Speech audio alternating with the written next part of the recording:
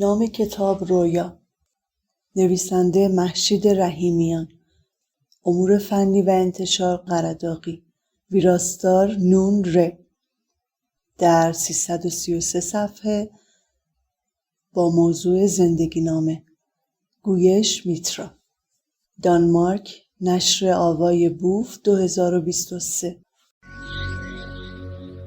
آوای بوف یک گروه مردم نهاد است که توسط عده‌ای علاقه‌مند به کتاب با دغدغه ارتقای فرهنگ کتاب و کتابخوانی و استحکام بستر خرد اجتماعی تشکیل شده و تاکنون تولید و انتشار هزاران کتاب صوتی را در کارنامه خود دارد. با توجه به اینکه این گروه وابسته به هیچ سازمان و ارگانی نمی‌باشد و تمامی فعالیت‌ها به صورت داوطلبانه و رایگان انجام می‌شود، لطفاً اگر در این رابطه احساس مسئولیت دارید، در معرفی ما به دیگران سهیم باشید. avayaboof.com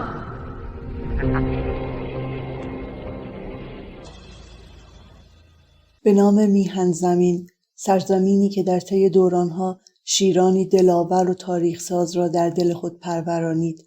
کاش میشد در ورای آن همه بود و نبود، نام ایران را چو شیرین قصه‌ای گفت و شنود.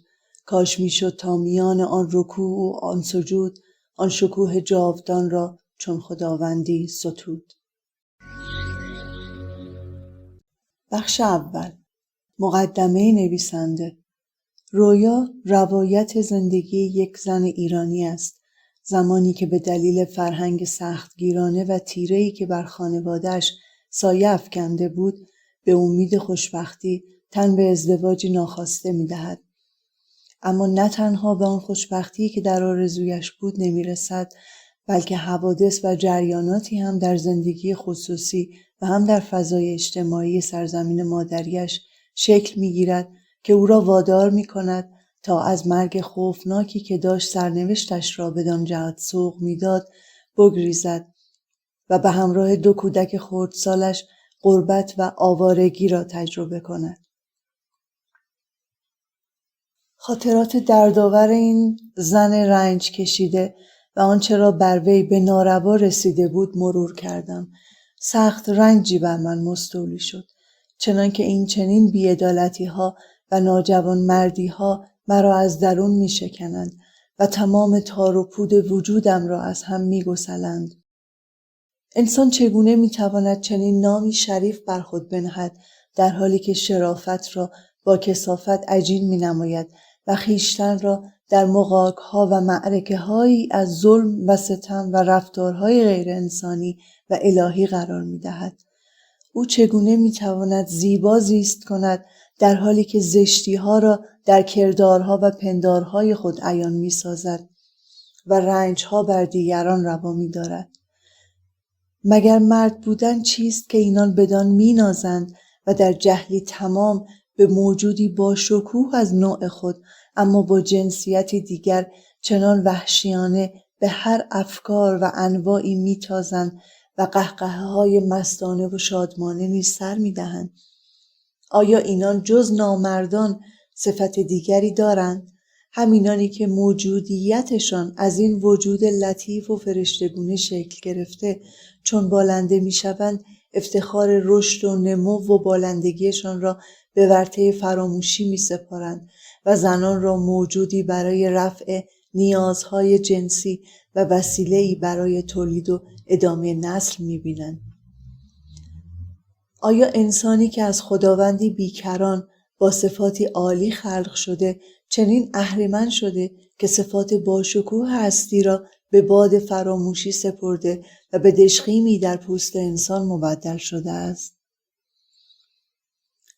نویسنده علاوه بر شرح زندگی پر از مشقت و درد و رنجش، تغییرات و تحولات وضعیت اجتماعی و سیاسی برهه‌ای از حیاتش را نیز که در روند زندگیش تأثیر زیادی گذاشته به تصویر کشیده و دیدگاه و نظرات و اندیشه‌هایش را نیز بیان نموده است.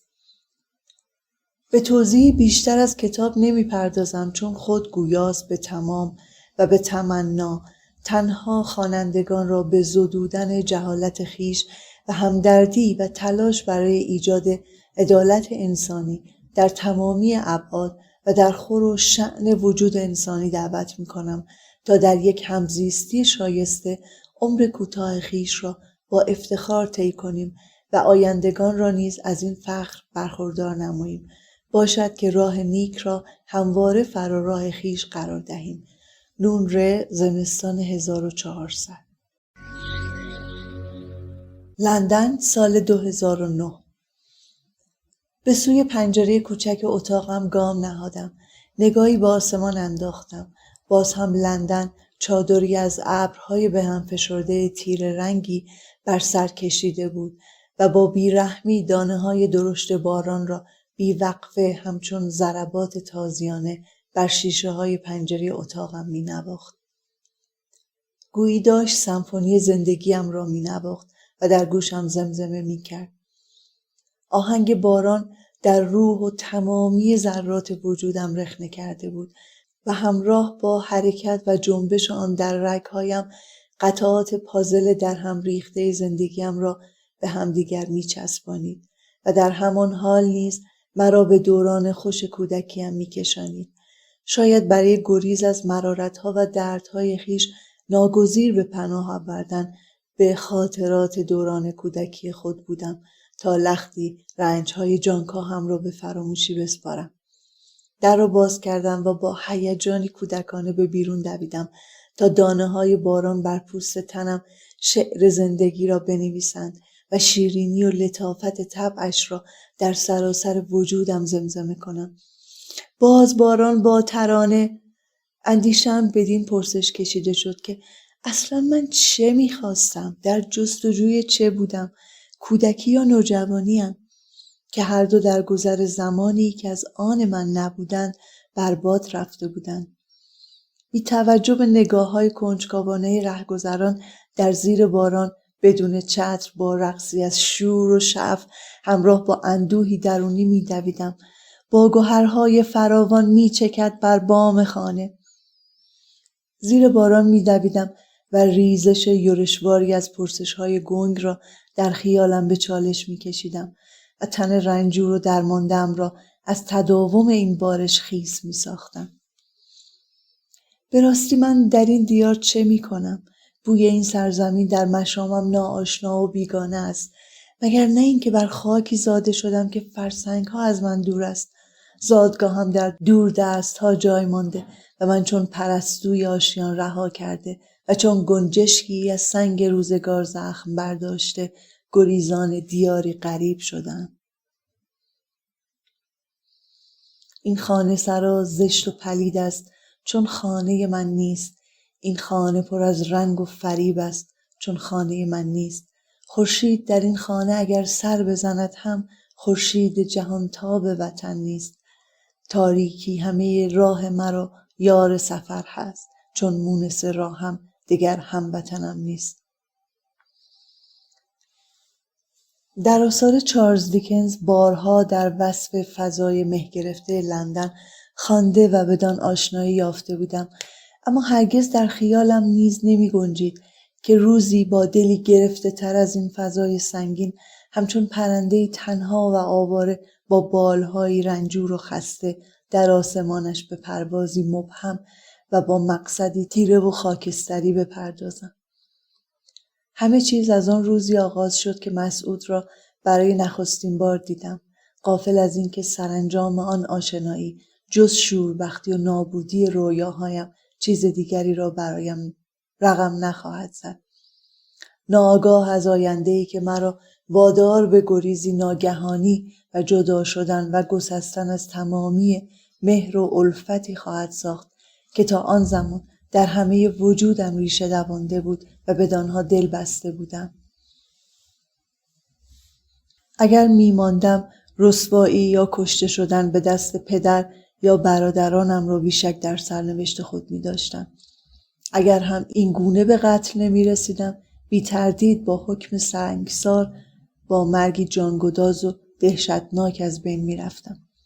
سنگسار قانونی بدوی و غیر انسانی که نه از جانب نیاکانم بلکه از زمان سربرون آوردن جاهلیتی که از چند دهه اخیر در پی شورش ملتی ناسپاس و آزمند با نام دین توسط حکومتی مرتجع پس از 1400 سال بار دیگر میهنم را به تسخیر خود درآورده پایه‌گذاری شده بود. اگر یک دم زنی از بحر حقش رود سوی دگر، یار از دل تنگ کنندش تا کمر در خاک و در گل ببارند بر سرش بارانی از سنگ. ایران سال 1356 ازدواج با مهدی.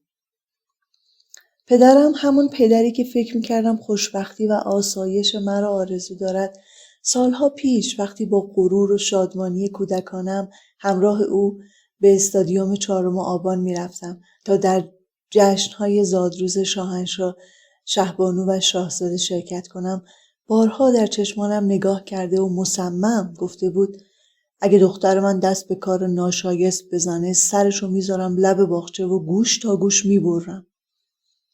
و در همان حال من نیز بارها در درونم بی صدا فریاد زده بودم که چرا آخه، چرا؟ چون من یک دخترم؟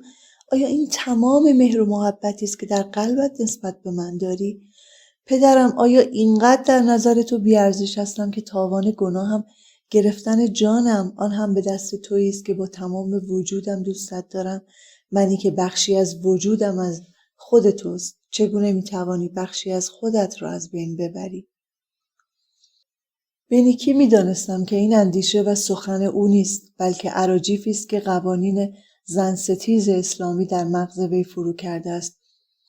چرا پدرم نمیتوانست برای یک بار هم که شده در زندگی توأم با درد و رنجم حق را به من بدهد و احساسات به حق مرا که هر انسانی سزاوار آن هست درک کند؟ آیا به راستی من در این میان گناهکار بودم و بیش از حق خود طلب می کردم؟ آیا می بایست آرزوی پدرم را جامه عمل می پوشاندم و با کفن آن خانه را ترک می کردم؟ شب عروسی من مصادف شده بود با آغاز 15 سالگیم. هنگامی که پدرم دست مرا در دست مهدی گذاشت، آرزو می کردم مرا به گرمی در آغوش کشیده و ببوسد و با لطف و صفای تمام به خانه بخت بفرستد. آرزو داشتم با چشمانی مهربان به من بنگرد و با عشق و محبت بگوید دخترم، همیشه 2 در به روی تو باز است، یکی در این خانه و دیگری در قلبم. خدا و دعا می کردم این چنین شادمانه و عاشقانه مرا راهی خانه مهدی کند. در آن صورت دلگرمی و امیدی به من می بخشید که همیشه در خانه پدرم جایی برای من وجود خواهد داشت. اما به جای آن تنها بوسه‌ای سرد بر پیشانیم همه این آرزوها را به خاک و خاکستر بدل کرد. بدتر از آن اینکه با خشکی و خالی از هر مهر و محبتی در گوشم زمزمه کرد که با لباس سفید میری، با کفن سفید برمیگردی. با شنیدن این جمله گویی مرا در حوضی از آب یخ انداخته باشند. کرخت شدم، منجمد شدم. خیلی دوست داشتم به پایش میافتادم و التماسش میکردم، اما میدانستم حتی اگر تا دمیدن سپیده هم عجز و ناله کنم بیهوده و عبث میبود. پس با چشمانی خشکیده و بیرمق و قلبی شکسته با بهت و حیرت تنها او را نظاره کردم و در سکوتی سنگین فرو رفتم و در تنهایی نهانم نومیدانه و بی صدا گریستم. آن شب سرد و سنگین همه احساسات و شور و حال جوانیم را در درونم کشتم و برای همیشه چشمهایم را به روی زیبایی ها و آرزوهایم بستم. چنان مرده‌ای شده بودم متحرک که بی انگیزه گام می نهادم و به دور خود می گشتم. پس از پایان جشن و مشایعت من و مهدی به هجلگاه، زنان مسن فامیل مطابق آداب و رسومی زشت و سخیف که خدا می دانست از چه زمانی در سرزمینم رایج شده بود، پشت در نشسته بودند تا سند بکارت و پاکدامنی مرا بر روی پارچه سفید و گلدوزی شده‌ای که قبلا زیر بالش گذاشته بودند با چشم خود رویت کنند و فریاد شادی برکشند و به مادرم و اقوام داماد نشان دهند. در اتاق خواب لحظات تنهاییم را که می‌دانستم پس از آن نخواهم داشت و در حسرتش خواهم ماند غنیمت شمردم و بر لبه تخت نشستم و در اندیشه ژرف فرو رفتم. همین چند ماه قبل بود که پشت نیمکت‌های کلاس درس با شیطنتی دخترانه همراه با همکلاسی‌هایم درباره شب زفاف و دردناک بودن ازاله و برداشتن پرده بکارت صحبت می‌کردیم. در پایان شرحی که هر کدام از شنیده‌های خود در این باره ارائه می‌داد، یا همگی همانند بلبلانی مست می‌خندیدیم یا آوایی از حس درد بر زبان جاری می‌کردیم. بالاخره وقتی جمعمان به این نتیجه رسیده بود که درد آن حال و وضعیت وحشتناک است، فریبا از ته کلاس فریاد برآورد: نه بچه‌ها، من شنیدم که اگه این کار توسط کسی انجام بشه که دوستش دارین، اصلاً دردی رو حس نمی‌کنین.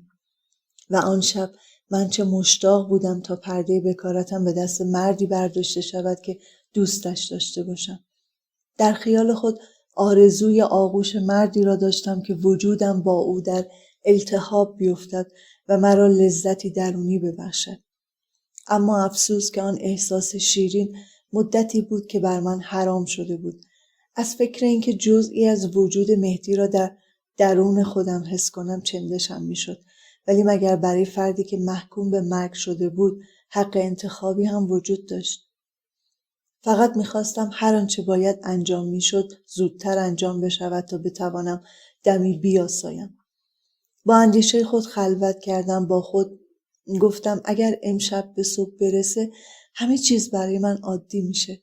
اما آیا به راستی چنین میشد؟ در حجله با مهدی تنها شدم. او بدون هیچ صحبتی شروع کرد به درآوردن لباسش. با خود گفتم چرا داره این کارو میکنه؟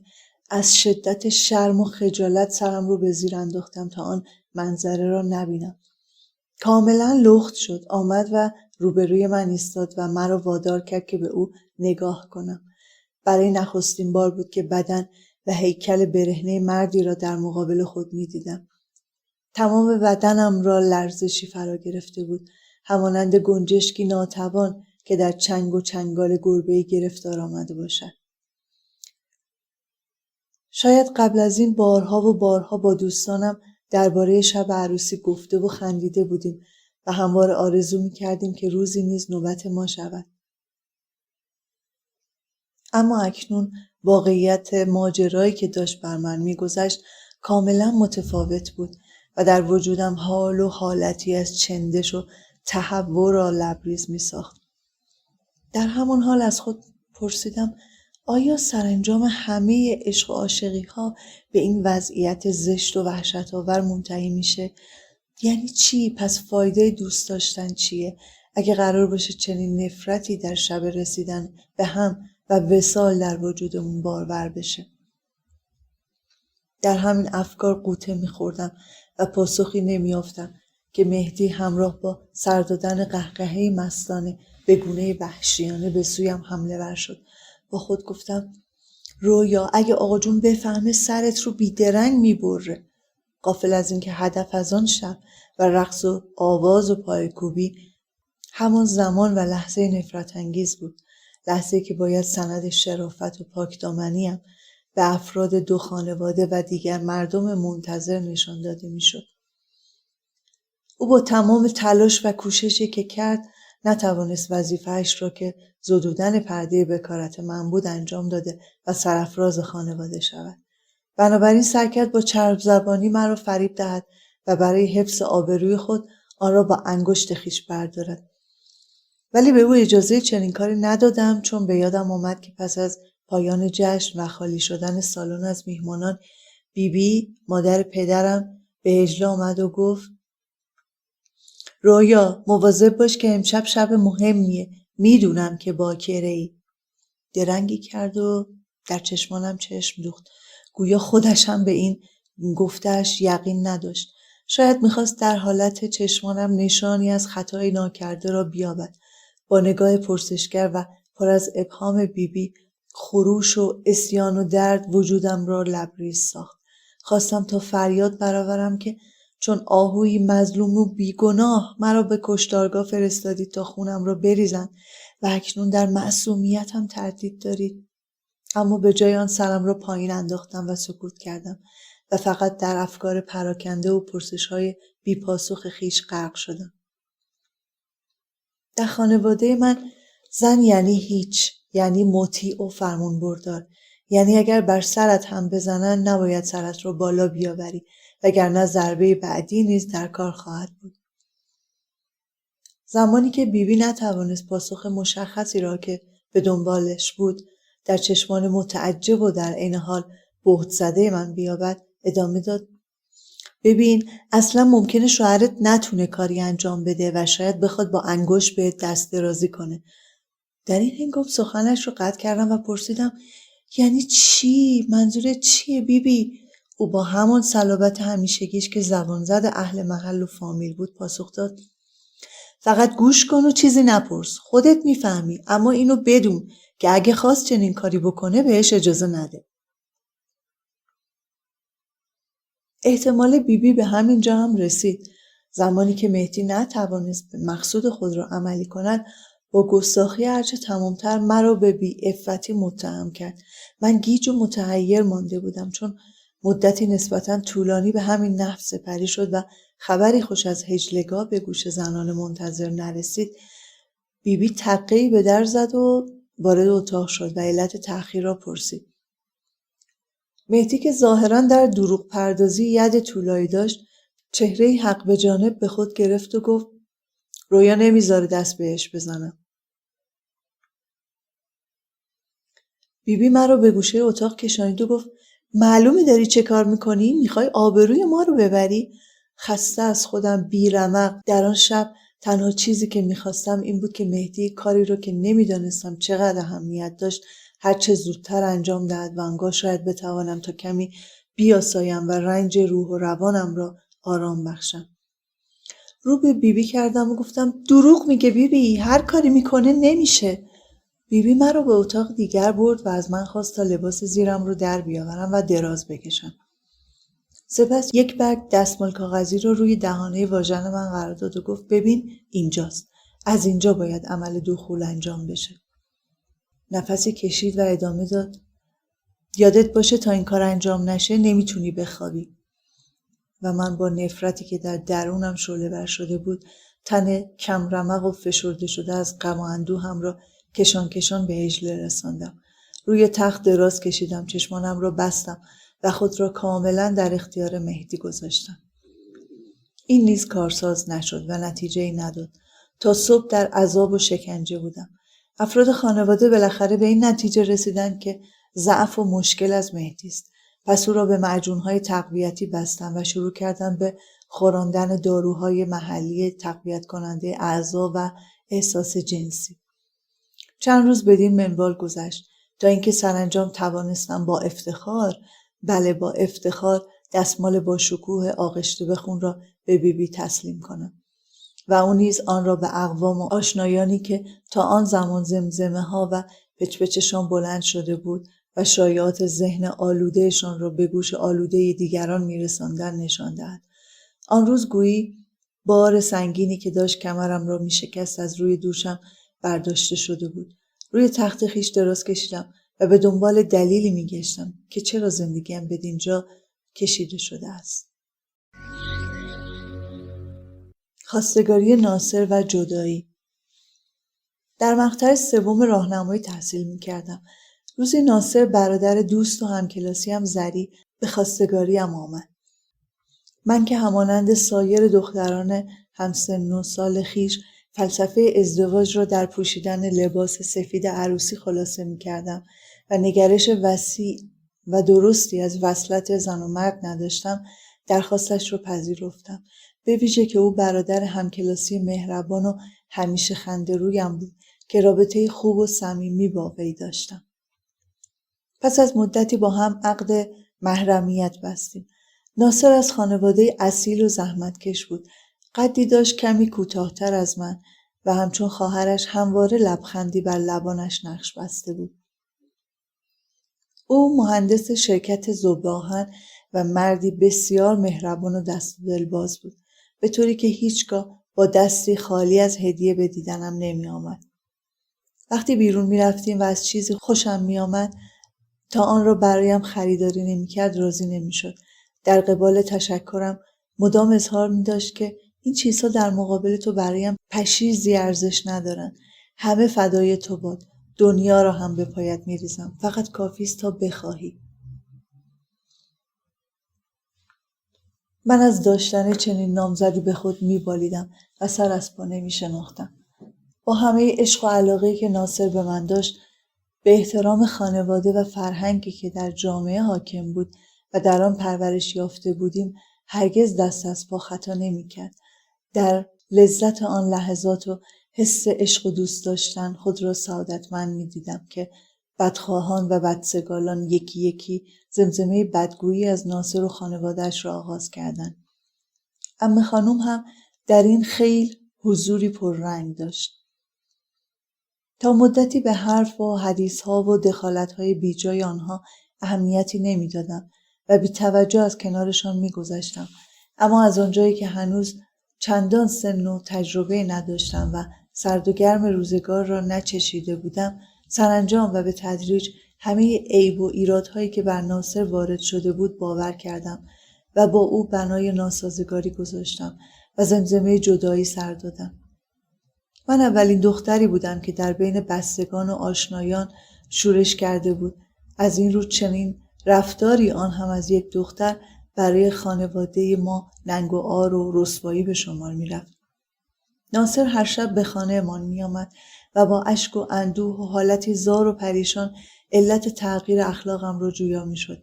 اما در حالی که اصلاً حق ناصر نبود، من بدون دلیلی صادق و موثق برای آن همه کوک ناساز زدن تنها بهانه می ساختم و می گفتم که می خواهم درس بخوانم و ادامه تحصیل بدهم. گاه برای نرم کردن قلبم و تغییر خلق و روحیه‌ام برایم هدیه از طلا و جواهر می آورد، ولی هنگام رفتنش همه را به او باز می گرداندم. جالب بود که همه، از جمله همین عمه خانم که تا قبل از این در بدگویی از ناصر گوی سبقت را می رو بود، خود را مخالف جدایی من و ناصر نشان می دادند. مادرم با من قهر کرده بود و مدام گریه می کرد. هرچی بیشتر فریاد می زدم صدایم کمتر شنیده می شد. بالاخره کار به جایی رسید که از ادامه زندگی قطع امید و با بلعیدن چند قرص اقدام به خودکشی کردم. مادرم به موقع متوجه شد و مرا به تنها کلینیک محل رسانید. پدرم که شبانه روز در هتل شاه عباس، یکی از مشهورترین هتل‌های شهرمان، کار می‌کرد و هرگز از جریاناتی که در خانه می‌گذشت آگاهی نداشت، با شنیدن خبر خودکشی با جداییم با ناصر موافقت کرد. هرچند بار سنگینی از روی شانه‌هایم برداشته شده بود، اما جدایی من و ناصر به این راحتی و پایان ماجرا نبود. بیبی بنا به سفارش همدوره‌ای‌هایش همراه با عمه خانم مرا برای اطمینان از باکره بودنم نزد پزشک زنان بردند. در مطب با ترس و لرز بنا به خواست خانم دکتر پشت پرده رفتم و پس از خارج کردن لباس زیرم روی تخت دراز کشیده و آمادگی خود را اعلام کردم. او دستگاه ظریفی را آرام و با دقت در واژن من فرو برد و به معاینه مشغول شد. سپس نفسی تازه کرد و پرده معاینه را کنار زد و به سمت همراهانم که در نگرانی به سر می بردن رفت. عمه خانم و بیبی سر و پا گوش به خانم دکتر سپردن و هنگامی که وی اطمینان خاطر داد که دست نخوردم، نفس راحتی از ته دل کشیدن. بدیهی بود که پای آبرویشان در میان بود. پزشک برگه‌ای دال بر باکره بودنم نوشت و پس از مهر و امضا به دست عمه خانم داد. خانواده‌ام که خیالشان از این بابت راحت شده بود، به جدایی من و ناصر رضایت دادند. در محضر عقدمان را فسخ کردیم و رسما از هم جدا شدیم. شادمان به خانه بازگشتم. آن روز گمان می‌کردم که همه مشکلاتم به پایان رسیده و می‌توانم نفسی به راحتی بکشم، اما زهی خیال باطل، زیرا که مصائبی صد چندان بر من آوار شده بودند. دیگر نمیتوانستم سر سفره پدرم بنشینم. همگی از طلاقم پتکی ساخته بودند و با هر حرکت و گفتار و رفتاری بر سرم میکوبیدند. با هیچ دختری در فامیل امکان گفتگو نداشتم و از من میرمیدند، چرا که خانواده هایشان عقیده داشتند چشم و گوششان را باز و از راه به درشان میسازم. هرگاه مراسم عقد و ازدواجی در فامیل برگزار میشد، قبل از جاری شدن خطبه عقد نخست مرا از اتاق و آن محل بیرون میانداختند، چون معتقد بودند که اگر در آن محل باشم عروس همانند من سیاه بخت خواهد شد. بهار و تابستان آن سال به سختی و با درد و رنجی ناگفتنی سپری شد. با فرارسیدن ماه مهر، با اصرار و پافشاری من و پس از آن که عموی بزرگم برایم خط و نشان کشید که سرتو میندازی پایین، میری مدرسه و برمیگردی، وگرنه چنین و چنان خواهم کرد. در یکی از دبیرستان‌های معروف شهر ثبت نام کردم. چنان خوشحال بودم از اینکه بار دیگر پشت نیمکت کلاس درس خواهم نشست، گویی قند در دلم آب می‌کردند. و باز هم غافل از اینکه سرنوشت برایم بازی و برنامه دیگر در آستین داشت. خواستگار سمجی به نام مهدی. فشارها و تحقیرها به طور مداوم و از همه طرف ادامه داشت. هنوز چند ماهی از آغاز مدارس نگذشته بود که سر و کله خواستگار دیگری پیدا شد که بسیار سمج و چون کنه به درخواستش چسبیده بود. او در ابتدا سراغ دایی و خانم جون مادرم رفت و خواست تا شوق مرا برای راضی نمودن و دادن پاسخ مثبت برانگیزاند. خانم جون در جواب من که با عصبانیت فریاد می‌زدم و میگفتم شوهر نمیخوام، مگه زوره، اصلا خودت برو بهش شوهر کن، گفت زن دایید سرکوف میزنه که خواهرش رو با سلام و صلوات به خونه شوهر بردن، اما رویا چون دست دوم شده هنوز تو خونه مونده. او کمی ساکت ماند و سپس به نرمی رو به من کرد و گفت ببین ننه، اگه این خواستگار رو هم از دست بدی دیگه هیچ کسی به خواستگاریت نمیادا. و من داد میزدم به درک سیاه که نیاد، من شوهر نمیخوام. هنگامی که خانم جون نتوانسته بود مرا به این وصلت راضی کنه، مهدی با اهدای کیسه برنج به عموی بزرگم وی رو راغب کرده بود تا با آقا جون و من در این مورد صحبت کنه. از اون طرف عمم نیز مدام اشاره میکرد که اگه رویا رو برای پسرم گذاشتین کور خوندین. دیگری در گوشم میخوند وقت اول رو که رد کردین، وقت آخرته، اگه قبول نکنی ترشیده میشی.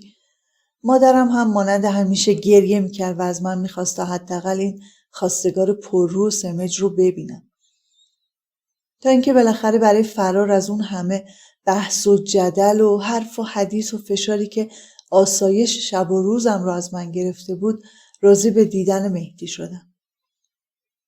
سرانجام زمان خواستگاری فرا رسید و من با یک سینی چای که زنمو به دستم داده بود وارد اتاق مهمانخانه و موفق به دیدن همسر آینده‌ام شدم.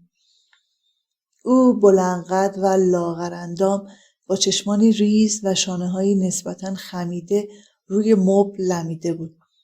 در تمام مدتی که آنجا حضور داشت سخنی نگفت و لب از لب بر نداشت. فقط گاه برای تایید سخنان سایرین سر خود را تکان میداد. حاضرین مراسم کم حرفی او را به پای حجب و حیایش گذاشتند. هرچند مدتی بعد که دیری نپایید من سبب این حیای ظاهری را دانستم. آری پی بردم که مهدی بجز 2-3 دندان که آنها نیز به شدت خراب و فاسد شدند و بوی گند عفونتشان در فضا میپیچید هیچ دندانی دیگر در دهان ندارد. پس از پایان مجلس خواستگاری در پاسخ به پرسش بیبی که آیا داماد را پسندیدم، تنها برای رهایی از فشارهای ممتد و فرار از آن خانه رنجاور و شاید امید به زندگی بهتر و کسب و درک خوشبختی نظر مثبت و تن به ازدواج با مهدی دادم. پس از رضایت من مراحل دیگر از قبیل قبال بران و تعیین مبلغ شیربها و غیره در اسرع وقت انجام و در یکی از محضرهای معتبر نیز وقت گرفته شد. در روز موعود با حضور تنی چند از افراد فامیل پس از جاری شدن صیغه عقد همگی به خانه بازگشتیم. وقتی میهمانان رفتن بیبی من و مهدی را در مهمانخانه تنها گذاشت تا بیشتر با هم آشنا شویم. علیرغم میلم با او تنها شده بودم. هیچ حس خوبی نسبت به او نداشتم. او اخم کرده و بر کاناپه دیگر نشسته بود. هنگامی که با بی‌توجهی من روبرو شد، محل خود را تغییر داد و به روی کاناپه کنار من نشست. به قصد بوسیدنم سرش را جلو آورد. از بوی نفسش حالم به هم می‌خورد. خود را عقب کشیدم.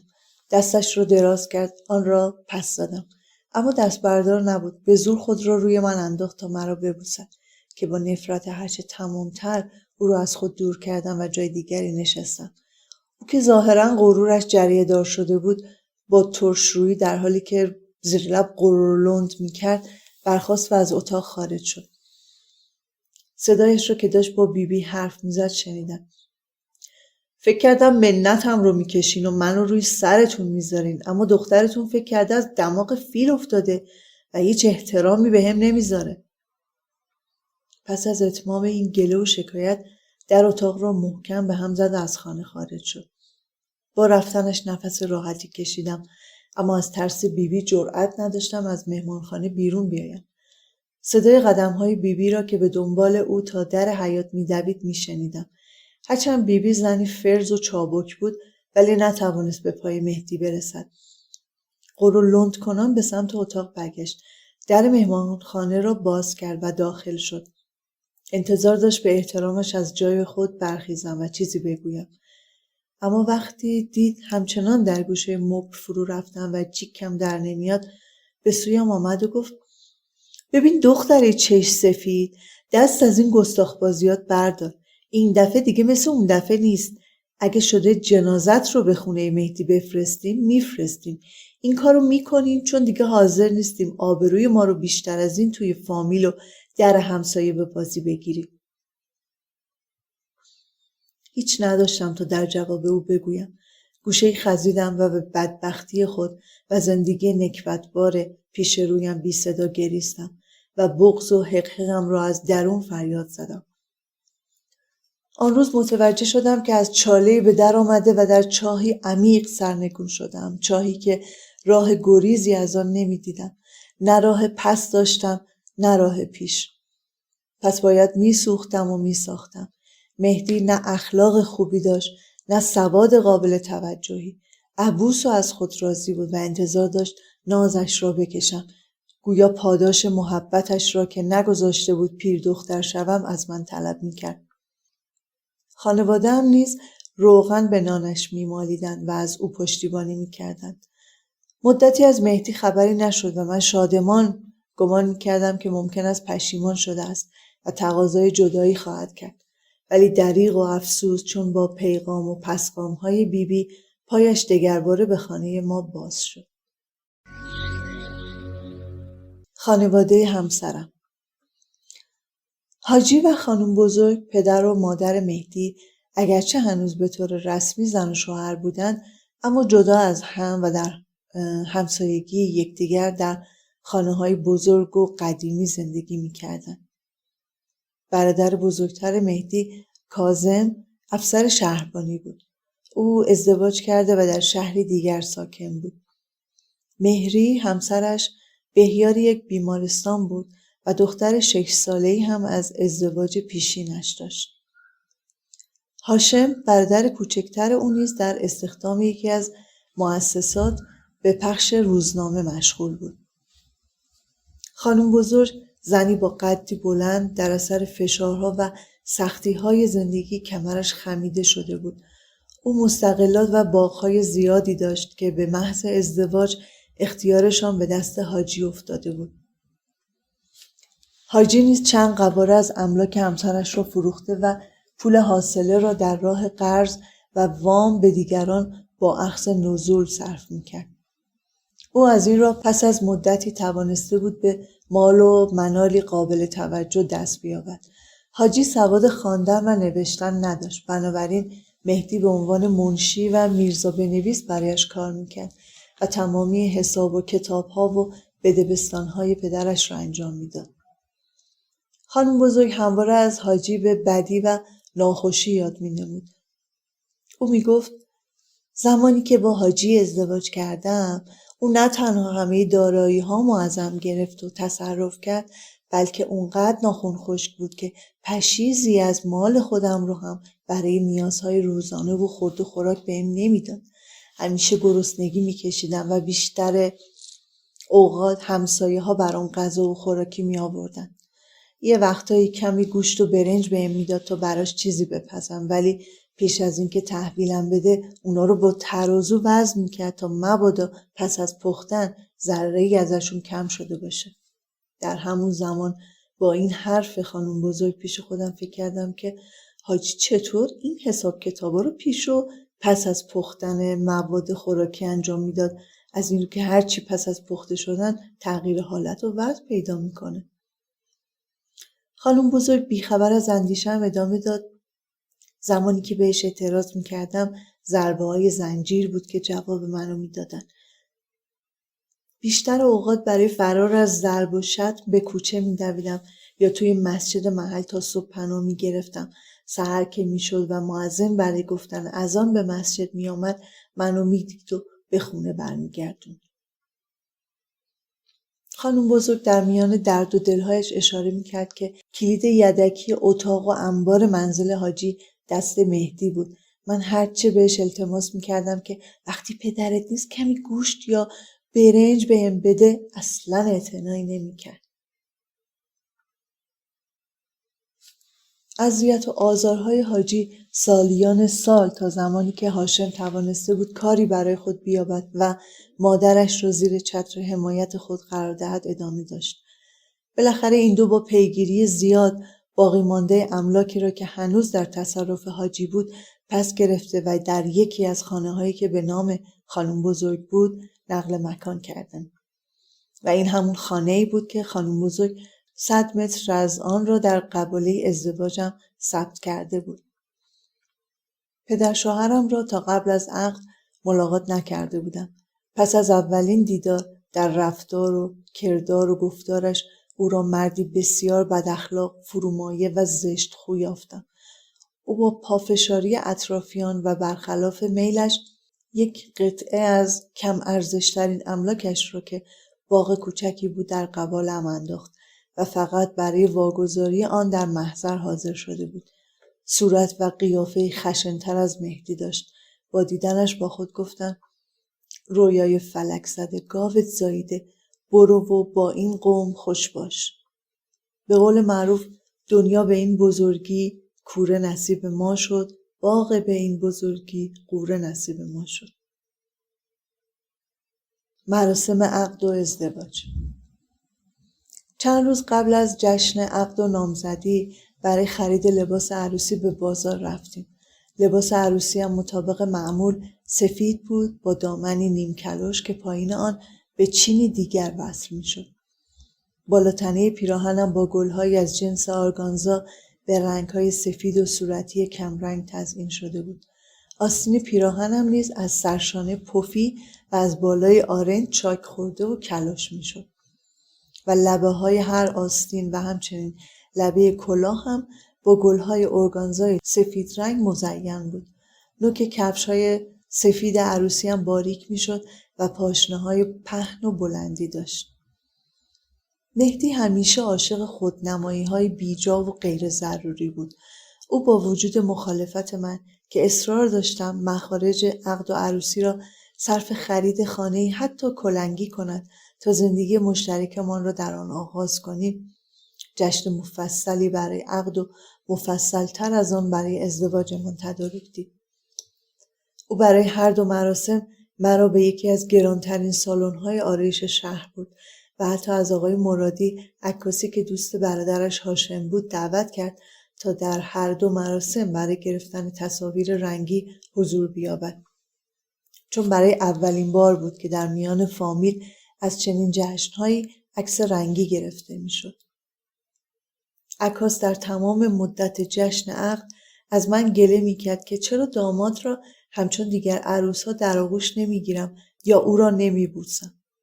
من که از این پیشنهادها و گله‌هایش به سطوح آمده و عصبی شده بودم، در دل خطاب به وی میگفتم اگه لحظه‌ای به چشمام که توی اونا غم و اندوهی عمیق موج میزنه نگاه میکردی، هیچ وقت این درخواستای احمقانه رو از من نمیکردی. 2 از اتاقهای منزل پدر مهدی را نقاشی کرده و جهیزیه‌ام را به دانجا برده بودند. آشپزخانه بسیار قدیمی در آن خودنمایی میکرد که سقف و دیوارهایش را توسط پلاستیک‌های پوشانده بودند تا هم از فرو ریختن کاهگل‌های سست آن جلوگیری شود و هم این منظره ناخوشایند چندان در دید عموم قرار نگیرد. منزلی که پس از آن باید در آن زندگی می‌کردم فاقد هر گونه امکانات بهداشتی بود.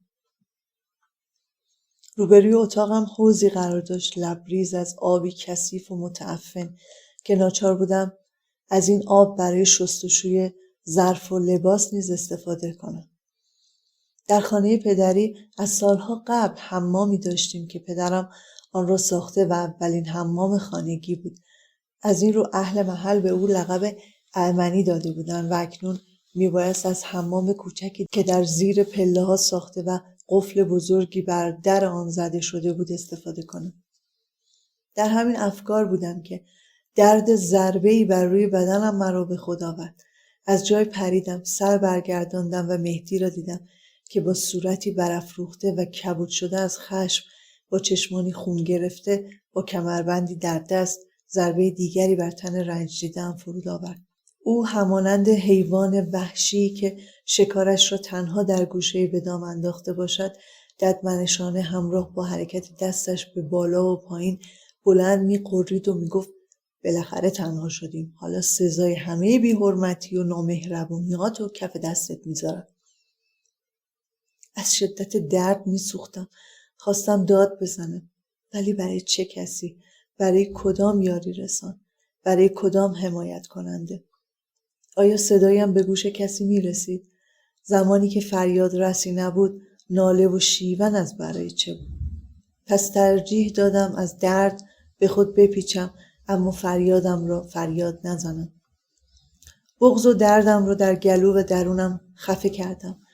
از اون پس تصمیم گرفتم در برابر هر بلایی که در زندگی زناشویی بر سرم میآید سکوت پیشه کنم و با کسی سخنی نگویم. با بغضی که فرو خورده بودم با خود میاندیشیدم، به قول بیبی که میگفت این هلو اینم گلو، راه چاره‌ای نداری، باید اونو دوست داشته باشی، حتی اگر وحشیانه تو رو به باد کتک بگیره، پس اگه پس از اون به تجاوز کنه هم باید دوستش داشته باشی. وقتی مهدی از زدن من خسته شد، به زور پیراهنی که به پوست تنم چسبیده بود از تنم پاره کرد و خودش را روی من انداخت. سوزش جای تازیانه ها اشکم را درآورده بود. ناتوان در مقابل او همچنان بی حرکت مانده بودم تا اینکه وقتی ارضا شد مرا به حال خود رها کرد. اشکایم همانند ابرهای هوای طوفانی می‌باریدند و صدای دردهای درونیم چون آوای رعد وجودم را به شدت هرچه تمام‌تر می‌لرزانیدند. با ازدواج من بیبی، مامان، خانم جون و همه افراد فامیل نسبت به من مهربان‌تر شدند. مادرم و بیبی که تا همین چند روز قبل برایشان همچون غریبه‌ای بودم که مدام مورد غضب و حملات بیرحمانه‌شان قرار می‌گرفتم، پس از این همواره قربان صدقه هم می‌رفتند و نسبت به من مهربانی و محبت ابراز می‌کردند. ابداً درک نمی‌کردم که چرا ازدواج کردن و هم بستر شدن با مردی بیگانه که نه تنها هیچ احساس و علاقه‌ای بدو نداشتم، بلکه تنفری از اون نیز در سراسر وجودم موج می‌زد، باید این چنین رفتار آنها را با من 180 درجه تغییر دهد و لطف و مرحمتشان را بر من ارزانی کنند. از خود می‌پرسیدم که آیا تا آن زمان در نظر ایشان فردی اضافه و سربار بودم؟ آیا مانعی بر سر راه زندگیشان محسوب می‌شدم؟ آیا دختری بودم که بر آنان ضرر و زیانی وارد کردم؟ واقعا چه موجودی بودم که من از آن خبر نداشتم؟ همسرم آدمی کثیف، بدبو و همچنین خسیس بود. پیراهنش را که بارها و بارها می پوشید و بوی عرق آن مشام هر فردی را آزار میداد به اصرار من عوض میکرد. با مسواک زدن حمام رفتن بیگانه بود. فقط بعد از همبستر شدن با من برای غسل کردن در حمام دیده میشد و بی اغراق فقط چند ثانیه آبی بر تن خود میریخت. به بیان دیگر گربه شوری میکرد. اول صبح که برای کار از خانه خارج میشد تا پاسی از شب به خانه باز نمیگشت. در ابتدا گمان میکردم که تا آن زمان در حال کار کردن و زحمت کشیدن است. اما به تدریج اول صبح که برای کار از خانه خارج میشد تا پاسی از غروب آفتاب به خانه باز نمیگشت. در ابتدا گمان میکردم که تا آن زمان در حال کار کردن است و زحمت میکشد. اما به تدریج پی بردم که هر بعد از ظهر قبل از هر چیزی نزد مادرش میرود و سپس سر گذر با دوستانش که افرادی بیکار و از اراذل محل بودند به گفتگو و خنده و اوقاتش را به بیهودگی میگذراند. شب‌های جمعه نیز همراه با هاشم راهی کاباره‌ها و روسپیخانه‌های تهران میشد و با تنفروش‌ها به عیش و نوش میپرداخت. اگر گاهی طاقتم طاق میشد و لب به اعتراض میگشودم، ضربه‌های کمربندش پاسخ مرا میدادند. او بسیار نازک نارنجی بود. اگر بر حسب اتفاق بر انگشتش خراشی میافتاد، فریاد و فغان راه میانداخت و باران فحش و ناسزا را بر من و زمین و زمان نثار میکرد. اوایل هنگامی که بستگان و فامیل بنابر آداب و رسوم رایج برای پاگوشا کردنم به دیدن من می آمدند، پس از رفتنشان باید درگیری سختی را با وی تحمل می کردم. اعتراض و مخالفتش بر سر این بود که چرا از میهمانان با چای و شربت آبلیمو که همراه با جهیزیه خیش به خانه‌اش آورده بودم پذیرایی می کنم. چنین رفتار غیر متعارف و خشنی برای من ابداً قابل درک نبود، زیرا که در خانه بزرگ شده و پرورش یافته بودم که در آن همیشه به روی میهمانان باز بود و روزی نبود که میهمانی بر سر سفره ما ننشسته باشد. شکل گرفتن موجودی بیگناه در وجود من. هنوز 1 ماه از ازدواجم نگذشته بود که شاهین اولین پسرم را باردار شدم. ویار شدیدی داشتم. هیچ خوراکی نمیتوانستم بخورم. اگر هم از فشار گرسنگی حتی لقمه نان و پنیر بر دهانم میگذاشتم، بلافاصله همه را بالا می آوردم. گاه از شدت گرسنگی و به امید رخ دادن معجزه‌ای در یخچال را باز می کردم تا شاید یک خوراکی پیدا کنم، اما دریغ که قفسه های یخچال همانند کف دستم برهنه و خالی از هر چیزی بودند. اگر هوس غذایی می کردم و از مهدی می خواستم تا آن را برایم تهیه کند، پاسخی که می شنیدم این بود: چشم آقا جون و مامان جونت کور، بخرن برات بیارن، به من ربطی نداره. همه گونه فحش و ناسزا از او می شنیدم و دم نمی زدم. فقط کارم تحمل کردن بود و بس. بیچاره مادرم بنا به آداب و رسوم رایج هر روز به دست داریوش برادر کوچکم برایم نهار میفرستاد و من نیز همه را با حرص و ولع میخوردم، ولی تمامش را بالا میآوردم و باز بیحال و رنجور روی تخت ولو میشدم. بدتر از آن بوی نفرت انگیز همسرم بود که حالم را شدیداً به هم میزد. به فاصله 1 متری من که میرسید سراسیمه خود را به لب باغچه میرساندم و استفراغ میکردم. این نیز افزون بر موارد دیگر دلیلی شده بود تا نتوانم همانند قبل همبستریش را بپذیرم. بدین سبب بهانه‌ای میشد تا دعوای سخت راه بیاندازد و به خشونت فراوان بگوید: حتما زیر سرت بلند شدی که به هم روی خوش نشون نمیدی. سپس وحشیانه به من حمله و به عنف تجاوز میکرد. تنها کاری که میکردم این بود که چشمانم را ببندم و بدون در نظر گرفتن شرایطی که در آن قرار گرفته بودم اعداد را به ترتیب بشمرم.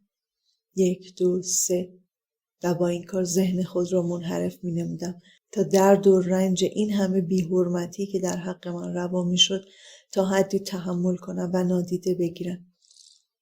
به شماره 20 رسیده یا نرسیده ارضا می‌شد.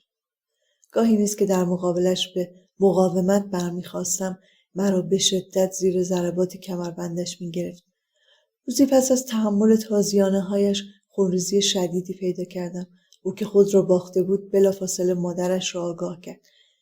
متفقاً مرا به بیمارستان رساندند. پس از آن بود که از خوف برملا شدن این راز و رفتار زشت و ناجوانمردانه‌اش حداقل برای مدت زمانی دست از کتک زدنم برداشت و تنها با نیش و کنایه‌های زهراگینش همواره روح و روان مرا آزار می‌داد. مدتی برای استحمام خویش از مثلا حمام زیر پله‌ها استفاده می‌کردم. پس از آن که حاجی برای صرفه‌جویی در مصرف آب تصمیم گرفت که قفل در آن را عوض کند، مجبور شدم هر بار نیاز داشتم به حمام عمومی سر محل بروم. حاجی به همین سادگی تکلیف این بخش از خانه را روشن کرده بود و مصر و در صدد بود تا وضعیت شستشوی رخت و لباس را هم مشخص کند. مادرم همانند همه مادر عروس‌ها هفته‌ای 2 بار نزد من می آمد تا هم حالم را ببیند و بپرسد و هم لباسهایم را بشوید. تنها محل شستشو حوض کثیف روبروی اتاق مهمانخانه منزل بود که قابل استفاده نبود. مامان مجبور میشد تا آب آلوده حوض را تخلیه کرده آن را خوب بشوید و برق بیندازد و سپس زیر لوله آبی که از چاه به آنجا کشیده شده بود به شستشوی البسه بپردازد و دوباره آن را از آب پاکیزه پر نماید.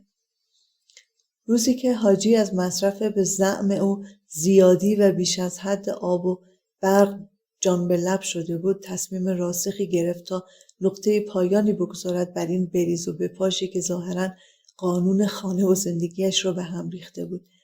بدین هدف روزی در حالی که مادرم کارش را انجام میداد آمد و بنای داد و فریاد گذاشت و با خشم گفت: چرا اینقدر برق مصرف میکنید؟ چرا اینقدر آب میریزید؟ مگه آب حوض چشه که زیر لوله آب باید لباس بشورید؟ طفلکی مادرم که رنگ از رخسارش پریده و خودش رو باخته بود با ناراحتی و در حالی که تلاش میکرد خود را خونسرد نشان دهد رو به من کرد و گفت: اشکالی نداره مادر، ناراحت نشو، لباس چرکاتو جمع کن، هر شنبه که میای خونه ما اونا رو هم با خودت بیار تا با ماشین بشورن. آقا جون شنبه ها روز تعطیلش بود، بنابراین هر شنبه صبح زود از خواب برمیخواست و با پیکان مدل 55 که داشت دنبال من میآمد و مرا به خانهشان میبرد. وقتی به خانه میرسیدیم سفره رنگین صبحانه آماده بود. من نیز همچون قحطی زده ها می نشستم و شکمی از عزا در می آوردم.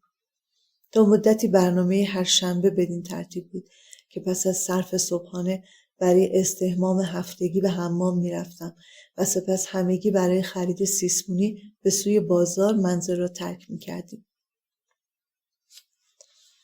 بالاخره انتظار به پایان رسید. یک روز اول فروردین که برای دیدن خانواده‌ام رفته بودم درد زایمان آغاز شد.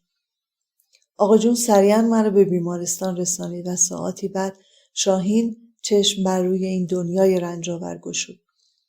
امیدوار بودم تولد شاهین بتواند رنگ و جلا و صفایی به زندگی من ببخشد، ولی باز افسوس که حتی وجود این موجود بیگناه و معصوم نیز نتوانست در تغییر اخلاق و رفتار مهدی به سوی بهبودی تأثیری بگذارد. به دلیل عدم وجود امکانات بهداشتی در خانه خود پس از ترخیص از بیمارستان مستقیما به خانه پدری رفتم. مهدی هر روز پس از پایان کار به دیدنم می آمد. با وقاحت هرچه تمامتر، هرچه از چشم روشنی های نقدی به خاطر تولد بچه به دستم می رسید بر می داشت و نهار و شامش را می خورد و به خانه باز می گشت. 2 ماه از میلاد فرزندم گذشته بود که به خانه خود برگشتم.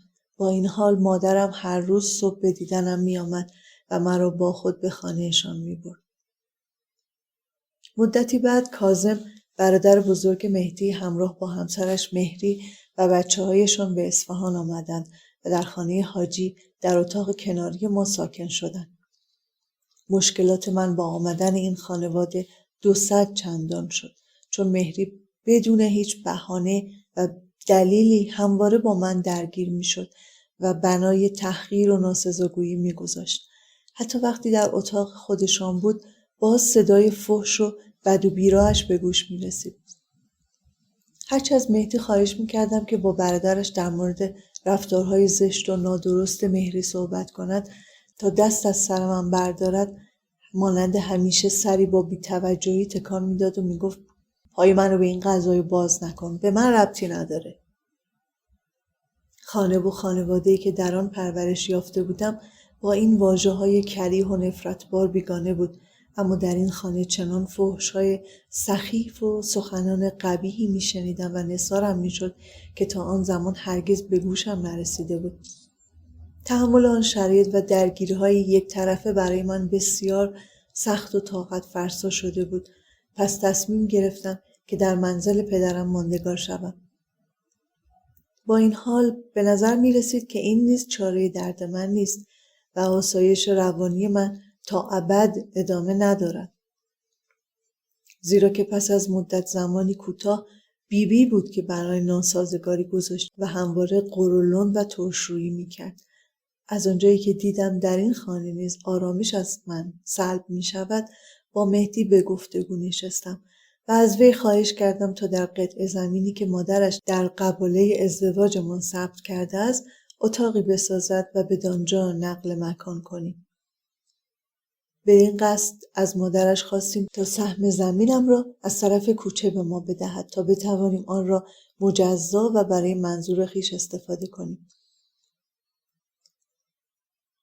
خانم بزرگ که تحت تاثیر حرفهای مهری قرار گرفته بود نپذیرفت و عذر و بهانه آورد که با جدا کردن و کشیدن دیوار خانه‌اش کوچک و بی‌ارزش و دلگیر می شود.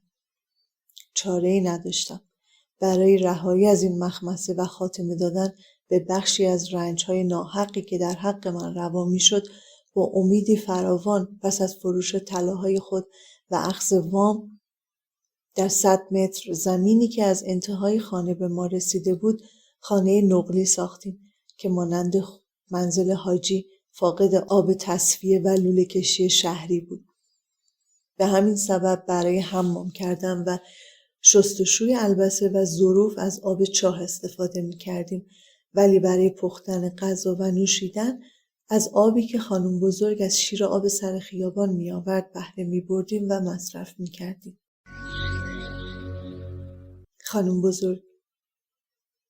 خانم بزرگ علاقه عجیبی به حیوانات داشت.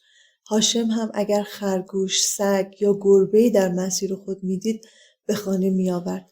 آنها 3 قفس بزرگ پر از مرغ و خروس داشتند. 7-8 تا خرگوش، 10 تا گربه با نام‌هایی چون شیرین، اعظم، فریبرز، حسین علی و که بدانها داده بودند و سگی سفید، کوچک و زبر و زرنگ به نام برفی. هنگامی که خانم بزرگ به اتاقم می آمد، لشکر گربه‌هایش هم با دم‌های علم کرده به دنبالش وارد می شدند. مثل این بود که این حیوانات نیز تحت تأثیر صاحبانشان به من دهنکجی می کردن و یک صدا می گفتن ما اینجا همه کاریم و تو هیچ کاره. چون رفتار مادرم با بیبی برایم الگو شده بود و از طرف دیگه هم مادر شوهرم زنی زجر کشیده بود، با وی با کمال احترام رفتار می کردم. هر روز به محض آماده شدن غذا از هر آنچه می پختم ابتدا برای او جدا می کردم و برایش می بردم. با این وجود باز هم دعوتش می کردم تا سر سفره به ما ملحق شود. این رفتارم بارها مورد اعتراض مهدی قرار گرفته بود. اخلاق نحس و خشن مهدی و کتک زدنهایش همچنان ادامه داشت.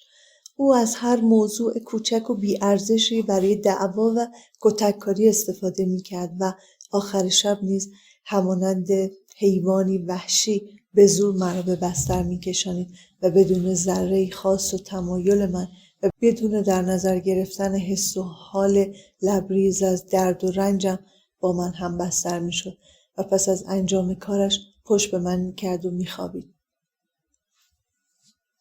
با وجودی که این مصائب و اختلافات و رفتار وحشیانه مهدی فضای درون و برون زندگیم را تیره و تار ساخته بود، اما هرگز اجازه نمیدادم کسی از حال و روز تلخ و شوربختیم با خبر شود. شاید یک دلیلش نصیحت آقا جون بود که همواره در گوشم طنین انداز میشد.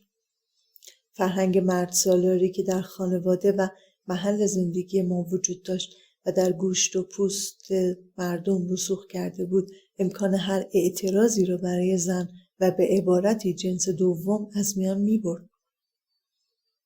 امثال من همانند کنیزی زرخرید بودیم که باید تحت فرمان همسر و شویمان باشیم، بدون ذره حمایت و حس ترحم. من نیز زنی بودم از جنس تمامی هم جنسهایم، با جمیع دردها و رنجهایی که ما را به هم پیوند میداد.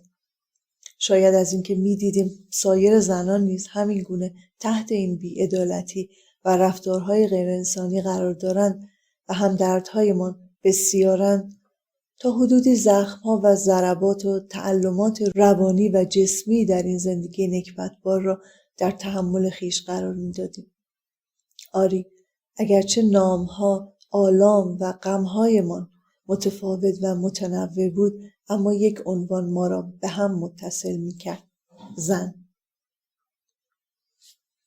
بسا که در طول تاریخ جهان و آدمی ما زنان همواره مورد تجاوز، هتک حرمت و نامردمی قرار گرفتیم. بسیار که در نگاه مردان عیاش و خودخواه فاحشه‌ای بودیم که تنها عامل سرگرمیشان بوده و بساط عیش و نوش آنان را فراهم کرده و بارها و بارها پس از این سوء استفاده ها نگاه حقارت آمیزشان را همراه با حملات وحشیانه آنها با تمام وجودمان دیده و چشیده ایم. اگر نتوانسته بودیم تا فرزندی برای مثلا مردان خود به دنیا بیاوریم، زنانی دیگر را به خانه و بسترمان میکشاندند تا تکلیفی که از آن ناتوان بودیم به اتمام برسانند و چه بسا که به عنوان زهدانی محسوب میشدیم برای حمل و پرورش جنینی که ممکن بود از جنس مؤنث باشد. به نظر می رسید هزینه‌های اندک برای زنده ماندن ما توسط مردان همون قیمت خریداری یا اجاره رحم‌هایمان به منظور تولید نسل بوده و ارزش دیگری نداشتیم. نسل بشر به یاد می آورد که زمانی نیز گناه و تقصیر زن بودن کشته شدن یا زنده به گور شدن بوده است. آری، ننگ زن بودن همراه با تهاجم دینی و فرهنگی اعراب 1400 سال پیش که با زور شمشیر بر فرهنگ غنی و ارزشمند چند هزار ساله میهنم چون سایه‌ای تیره و شوم و بر تمامی زوایای زندگی این مردم رسوخ کرده و ارزش‌های ناب انسانی را به نابودی و نیستی کشانده بود. حتی آزادی‌ها و حق و حقوق‌هایی که پادشاهان والای پهلوی برای زنان قائل شده بودند تا آن زمان نتوانسته بود در برخی خانواده‌ها و فرهنگ‌ها که از تسلط اعراب دچار زشت بینی و تحقیرهای خارج از شأن انسانی گشته بودند به نیکی نمایان و بارور شود و همچنان راهی برای خود باز کند. اینان جهالت ناشی از رسوخ عقاید و فرهنگ نادرست اعراب را همانا دانایی و الهی می دانستند و به هیچ قیمتی حاضر نبودند تا از آن دست بکشند. گمان کردم پس از نقل مکان به خانه محقر اما مستقل خویش می توانم نفس راحتی بکشم و از آزارهای مهری آسوده باشم. ولی هیهات که او هر روز به بهانه دیدن خانم بزرگ بدانجا می آمد و با صدای بلند بنای فحاشی را می گذاشت. هیچ کس جرأت نداشت تا این رفتار خصمانه و کریهش را بدو تذکر دهد. همه اهل منزل از او واهمه داشتند. هر زمان که صدایش را می شنیدم 4 ستون بدنم به لرزه می افتاد. برای دور ماندن از تیررس دشنامهایش به اتاقم پناه می بردم. اما باز هر آنچه از بددهانی و ناسزاهایی که نثارم میکرد میشنیدم و دردشان در تمام وجودم کشیده میشد. بسیاری از اوقات سعی میکردم با محبت کردن نظرش را برگردانم تا شاید بتوانیم با هم پیوند دوستی ببندیم و دست از سرم بردارد و بیش از آن آزارم ندهد، دریغا که هیچ سودی نداشت و به هیچ صراطی مستقیم نمیشد. اگر هم فضا را در آرامش رها می‌کردی دیری نمی‌پایید و چند روز بعد مجدداً بهانه و دستاویزی می‌یافت و مستقیما به من بدبخت می‌تاخت. فحش‌ها و تهمت‌های ناروایی که نثارم می‌کرد همه درد و رنج‌های دیگر مرا تحت شعاع قرار می‌داد. گذشته از این اختلافات خانوادگی، جریانات ویرانگر دیگری نیز خارج از منزل و در خفا و نهان داشت آرامش و امنیت کشور را برهم می‌زد که ما از آن بیخبر بودیم. بخش 2: آغاز ویرانی و خون.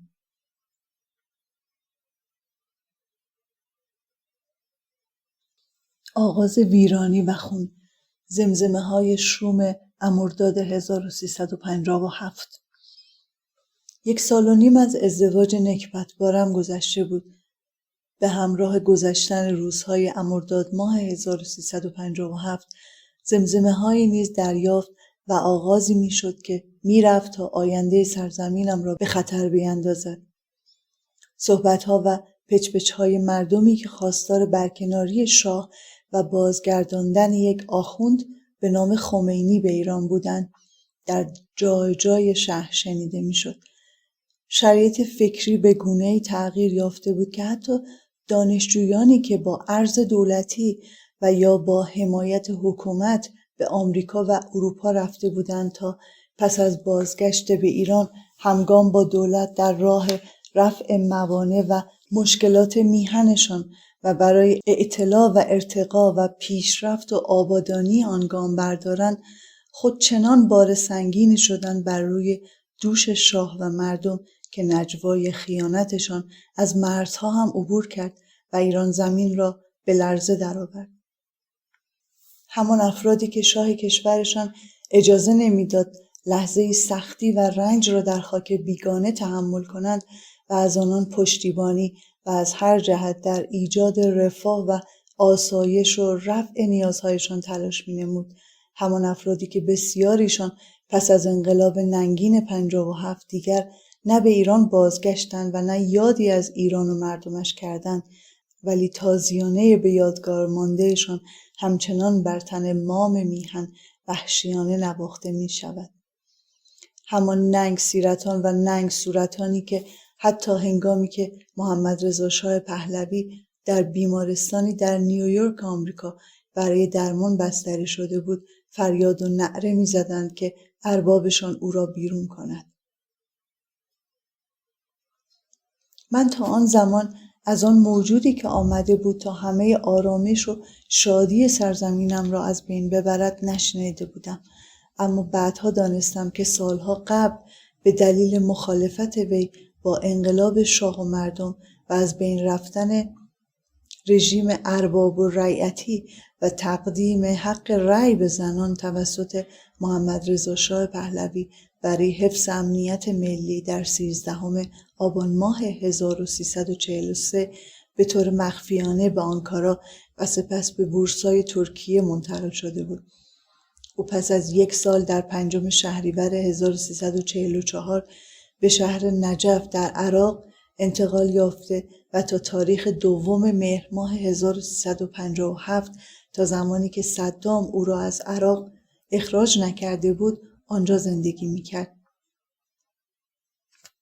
وی در ابتدا سعی کرده بود عازم کشور مسلمان دیگری مانند کویت گردد، اما به دلیل اینکه ویزایش با نام خمینی مصطفوی به جای موسوی بوده از مرز بازگردانده می شود. در گام دوم خواسته بود تا به سوریه برود، ولی به سبب مسائل سیاسی آن کشور نیز مجوز ورودش را تایید ننمود. خمینی پس از مشورت با تنی چند از دشمنان و بدخواهان وطنم از جمله ابراهیم یزدی، خیانت پیشه‌ای که با بورسیه دولتی و به پشتوانه شاه برای تحصیل به آمریکا رفته و آن زمان رایزن و مستشار آن ایران ستیز شده بود، پیشنهادش را برای رفتن به فرانسه پذیرفته بود. وی در مهر ماه 1357 به نوفل-و-شاتو، منطقه خارج از شهر پاریس مهاجرت کرد و در آن ساکن شد، محلی که میتوانست در آنجا به راحتی با طراحان نابودی و غاصبان ایران در ارتباط باشد. او رهبر همه سازمان‌ها و حزب‌هایی بود که آتش به خرمن ایران و ایرانی زده بودند، گرچه همکنون بسیاری از آنان به نوعی آن را انکار می‌کنند و هر کدام ساز مخالف آغاز کردند. خمینی هر شب از طریق رادیو BBC بلندگویی که از سوی انگلیس این استعمارگر پیر تأسیس یافته بود، پیام‌های فریبکارانه‌اش را به گوش مردم و طرفدارانش می‌رسانید. اینان نیز از طریق شبنامه‌ها پیام‌های دریافتی را در میان مردم منتشر می‌نمودند. انقلابیون برای نیل به اهداف شوم خود و بدنام کردن رژیم پهلوی اقدام به آتش زدن و انفجار در مناطق مختلف سراسر کشور می‌کردند. چنانکه بخشی از هتلی که آقا جون در آن کار می‌کرد، چون به پیشوند شاه مزین بود، توسط شورشیان به آتش کشیده شد. خوشبختانه قبل از اینکه خسارت چندانی به هتل وارد شود، به کوشش مأموران آتش نشانی اطفاء حریق شد. جمشید آموزگار، نخست وزیر وقت، و ارتشبد اظهاری، رئیس ستاد ارتش شاهنشاهی، به منظور برقراری و حفظ امنیت شهرها و خنثی نمودن آشوب‌ها و بلواهایی که شورشیان برپا کرده بودند، مجبور به برقراری حکومت نظامی در برخی از شهرها شدند. برقراری حکومت نظامی در اصفهان. شورش خانمانسوز شده بود. با هر دستور شورشیان به خیابان‌ها می‌ریختند و هرچه بر سر راهشان بود از سینما، اتومبیل، کاباره، مشروب فروشی، اتوبوس‌های خالی از سرنشین و از این قبیل را به آتش می‌کشیدند. آنها شعله‌های متحرکی بودند که به هر جا می‌رسیدند شراره‌های خشمشان جز دود و تلی از خاکستر چیزی بر جا نمی‌گذاشت. آن سال سال سوختن بود و چنین شد که داستان سوختن و از هم گسیختگی ملتی آغاز گردید. اصفهان، شهر من، اولین شهری بود که در روز جمعه 20 مرداد ماه 1357 میزبان حکومت نظامی شد. ماجرا از آن زمان رنگ دیگری گرفت که مردم از نخستین ساعات آن روز با اجتماع در خیابان‌ها دست به راهپیمایی و تظاهرات زده بودند. برخلاف تلاش نیروهای پلیس در آرام کردن و کنترل خشم آنان، تظاهر کنندگان اقدامات خود را خشن‌تر کرده و شروع به آتش زدن تمامی مشروب فروشی‌ها و قمارخانه‌های شهر نمودند.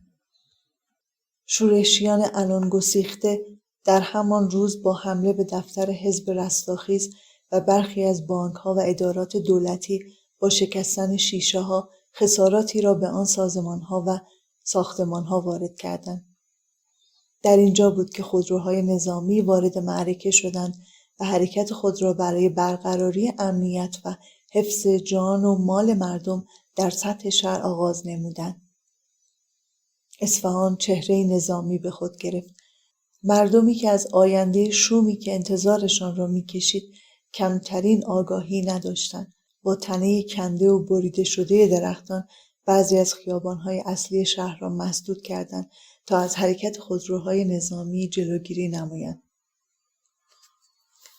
بعد از ظهر آن روز هیئت دولت نیز بنا به درخواست مقامات اصفهان تشکیل جلسه داد و حکومت نظامی را به مدت 1 ماه در این شهر تایید و تمدید کرد.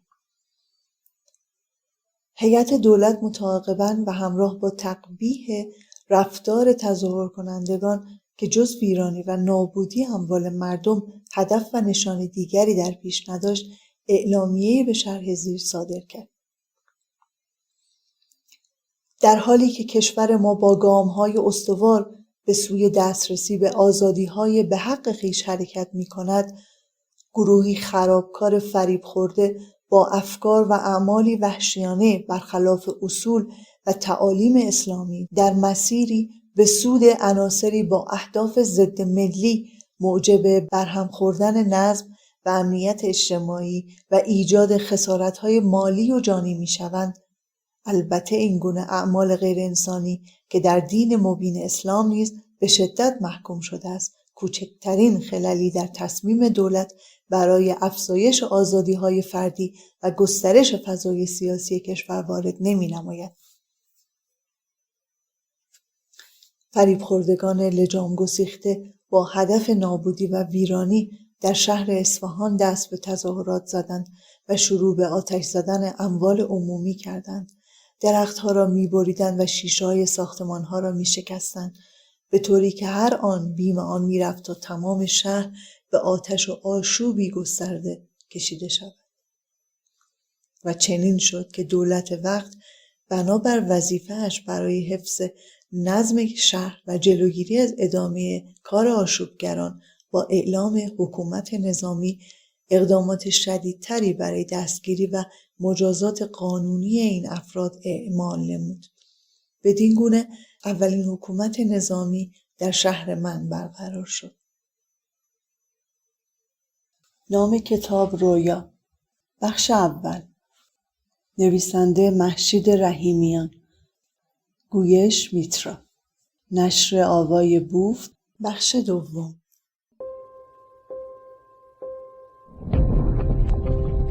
avayaboof.com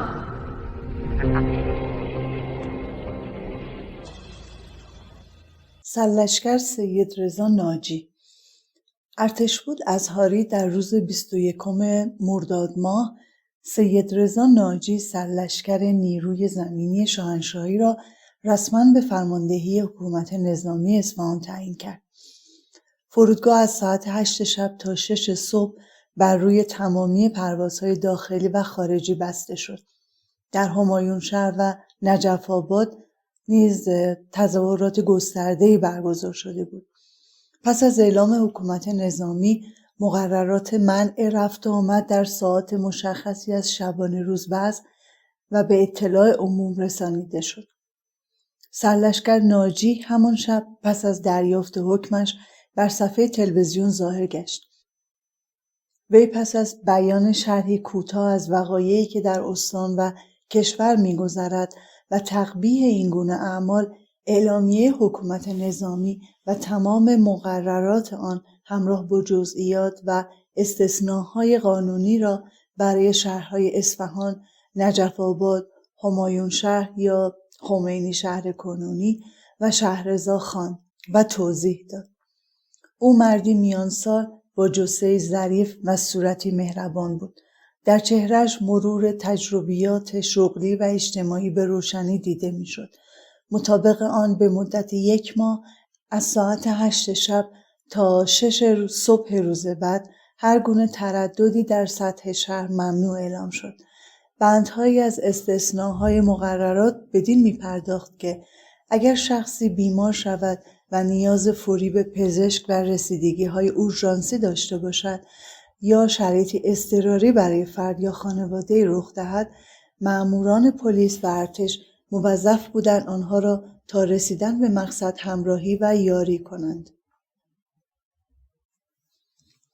با وجود انتشار این اعلامیه، مردمی که نمی‌دانستند نهضت و انقلابشان چه نکبت و بدبختی برای آنها در پی خواهد داشت، به فرمان خمینی، دیو سیاه‌چهره و بدسرشتی که برای نابودی ایران و ایرانی قد علم کرده بود، در اصفهان، نجف آباد، همایون شهر و شهرضا به خیابان‌ها ریختند. سرلشکر ناجی به قصد خاتمه دادن به این اعتراضات و شورش و بلواها برای دفاع از آب و خاکش وارد میدان شده بود، اما تا جایی که میتوانست از گشودن آتش بر روی مردم خودداری میکرد و همواره سعی داشت تا حد امکان آنها را با گفتگو و نصیحت از رفتارهای نکوهیده‌شان منصرف کند. شاید به همین دلیل بود که تظاهرات به جای فروکش کردن هر ساعت و هر روز گسترده تر می شد تا بدان جایی که با ورود خمینی به ایران بدبختی و کشتار و نابودی نسل ایرانی رقم خورد. با وجود تبلیغات و اخبار دروغین مبنی بر کشتار تظاهر کنندگان توسط نیروهای دولتی و ارتشی، شدت تظاهرات بیش و بیشتر شده و میشد. اگر در ابتدا فقط 100 نفر از شورشیان به رگبار بسته و کشته می شدن، برای همیشه آن شورش و انقلاب ایران ستیز در نطفه خفه شده بود. اما افسوس که چنین فرمانی صادر نشده بود. سراپای وجود آن جماعت را نادانی و گمراهی فرا گرفته بود. مردمی که آب، برق و نفت و گاز رایگان می‌خواستند و همه آنچه را که داشتند به فراموشی سپرده بودند و با هر کلام و فرمان خمینی به کوچه و خیابان می‌ریختند. فقط ای کاش جامی جادویی می‌داشتند تا فردای خود و فرزندانشان را در آن می‌دیدند و از آن اندیشه و کردار خود تخریبی پرهیز می‌کردند. سرلشکر ناجی میهن پرست پس از انقلاب دستگیر و به حکم صادق خلخالی، آن ماشین کشتار انقلابیون، جنایتکاری که فقط با چند دقیقه سوال و جواب احمقانه حکم صادر می‌کرد، به همراه 3 نفر دیگر از امرای دلاور ارتش به اعدام محکوم شد. حکم تیرباران این دلاوران در تاریخ 26 بهمن ماه 1357 بر روی پشت بام مدرسه رفاه واقع در خیابان عین‌الدوله یا ایران به اجرا درآمد. پیکر این سردار ارتش شاهنشاهی در بهشت زهرا به خاک سپرده شد. جشن هنر شیراز. هر ساله جشن‌هایی در سرزمینم برگزار می‌شد. یکی از آنها جشنواره‌ای از هنرهای نمایشی و موسیقی به نام جشن هنر بود که از سال 1346 تا 1356 هجری شمسی در پایان تابستان هر سال در تخت جمشید شیراز فضای جذاب، آموزنده و دلنشین را برای بینندگان و شنوندگان خود رقم می‌زد. این برنامه‌ها زیر نظر دفتر ویژه شهبانو فرح پهلوی تحت مسئولیت گروهی به ریاست و مدیریت فرخ غفاری اجرا می‌شدند که به عنوان جنجالی ترین جریان فرهنگی و هنری در تاریخ معاصر ایران یاد می‌شد. وی که پس از چندی به عنوان مدیر فستیوال شیراز منصوب شده بود، پیشگامانی را به منظور جستجوی هنرمندانی در دورافتاده ترین نقاط ایران گسیل داشت. آن گروه نقالان، گروه‌های موسیقی، هنرمندان و دسته‌های کوچک خیمه شب بازی را شناسایی نمود. برای گزینش هنرمندان خارجی هم فرخ غفاری و بیژن صفار از اعضای کمیته‌ای بدین منظور رهسپار اروپا شدند و با شرکت در فستیوال‌های اروپایی با کار هنرمندان بزرگ آن دیار آشنا گشتند و آنان را برای شرکت در جشنواره شیراز به ایران دعوت کردند. در ابتدا مردمی که کوچکترین اطلاعی از منافع برگزاری مراسم و جشن‌ها در سرزمینشان از قبیل جذب توریست بیشتر و در نتیجه ورود ارز و درآمد بیشتر برای آنان و پیشرفت و آبادانی میهن نداشتند، در همان روز یعنی 20 ارداد ماه در شیراز به مخالفت با آن جشنواره که با تلاش و همت بی‌دریغ هنردوستان و میهن پرستان در طی 1 دهه و در راستای شکوه و افتخار میهن زمین ریشه گرفته بود تا از آن ساقه و تنه ساخته شود و شاخ و برگ و میوه دهد، به خیابان ریختند و تظاهراتی برپا کردند. در آن تظاهرات برخی از ساختمان‌های دولتی و بانک‌ها در اثر حمله و هجوم مردم آسیب دیدند. آنها می‌آیند تا ما را اعدام کنند. منوچهر آزمون، متولد تهران، یکی از سیاستمداران ایران حکومت پهلوی، نماینده مردم تهران در مجلس شورای ملی در سال 1354 به مدت 1 سال وزیر کار و امور اجتماعی کابینه امیرعباس هویدا بود. او پس از سقوط دولت هویدا در دوره نخست وزیری جمشید آموزگار در سال 1356 به سمت استاندار فارس منصوب شد و پس از آن شریف امامی او را به عنوان وزیر مشاور در امور اجرایی در کادر دولت خود قرار داد. هنگامی که وی استاندار فارس بود، در بحبوحه اعتراضات مردمی اعلام نمود که من با قدرت هرچه تمامتر به وظایف قانونی خود عمل می کنم. اما مردم بیخبر از آینده خود که راهی را که آغاز کردند بجز مرگ و نیستی برای خود و سرزمینش به ارمغان نخواهد آورد، با اعلام عزای عمومی مغازه ها را بستند و شهر را به تعطیلی کشانیدند. بر اثر تبلیغات منفی که از جبهه شورشیان بلند شده و بیانات و خواسته ها و تحریکاتشان توسط شبنامه ها میان مردم پخش و منتشر می شد، در شهر تبریز نیز دانشجویان دانشگاه آبادگان دست به تظاهرات زدند. از صبح روز 22 بهمن 1357 همه دستگیر شدگانی که نفسشان برای سرزمین مادریشان میرفت همچنان در زندان با صدای گلوله هایی که در نزدیکی آنها شلیک میشد پشت پنجره های سلول های خیش جمع می شدند و شنونده و نظاره‌گر این تغییر 180 درجه‌ای در اداره مملکت بودند. همگی خوشحال شدند که لحظه آزادی آنان نزدیک شده است که به ناگاه با نهیبی از سوی منوچهر آزمون به خود آمدند که نعره می‌زد: بیهوده شادمان نباشید، آنها می‌آیند تا ما را اعدام کنند.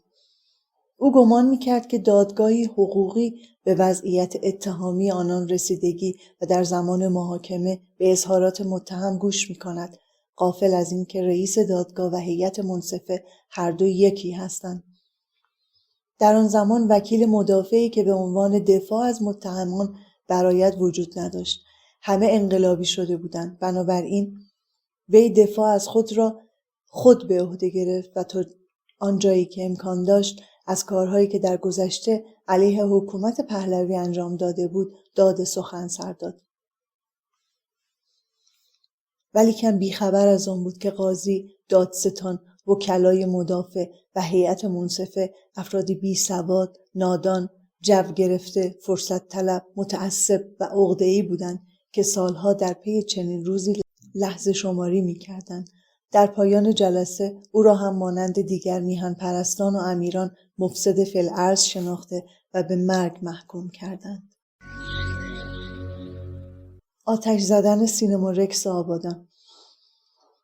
روز 28 مرداد ماه خبر تکان دهنده دهان به دهان در بسیاری از شهرها پیچید که سینما رکس آبادان به آتش کشیده شده است و به گمانی بیش از 600 نفر از هم میهنان بی‌دفاعمان که به تماشای فیلم گوزن‌ها در سالن آن نشسته بودند زنده زنده در آتشی سوختند.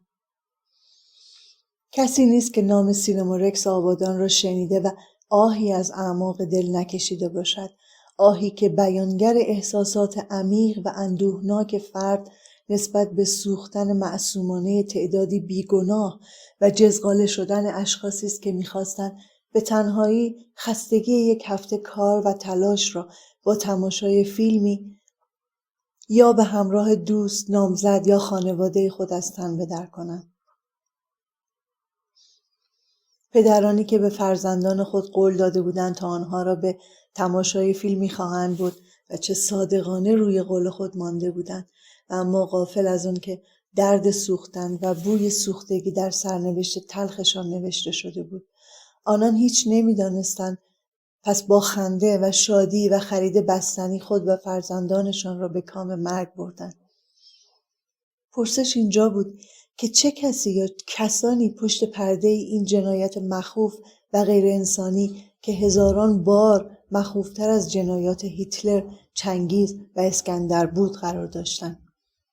هرچند در آن زمان این فرومایگی و قتل فجیع جمعی را به پادشاه و ایادیش نسبت دادند، تا بدین ترتیب شورشیانی که خود مسبب آن بودند بیشترین بهره را در رسیدن به مراد خود که همانا سوزانیدن خرمن ایران در آتش جهل خویش و خاکستر کردنش بود بردند. به راستی که دهه‌ها از آن روز می‌گذرد و هنوز همه از خود می‌پرسند که چه کسی توانست با آن قساوت قلب بیش از 600 نفر را در آتش زنده زنده بسوزاند. سالها بعد از آن فاجعه و طبق اعترافات حسین بروجردی معلوم شد که این جنایت توسط وی و به دستور خامنه‌ای انجام شده بود. حسین بروجردی کیست؟ او یکی از بانفوذترین محافظان خمینی و عضو هیئت مؤتلفه بود که با گروهی به نام شهاب همکاری می‌کرد. این گروه زیر نظر فردی به نام شهاب فعالیت‌های مسلحانه علیه مواضع خود انجام می‌داد که به قولی همان شهابی است که بعدها به عنوان مسئول مسائل امنیتی در وزارت امور خارجه ایران فعالیت می‌نمود. حسین بروجردی که پس از سالها نوکری مورد غضب خمینی و دیگر ارباب‌های خود قرار گرفت به آلمان گریخت و در آنجا تصمیم گرفت پرده از جنایاتی بردارد که خود شاهد یا عامل آنها بوده یا بدانها آگاهی داشته و بدان وسیله دستاندرکاران و فرماندهان و آمران آنها را رسوا نماید. مطابق این اعترافات به بروجردی و شهاب دستوری میرسد مبنی بر اینکه به خیابان ناصر خسرو بروند و از شخصی به نام حاج ابتهی مقداری مواد شیمیایی با قابلیت اشتعال زیاد را خریداری کنند. آنها با هماهنگی قبلی به آدرس مورد نظر رفته و پس از آموختن نحوه استفاده از آنها مواد را تحویل گرفته و در خودرویی که در یکی از گاراژهای اطراف بازار تهران پارک شده بود جاسازی کنند. صاحب گاراژ فردی به نام حاج رحمانی به همراه آخوندی عینکی و لاغرندام به محوطه وارد می شوند. حاج رحمانی او را به بروجردی و شهاب معرفی و آخوند نیز خود را حاج عبدالله معرفی می کند. طبق گفته بروجردی آن آخوند پیپ می کشیده است. آن دو به بروجردی و شهاب می گویند که این مواد را به آبادان ببرند و به افراد مورد نظرشان تحویل دهند. سپس حاج عبدالله 2 نامه به بروجردی می دهد و تأکید می کند که همراه با تحویل مواد نامه ها را نیز به دست حجت الاسلام موسوی تبریزی و آیت الله جمی برسانند. ماموران به آبادان می روند و طبق برنامه دیکته شده ابتدا در خانه‌ای که برایشان در نظر گرفته شده بود ساکن می شوند. پس از چند روز موسوی تبریزی و جمی به دانجا رفته و مواد و نامه ها را دریافت می کنند. جمی و موسوی از آن دو می خواهند که چند نفر را به منظور استفاده از مواد شیمیایی آموزش دهند. در بیابان‌های اطراف شهر آبادان افرادی به نام رشیدیان، کیانوش، کیانی و حسین تکبلی زاده توسط آنان آموزش داده می شوند. سپس در روز 28 مرداد 1357 تکبلی زاده به همراه 3 نفر دیگر وارد سینما رکس می شوند و درهای سینما را از بیرون مسدود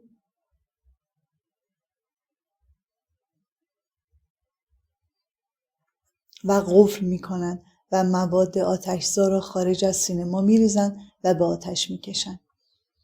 بروجردی می گوید پس از آتش زدن سینما در 22 بهمن 1357 مقابل مسجد سپهسالار حاج عبدالله همان آخوند عینکی لاغرندام را می بیند که در حال توزیع اسلحه است و در آن زمان جزء گروه فداییان اسلام بود. وی نزد حاج عبدالله می رود اما وی باز هم خود را به درستی معرفی نمی کند و حتی اذعان می دارد که بروجردی را نمی شناسد. بروجردی باز می گوید یک روز به او دستوری از حزب جمهوری ابلاغ می گردد که برای اسکورت و محافظت آخوندی به نام حجت الاسلام سید علی خامنه‌ای به مکانی برود. هنگامی که به آدرس مورد نظر می رسد متوجه می شود که او همان حاج عبدالله است که این نام مستعار سازمانی را بر خود نهاده است. در سال 1359 حسین تکبلیزاده که قبل از انقلاب به همین اتهام دستگیر شده بود، اقرار می‌کند که عامل جنایت و آتش‌سوزی سینما رکس او و 3 تن دیگر بودند. وی در اعترافاتش اضافه می‌کند به علت فاصله بسیار نزدیک سینما با شهربانی، پس از آتش زدن سینما بلافاصله قادر به خروج از درهای ورودی و اصلی آن نبودیم. بنابراین برای دور کردن هر گونه شک و سوءظنی نسبت به خود و جلوگیری از شناسایی و دستگیر شدن تصمیم گرفتیم که نخست وارد سالن شویم و سپس از ساختمان سینما خارج شویم. وقتی وارد سالن شدیم آتش چنان شدید و گسترده شده بود که تنها من توانستم از آن مهلکه و از خشم شعله‌های گرسنه و خروشان رهایی بیابم و خود را به خارج از ساختمان برسانم. ولی 3 نفر دیگر که 2 تن از دوستانم به نام یدالله و فلاح همراه با شخص دیگری به نام فرج بصرکار بودند، در میان آتش گیر افتاده و سوختند. در جریان محاکمه مشخص شد که این شخص فردی معتاد و بیکار بوده و هیچ وابستگی به رژیم شاهنشاهی نداشته و این حرکت انقلابی را به منظور پیشبرد مقاصد شوم واپسگرایانه انقلاب انجام داده است. وی پس از 50 ساعت محاکمه طی 20 جلسه در دادگاهی به ریاست سید حسین موسوی تبریزی به اعدام محکوم و در روز پنجشنبه 13 شهریور ماه 1359 به دار مجازات آویخته شد. بدبختانه به همراه این معتاد بیکاره که برای به دست آوردن چند شاهی سنار چند صد نفر بیگناه را در آتش سوزان، بیگناهان دیگری نیز به نامهای سروان منوچهر بهمنی، افسر شهربانی آبادان، علی نادری، صاحب سینما رکس، اسفندیار رمضانی دهاقانی، مدیر داخلی سینما رکس، سرهنگ سیاوش امینی آل آقا، رئیس اسبق اطلاعات شهربانی آبادان و فرج الله مجتهدی، کارمند ساواک به طناب دار اهریمنان سپرده شدند. تلویزیون ملی ایران تمام وقت خود را به پخش صحنه‌های دلخراش سینما که به خرابه سوخته شده مبدل شده اختصاص داده بود. امدادگران با کمک نیروهای مردمی اجساد سوخته و نیمه سوخته زنان و مردان و کودکان را از لابلای آوارهای بجامانده از سینما بیرون می‌کشیدند. تصور اینکه آنها در واپسین لحظات زندگی خود چه می‌کردند، چه می‌گفتند و به چه می‌اندیشیدند قلبم را سخت به درد آورده بود. مردمی که خود به تماشای ماجرای یک فیلم در صندلی‌های سینما نشسته و چشم به پرده دوخته و گوش به گفته‌های رد و بدل شده در فیلم سپرده بودند، اکنون خود سوژه فیلم و داستانی رنجاور و دهشتناک شده بودند. پس از آن فاجعه وحشتناک، آتش زدن یا حداقل شکستن شیشه‌های سینماها در سرتاسر ایران شدت یافت. صاحبان بسیاری از سینماها از ترس خشم مردم از نمایش فیلم صرف نظر کرده و درها را بسته بودند و مردم نیز از ترس و واهمه آسیب دیدن و سوختن پا به سینما نمی‌گذاشتند و از آن دوری می‌کردند. اهریمنان انقلابی مسئولیت این واقعه دلخراش را به گردن ساواک انداختند و خمینی به صراحت پادشاه مهربانم را عامل این قتل عام دانسته و آن را شاهکار شاه خواند. در اندک زمانی اظهارات خمینی بر دلهای گمراهی که نمی‌دانستند چه عاقبت شومی در انتظارشان خواهد بود نشست و روند اعتراضات و در نتیجه انقلاب سرعت گرفت. تنها چیزی که هیچ کس در آن روزهای تاریک و شوم بدان توجهی نکرد این بود که اگر محمد رضا شاه پهلوی قصد و نیت کشتن و ارعاب مردم را می داشت، در خیابانها آنها را به رگبار گلوله می بست، نه اینکه کودک یا زنی باردار و بیگناه را خوراک شراره‌های آتش نماید. می کشت تا ایران به یک باره در آتش انتقام و کینه نسوزد. اگر قصد کشتن داشت تمام حوزه‌های علمیه را به توپ می‌بست تا نسل آخوند از میان برود ولی نسل ایرانی وطن پرست باقی بماند. میکش تا ایران به پای سیاست حاسدان نسوزد و چون زندانی به دست ملایان مرتجع نگردد. پس از فاجعه سینما رکس، مردمی که عقلشان به چشمشان بود به جای هر اندیشه و تأملی گستاخ‌تر و وحشی‌تر شده بودند و شبانگاهان روی هر در و دیواری شعارهای چون مرگ بر شاه می نوشتند. از شعارهایی که در جای جای به چشم می‌خورد این بود: ولیعهدت بمیرد شاه خائن، چرا کشتی جوانان وطن را؟ من با دیدن یا شنیدن این گونه شعارها سر و پای وجودم به لرزه می‌افتاد. شاهنشاهی که از کودکی برایم مقدس بود و من عاشق او بودم، تحمل نداشتم که پشت سرش حرفی زده شود، چه رسد به اینکه افرادی آنچنان سخنانی نسبت به او روا بدارند و آرزوی مرگش شعار روز شود. گرچه 17 سال بیشتر نداشتم، اما نگرانی سراسر وجودم را پر کرده بود، از اندیشه و ترس از اینکه چه بر سر میهن و سرزمینم و چه بر سر پادشاه و خانواده‌اش خواهد آمد. آرام و قرار از من ربوده شده بود. ایران زمین یکی از پیشرفته ترین و امن‌ترین کشورهای خاورمیانه بود. یکی از قوی ترین ارتش‌های دنیا را داشت. ارتشی که اگرچه با کوچکترین حمله و تجاوزی به حریم مقدس سرزمینش با قدرت و شجاعت و رشادت هرچه تمامتر تا قلع و قمع و راندن کامل متجاوزین در کوتاه‌ترین زمان دست از دفاع نمی‌کشید، اما در برابر ملتش بسیار مهربان بود و حاضر بود تا سر و جان خویش را فدای آن کند. علاوه بر وجود ارتشی دلسوز و قدرتمند که حضور و وجودش را مدیون محمد رضا شاه و پدر بزرگوارش رضا شاه بزرگ بودیم، فراهم کردن امکانات گسترده متنوع از جمله سوادآموزی رایگان از ابتدا تا دانشگاه، تغذیه رایگان در مدارس، درمان رایگان برای افراد کم بضاعت و بی بضاعت، شهرسازی، توسعه صنایع و صدها امتیاز و امکانات رفاهی دیگر در سطح کشور از دغدغه‌ها و فعالیت‌های شاهنشاه و شهبانو به شمار می‌رفت که همواره هر دو در تلاش برای همه‌گیر و فراگیر کردن آنها بودند. مگر مردم چه کم داشتند؟ چه می‌خواستند که چنان سر به شورش برداشتند؟ آیا آنقدر کم حافظه بودند که انقلاب سفید را به فراموشی سپرده بودند؟ انقلابی که به موهبت آن کشاورزان سرزمینم از زیر یوغ و تازیانه اربابان خیش رهایی یافته و خود صاحب زمینی شده بودند در آن برای خود کار می‌کردند. کارگرانی که در سود کارخانه‌ای که در آن کار می‌کردند شریک و خود به نحوی کارفرما و پایه‌ای مهم از آن کارخانه شده بودند. زنانی که به واسطه انقلاب شکوهمند شاه و ملت هویتی دیگربار یافته و می‌توانستند پس از هزاران سال مجدداً برای آینده سرزمینشان تصمیم بگیرند و توانایی و استعدادها و ارزش‌های خود را در عرصه‌های سیاسی و اجتماعی نشان دهند. کشاورزان روستاهای دورافتاده کشور به برکت آن انقلاب توسط سپاهیان ترویج و آبادانی روش‌های علمی و مدرن کشاورزی آن روزگار را فرا می‌گرفتند.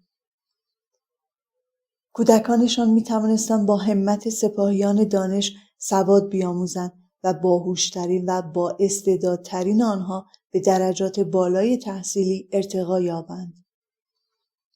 اعضای خانواده روستاییان می‌توانستند درمان رایگان را به یاری سپاهیان بهداشت تجربه کنند و با انجام واکسیناسیون‌های به موقع از مبتلا شدن به بیماری‌های مختلف و مهلک در امان بمانند. این مردم چگونه و چطور توانسته بودند همچون بوقلمون رنگ عوض کنند؟ چه بسا کسانی که در محل زندگی خود به بی‌بند و باری معروف بودند و شنا در دریا، استخرهای مختلط و پارتی‌های شبانه‌شان ترک نمی‌شد، با شروع یورش روسری و چادر بر سر کرده و همصدا با دیگران علیه پادشاه در خیابان‌ها شعار سر می‌دادند. آن زمان نمی‌دانستم چرا آنها خود را در پوشش اسلامی فرو بردند و هنوز نیز کماکان به دلیلش پی نبردم. آغاز اعتصابات. به هر حال انقلاب شوم آغاز شده بود و کسی نمیتوانست جلوی پیشروی آن را بگیرد. آخر چرا؟ چه کسی قادر بود تا جای پادشاه مهربانم را بگیرد؟ سوالات بسیاری بودند که پاسخ صحیح و واضحی برایشان در ذهن خود نمی‌یافتم. قدرت خمینی روز به روز با وعده و وعیدهای دروغینش بیشتر و بیشتر میشد. هیچکس با عقل و خرد به سخنان او که دور از واقعیت و کاملا موهوم بود گوش فرا نمیداد. آن فریب خوردگان در این امید بودند که نفت در خانه‌هایشان به رایگان لوله کشی شود و به جای خوراکی‌های رنگارنگی که در سفره‌هایشان خودنمایی می‌کرد نفت نوش جان کنند یا پول فروش نفت در خانه به آنان تحویل داده شود. آنان مگر نمی‌دانستند که مدارس، دانشگاه‌ها و امکانات رفاهی در شهرها از فروش نفت تأسیس و ایجاد می‌شود؟ مگر نادان بودند که با گوش سپردن به فرامین اهریمن قرن و پذیرفتن آنها داشتند با دست خود هر آنچه را کاشته بودند چون خرمنی از کاه برباد می‌دادند؟ در مهر ماه پالایشگاه‌ها، بانک‌ها و ادارات دولتی دست به اعتصاب زدند. با وجود اینکه چرخ صنعت و اقتصاد کشور به طور کلی خوابیده بود، اما کماکان کارمندان و کارگرانی که دست به اعتصاب زده بودند هنوز حقوق ماهیانه خود را تمام و کمال دریافت می‌کردند. به ایران فکر کنید. در روز 14 آبان 1357 شاهنشاه آریامهر طی یک سخنرانی که از رادیو و تلویزیون پخش می‌شد، سوگند خود را مقابل ملت ایران تکرار کرد. او گفت: ملت عزیز ایران، در فضای باز سیاسی که از 2 سال پیش به تدریج ایجاد می‌شد، شما ملت ایران علیه ظلم و فساد به پا خاستید. انقلاب ملت ایران نمی‌تواند مورد تایید من به عنوان پادشاه ایران و به عنوان یک فرد ایرانی نباشد. متاسفانه در کنار این انقلاب، دسیسه و سوء استفاده دیگران از احساسات و خشم شما آشوب هرج و مرج و شورش نیز به بار آورد. موج اعتصاب‌ها نیز که بسیاری از آنها برحق بوده، اخیراً تغییر ماهیت و جهت یافت تا چرخ‌های اقتصاد مملکت و زندگی روزمره مردم فلج شود. و حتی جریان نفت که زندگی مملکت به آن بستگی دارد قطع کردند تا عبور و مرور روزانه و تأمین مایحتاج زندگی مردم نیز تعطیل شود. ناامنی، اغتشاش، شورش و کشتار در بسیاری از نقاط میهنمان به جایی رسیده است که استقلال مملکت را در خطر انداخته است. وقایع اسفباری که پایتخت را دیروز به آتش کشید برای مردم و مملکت دیگر قابل ادامه و تحمل نیست.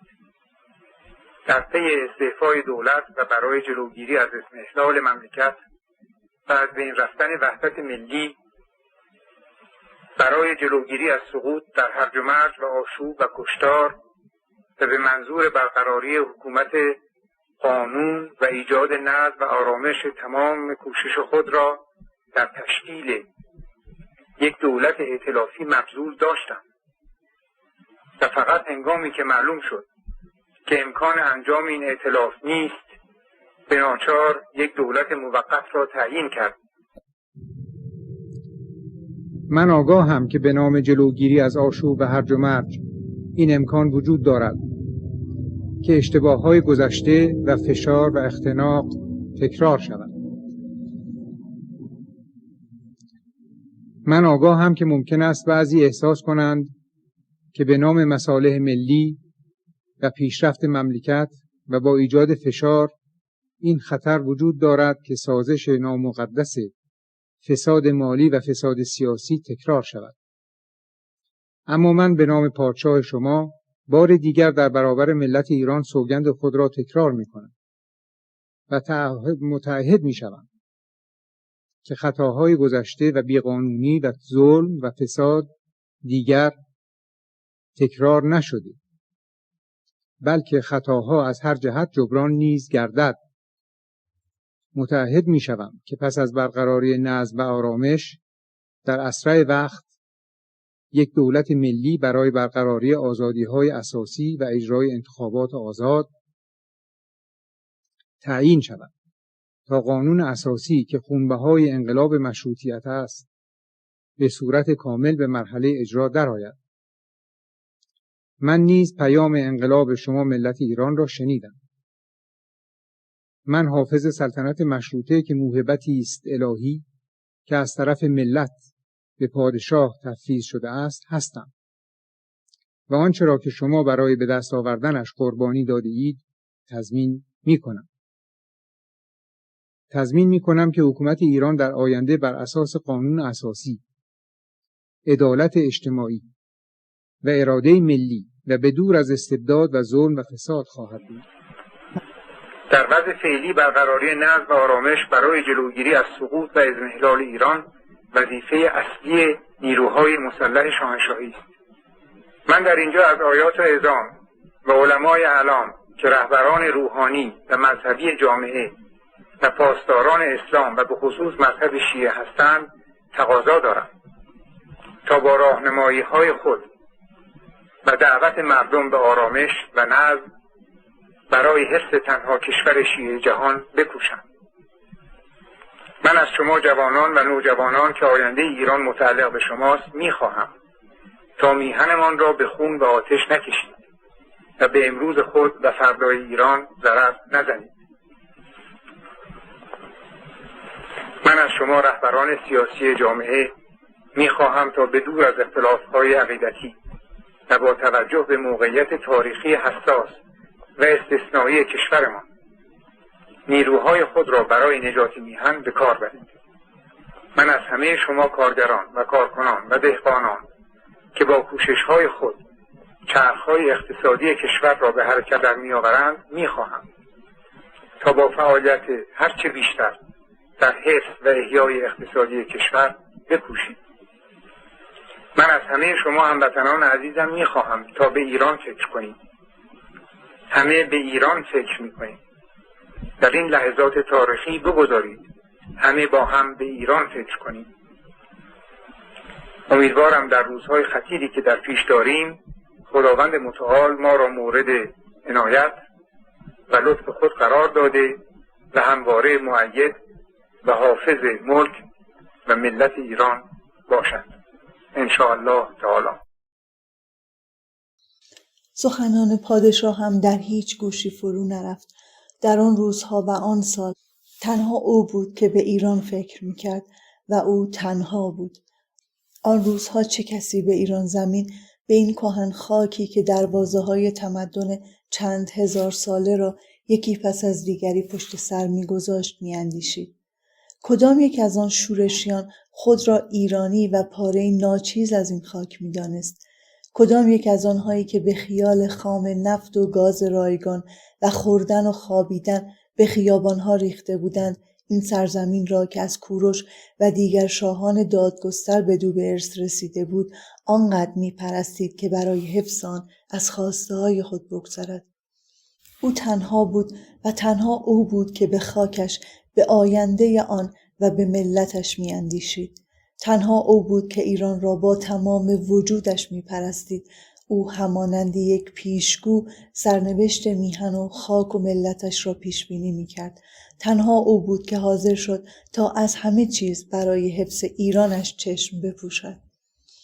هرچند از طرف دولت به مردم امتیازات بیشتری اعطا شده بود، اما تلاش شاهنشاه و دولت در آرام نمودن مردم که دیگر تعدادشان در سراسر ایران چندین برابر شده بود با شکست روبرو شد و کوچکترین تأثیری در پی نداشت. تشکیل دولت نظامی. جمشید آموزگار که 7 مرداد سال 1356 پس از به پایان رسیدن وزارت 13 ساله امیر عباس هویدا به نخست وزیری برگزیده شده بود، در روز 5 شهریور ماه برای برقراری آرامش در سطح کشور جای خود را به جعفر شریف امامی داد. از اقدامات مهم شریف امامی در طی دوره نخست وزیریش افزایش دستمزد و حقوق آشوبگران بود، اما حتی آن نیز در روند فکری مردم تغییری ایجاد نکرد.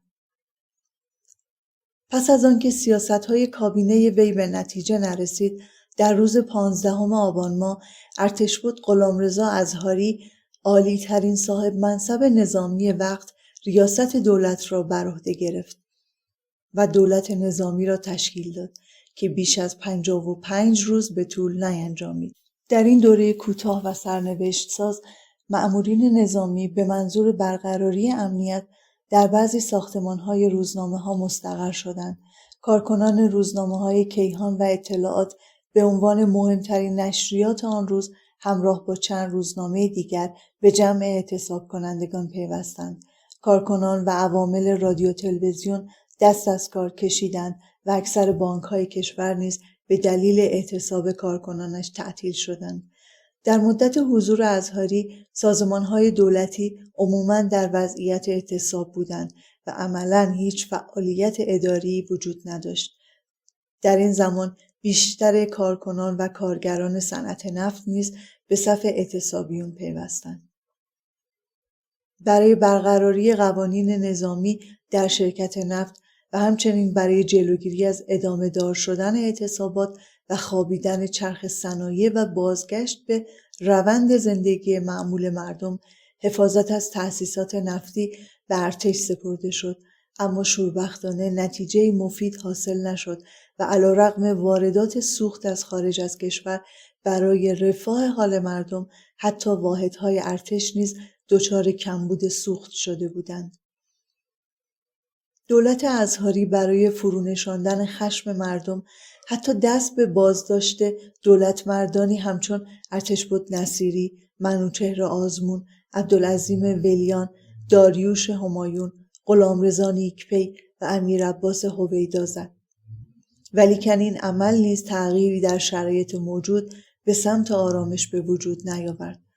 با اعتصاب کارکنان پالایشگاه نفت، زمستان سردتر و سختتر از همیشه به شهر هجوم آورد.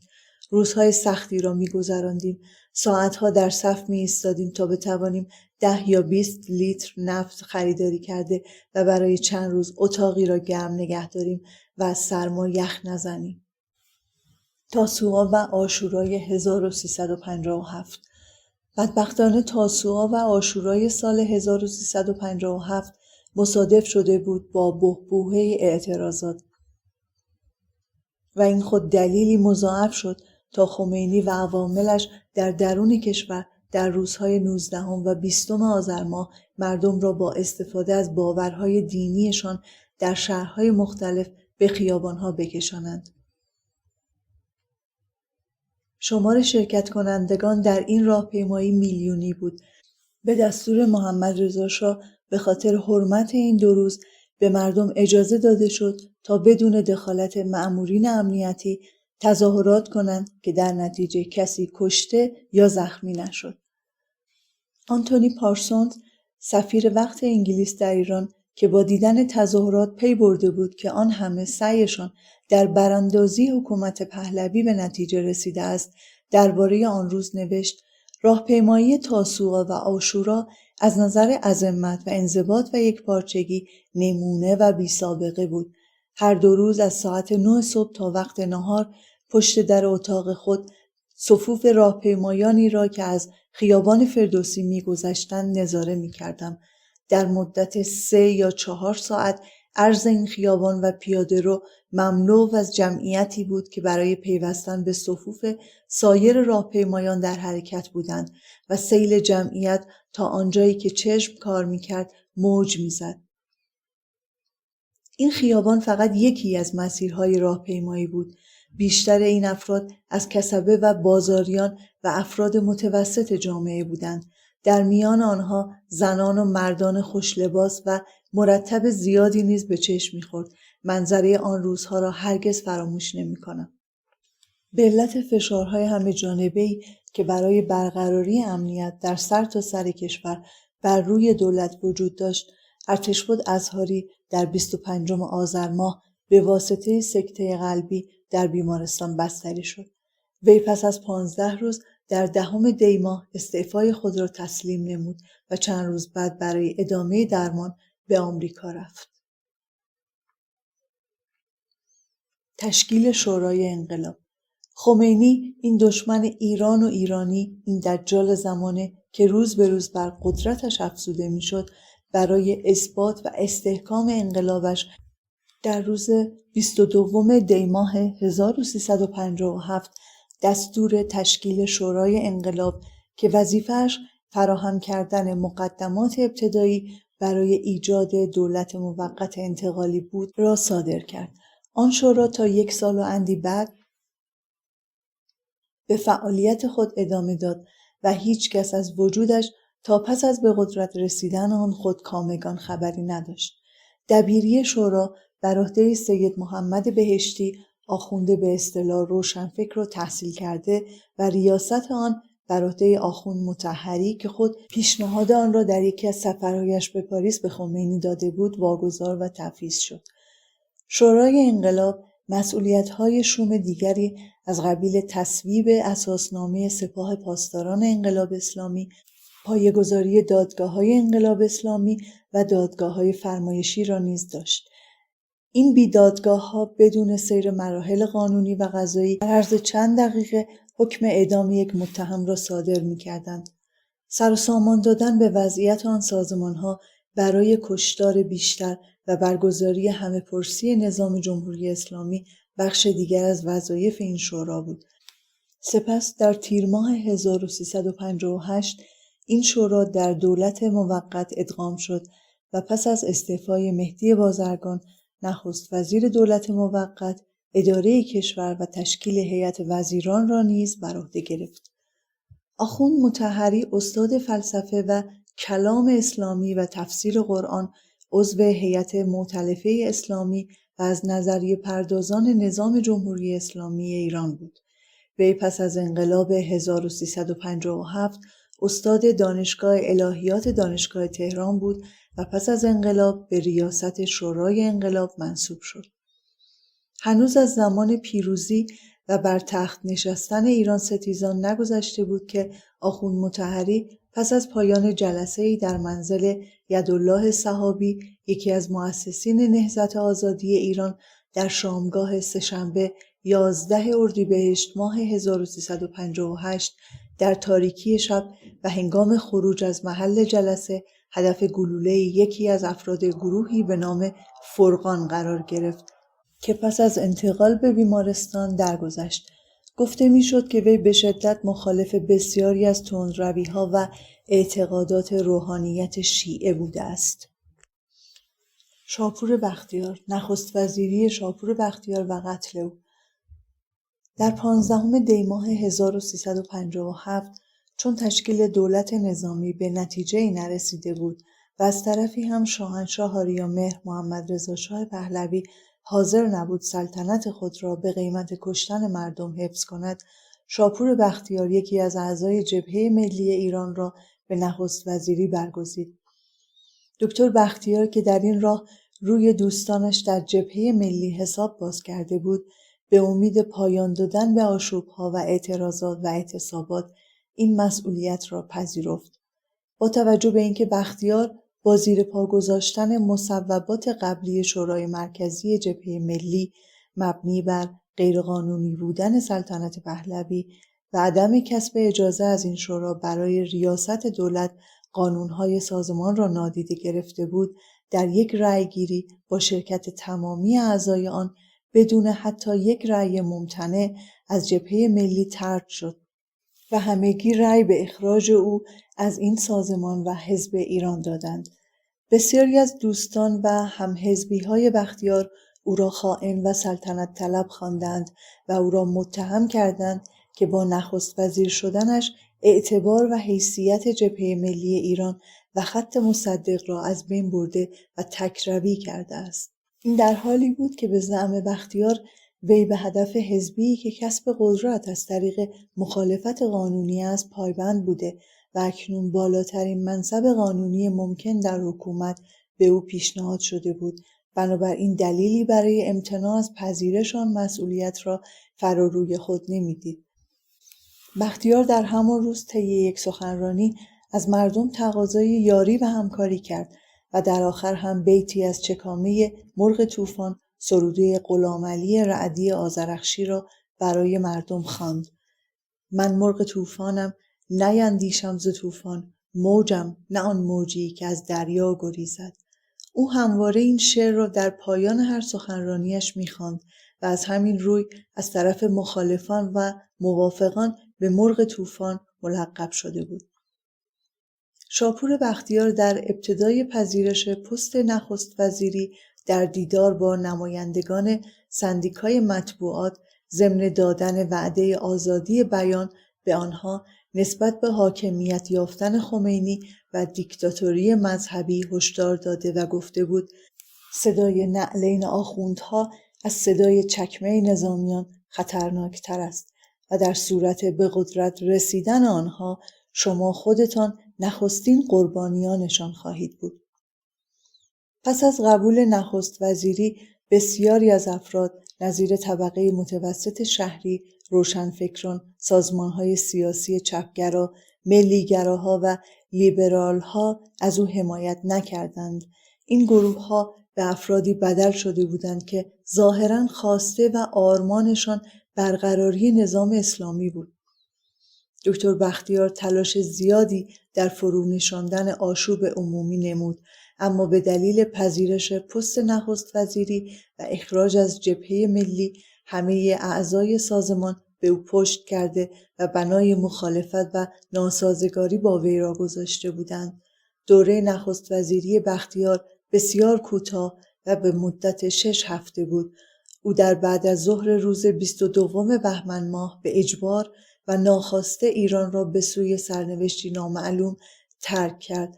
او حتی در ورای مرزهای ایران دست از مبارزه نکشید. شایع شده بود که دکتر بختیار توانسته است در غرب کابینه‌ای از مخالفان حکومت ایران که موفق به خروج شده بودند تشکیل دهد. این کابینه به طور مرتب تشکیل جلسه می‌داد و بختیار نیز به آنها حقوق پرداخت می‌کرد. وی همچنین ماهیانه مبالغ قابل توجهی به شاعران، روزنامه‌نگاران، محققین و نویسندگان تبعید شده به غرب و 3 تن از سران ایلات و عشایر ایران که آواره و مهجور از وطن شده بودند برای کمک و حمایت از او و برنامه‌هایش پرداخت می‌نمود. بختیار معتقد بود که مبارزه سیاسی باید توامان با ساختارسازی فرهنگی باشد. در همین راستا توانست 2 نشریه قیام ایران و نهضت را راه‌اندازی کند و به چاپ برساند. او همچنین یک برنامه رادیویی در قاهره و بعدها در بغداد و پاریس نیز راه‌اندازی نمود. به دلیل همین مبارزات زندگی این نخست وزیر همواره با خطر کشته شدن و ترور به دست گماشتگان جمهوری اسلامی در خارج از مرزهای ایران روبرو بود. شاپور بختیار سرانجام در 15 مرداد ماه 1370 برابر با 6 اوت 1991 به همراه منشی خود توسط مزدوران جمهوری اسلامی در خانه مسکونیش در حومه پاریس در حالی که به شدت از سوی پلیس آن کشور محافظت می‌شد به قتل رسید، به طوری که سیستم حفاظتی و امنیتی عریض و طویل اروپا حتی متوجه نشد که جنازه این 2 نفر 48 ساعت بر روی زمین مانده است. از نوفل و شاتو تا ماه فقط نیم نگاهی راه است. سازمان برق منطقه‌ای مدتی بود به پشتیبانی از انقلاب شوم و ننگین شب هنگام ژنراتورهای تولید برق را از کار می‌انداخت. اکثر مردم که به علت کمبود نفت به کرسی زغالی و بخاری برقی روی آورده بودند، با قطع برق منقلی از آتش آماده کرده و زیر کرسی قرار می‌دادند تا در طول شب خود را گرم نگاه دارند. این کار برای مردمی که نحوه حفاظت خود در مقابل خطرات ناشی از سوختگی احتمالی در استفاده از کرسی را نمی‌دانستند خالی از خطر نبود. به همین سبب گاه خبرهایی از خفگی اعضای خانواده‌ای بر اثر استنشاق دود حاصل از سوختن زغال به گوش می‌رسید. شب‌های سرد زمستان بدون وجود نیروی برق و در نتیجه عدم امکان مشاهده فیلم و برنامه‌های تلویزیونی یا شنیدن برنامه‌های سرگرم کننده رادیویی بسیار ملال‌آور و طولانی به نظر می‌رسید. ساعت 10 شب 23 دی ماه، شبی سرد و ساکت، من و مهدی و هاشم و خانم بزرگ زیر کرسی نشسته بودیم که ناگهان سر و صدای عجیب مردم چه وقت خوابه، عکس امام تو ماهه، سکوت شب را در هم شکست. مردم از روی کنجکاوی یا گویی برای دریافت انگیزه‌ای بر راهی که آغاز کرده بودند از خانه‌هایشان خارج شده یا بر پشت بام‌ها دویده بودند. حس کنجکاوی و دانستن به سبب هجوم مردم به کوچه در آن موقع شب سرد زمستان ما را نیز واداشت تا به سایرین ملحق شویم. باور کردنی نبود. تمامی اهل محل بیرون ریخته بودند تا ببینند چه خبر است. با دیدن مردمی که چشم به آسمان دوخته بودند و به ماه اشاره می‌کردند و می‌گفتند خمینی توی ماه، سر خود را به آسمان بلند کردم تا علت این فکر احمقانه آنان را دریابم. چند لکه ابر مقابل ماه را پوشانده بود و هیچ اثری از وجود منحوس خمینی در ماه دیده نمی‌شد. با پوزخندی رو به سوی پسر همسایه که آتش این فتنه از زیر سر او بلند شده بود کردم و گفتم محمد دیوونه شدی؟ مگه به ماه رفتن الکیه که این همه جار و جنجال به پا کردی؟ ظاهراً آنچه بدو گفتم نشنیده بود، چون همچنان سعی داشت تا مرا متقاعد کند. در دل به حال و آینده‌ای از حماقت که آن جماعت در حال ساختنش بودند افسوس می‌خوردم. آن شب قصه دیگری از خرافه پرستی در تاریخ ایران زمین ثبت شد که با آغاز آشوب‌ها به اوج خود رسیده بود و آن بدین معنا بود که افراد تحصیل کرده و روشنفکر داشتند تمام آنچه را که طی سالیان دراز کسب کرده بودند با خرافات و موهومات جانشین می‌کردند و این یعنی تسلط خرافات بر ایران زمین، یعنی سقوط تا ابدیت، یعنی هبوط و فرو افتادن در فردایی بی پایان از جهالت‌ها. آن شب گذشت و شب‌های بیشمار دیگری هم آمدند و رفتند، اما در آخر ندانستم که آیا ماه در وجود منحوس خمینی حلول کرده یا خمینی سطح پاک ماه را با وجودش آلوده و نجس نموده بود. سفر بدون بازگشت پادشاهم. 26 دی ماه 1357، روزی که یگانه افتخار معاصر ایران زمین برای همیشه این کشور را ترک کرد، روزی که فرشتگان اهورایی این سرزمین را به ناصالحان واگذاشتند و عزیمت کردند، روزی که مام میهن همانند مادری در غم از دست دادن فرزند خلفش سیاه پوش شد و شیون آغاز کرد. 26 دی ماه، روزی که زمان در سرزمینمان ایستاد و سپس روند نزولی و بازگشت به عقب را آغاز نمود. زمانی که دولت جدید در برگرداندن صلح و امنیت به کشور ناکام ماند، شاهنشاه از مردم و ملتی که برایشان از هیچ نظر کوتاهی نکرده بود نومید شد. بنابراین همراه با شهبانو فرح در ساعت 12:30 26 دی ماه با چشمی گریان و قلبی شکسته میهنی که به آن عشق می‌ورزید را ترک کرد. خروج آنها از تلویزیون نشان داده میشد و به جرئت میتوان گفت که همه مردمی که تلویزیون داشتند آن روز شوم تاریخی را تماشا می‌کردند. من و خانواده‌ام نیز مستثنا نبودیم. در دل فریاد زدم، التماس کردم، اشک ریختم، آه کشیدم، اما بیهوده و عبث بود، چون پادشاهم نه اشک مرا و نه اشک و اندوه بیشمار مردمی چون مرا نمیدید. فریادمان را نمیشنید، پس با قلبی شکسته و نومید ما را ترک نمود. در آخرین لحظات بختیار به او اطمینان داد که تمام تلاش خود را برای حفظ کشور به کار خواهد بست. یکی با هزاران حسرت و اندوه ایران را بدرود گفت و دیگری خالی از هر احساس و لبریز از هیچ به ایران می آمد. هیچی که داشت می آمد تا ایران عزیز را به آتش بکشد و آن را در غم از دست دادن عزیزترین قهرمانانش سیاه پوش کرده به عذاب بنشاند. با خروج شاهنشاه امید ما شاه دوستان از نگاهداشت آزادی، آرامش و صلحی که در سرزمینمان حاکم بود قطع شد. مردم پس از آن که پرواز او را از طریق صفحه تلویزیون دیدند و از رفتن همیشگی او یقین حاصل نمودند، دیوانه‌وار به خیابانها ریختند و نقل و شیرینی پخش کردند. آنها تصویر شاهنشاه را از روی اسکناس‌ها بریده و به جای آن عکس خمینی را چسبانده بودند و با پایکوبی رقص شادمانی خود را نشان می‌دادند. به راستی چه بر سر ما و سرزمینمان می آمد؟ این پرسشی بود که ما تمامی طرفداران حکومت پادشاهی از خود می پرسیدیم. نام کتاب رویا، بخش اول، نویسنده مهشید رحیمیان، گویش میترا، نشر آوای بوف، بخش سوم.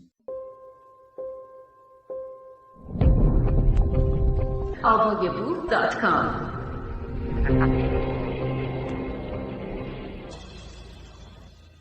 بهمن خونین. هر شب فریاد الله اکبر سکوت شب را در هم می شکست.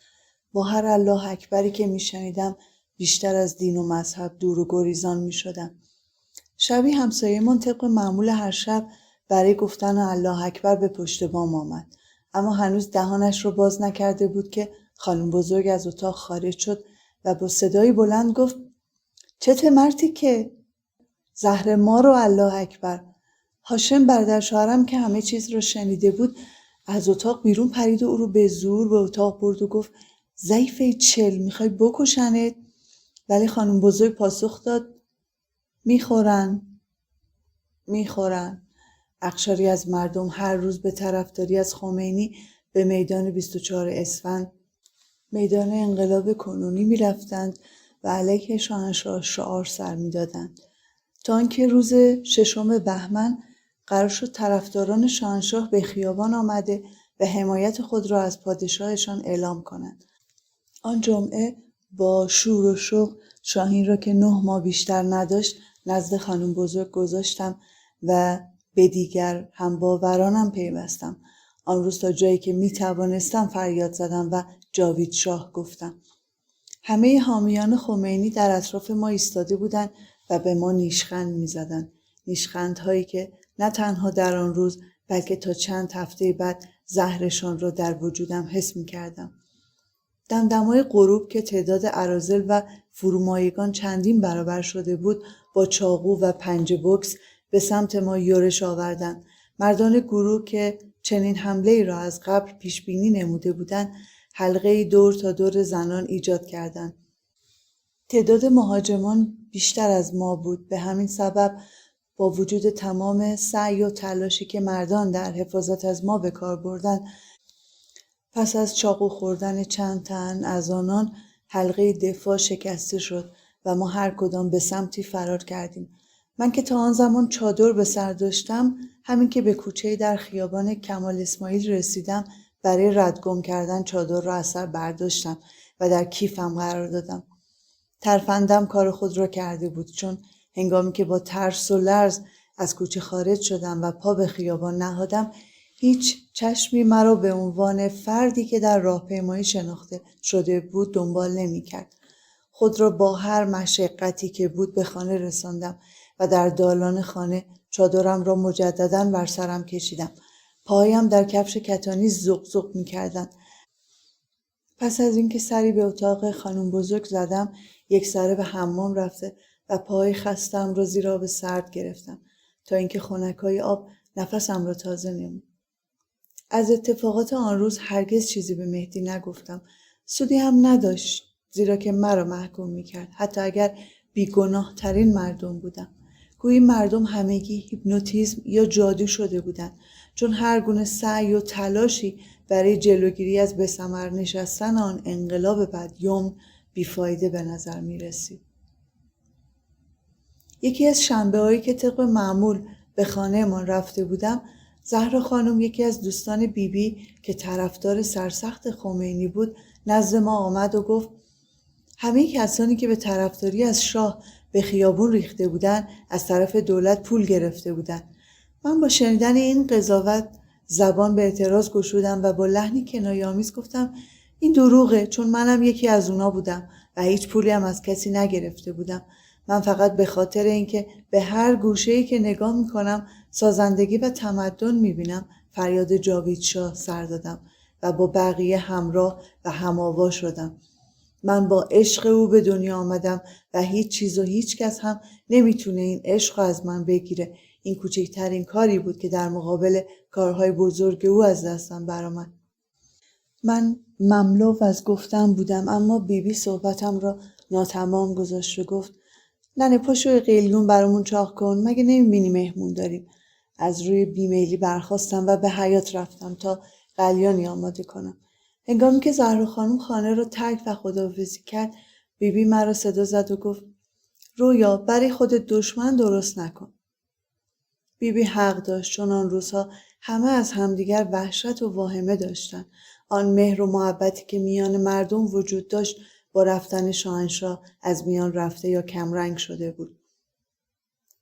شرایط و وضعیتی پیش آمده بود که پدر از پسر، برادر از خواهر، خواهر از برادر، همسایه از همسایه و همه از هم می‌ترسیدند. این عدم اطمینان اولین دستاورد نامبارک انقلاب بود که ماهیت خود را نشان می‌داد. اگر حرفی می‌زدیم باید یقین می‌کردیم که شنونده‌ات مورد اطمینان است و تو را ضد انقلاب مورد خطاب قرار نمی‌دهد و به آن دنیا ریپورتت نمی‌کند، زیرا که مجازات هر فرد ضد انقلاب با به روی کار آمدن رژیم خشم و نفرت مرگ بود و اعدام. طفلکی آن پیرزن ماه‌ها بعد پس از به ثبات رسیدن انقلاب دستمزد وفاداریش را با به دار کشیده شدن برادرزاده‌اش به دست رژیم صفاک دریافت کرد. سهیلا، دختر برادر زهرا خانم که تنها 17 بهار را دیده بود، به دلیل عضویت در سازمان مجاهدین خلق دستگیر و زندانی شد. با همه تلاشی که خانواده و اطرافیانش برای آزادی او به کار بستند، نه تنها موفق به دیدن آزادی که خود در به دست آوردنش سهیم بود نشد، بلکه چند روز پس از دستگیری به چوبه دار سپرده شد. صبح روز بعد از اجرای حکم اعدام، قاتلش با دفتری در دست به نام قباله عقد نزد خانواده‌اش رفته و از شب زفافی که با سهیلا داشت سخن رانده بود. پدر سهیلا 2 هفته پس از کشته شدن دخترش از درد و رنج طاقت فرسای تصور آخرین شب جگرگوشش در زیر دست و پای یکی از شهوترانان پست انقلاب اسلامی بر اثر سکته قلبی به دخترش پیوست. ایران ستیزی به نام خمینی. هر روز اخبار جدیدی از خمینی در روزنامه‌ها به چاپ می‌رسید. هنگامی که برای نخستین بار عکس شلوار او را در روزنامه دیدم، از حالت چشمانش وحشت کردم. حالتی بسیار ناخوشایند که هیچگاه در چشمان پادشاهم ندیده بودم. در نگاه شهریارم مهر و محبت موج می‌زد. عشق و مهربانی بود که از آنها می‌بارید، در حالی که در چشمان خمینی جز شرارت و نفرت هیچ وجود نداشت. فقط شعله‌های خشم بود و انتقام که از آنها ساطع می‌گردید. خیلی مایل بودم تا دلیل آن همه نفرت را بفهمم. تنها کسی که در آن زمان می‌توانست پاسخگوی سوالات من باشد بیبی بود، چون هم تحصیلات قرآنی داشت و هم در طول زندگی از گذر روزگار با سیاست و تاریخ آشنا شده و تجربه اندوخته بود. ناگفته نماند اگرچه از بیبی واهمه داشتم، ولی به خاطر آگاه شدن و یافتن پاسخ پرسش‌هایی که ذهنم را اشباع کرده و مرا رها نمی‌کردند، باید دل به دریا می‌زدم و از فرصت‌هایی که برایم فراهم می‌گردید بیشترین بهره را می‌بردم. یکی از روزهایی که به خانه آقا جون رفته بودم، قلیانی برای او آماده کردم و در کنارش زیر کرسی جا گرفتم و بعد از دقایقی سر صحبت را باز کردم. او در آغاز سعی داشت از جواب دادن تفره برود، اما هنگامی که اصرار مرا دید بالاخره لب به سخن گشود و گفت دلایل خیلی زیادی در این رابطه وجود داره. یکی از اونا باز شدن مدارس و نحوه آموزش و پرورش جدید در سطح کشور بود، چون تا قبل از این سواد و تحصیلات توی مکتب خونه ها و به دست ملاها انجام می شد. پدر و مادرای بچه ها هم سیبیل این ملاها رو حسابی چرب می کردن. او پک محکمی به قلیانش زد و نفسی تازه کرد و ادامه داد معلومه دیگه با باز شدن مدرسه ها نون ملاها و عمام پسرها آجر و در مکتب خونه ها هم تخته شد. به همین خاطر خمینی که از یه جای دیگه میسوخت شروع به مخالفت کرد و روی منبر فریاد میزد که مدرسه ها و آموزش های تازه تأسیس جای پرورش کافرها و ملحداست. بیبی به اینجا که رسید نی قلیان رو بر روی کرسی نهاد و گفت پاشو ننه، پاشو یه استکان چای برام بیار تا گلویی نرم کنم و بقیهش رو برات بگم. با شور و شوق فراوان از کسب اطلاعات بیشتر چای رو براش در استکان ریختم و با قندانی پر از قند و پولکی روی کرسی گذاشتم و مجدداً در کنارش جای گرفتم. او جرعه‌ای از چای رو سر کشید. به نظر می رسید به دور دست ها می نگرد. شاید در اعماق ذهنش به دنبال پاسخهایی ساده و محکم بود. پس از لحظاتی سر بلند کرد و رو به من گفت دلیل دیگه اون انقلاب سفید یا انقلاب شاه و مردم بود که به همین خاطر بساط ارباب و رعیتی برچیده شد. من که طاقت و صبرم به سر رسیده بود صحبتش رو قطع کردم و پرسیدم آخه این چه ربطی به آخوندها و مهمتر از همه چه ربطی به خمینی داشت؟ بیبی نگاهی به من انداخت و گفت یعنی 6 ماهی که زایده نشدی، صبر کن به اونجا هم میرسی.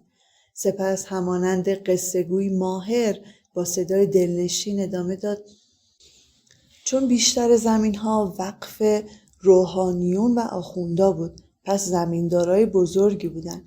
وقتی بعد از انقلاب شاه و مردم زمین ها از دستشون بیرون اومد و به کشاورزا رسید، اونا هم سعی میکردن که روی منبر با یاوه بافیا و تهدیدها از راه دین و مذهب و خراب کردن ذهن مردم جلوی پای شاه سنگ اندازی کنن، ولی تیرشون به سنگ خورد و نتونستن کاری از پیش ببرن.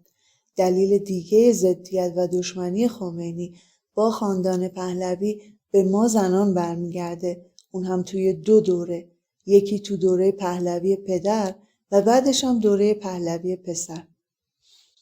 بیبی دوباره چند جرعه چای از استکان نوشید، چند پک کوتاه به قلیان زد، نفسی تازه کرد و سپس در ادامه توضیحاتش گفت از کارهایی که رضاشاه بزرگ پدر ایران نوین برای زنها انجام داد این بود که زن را از اندرونی قاجاریه نجات داد و پرده و نقابی که اونا رو توی خودش پوشونده بود کنار زد.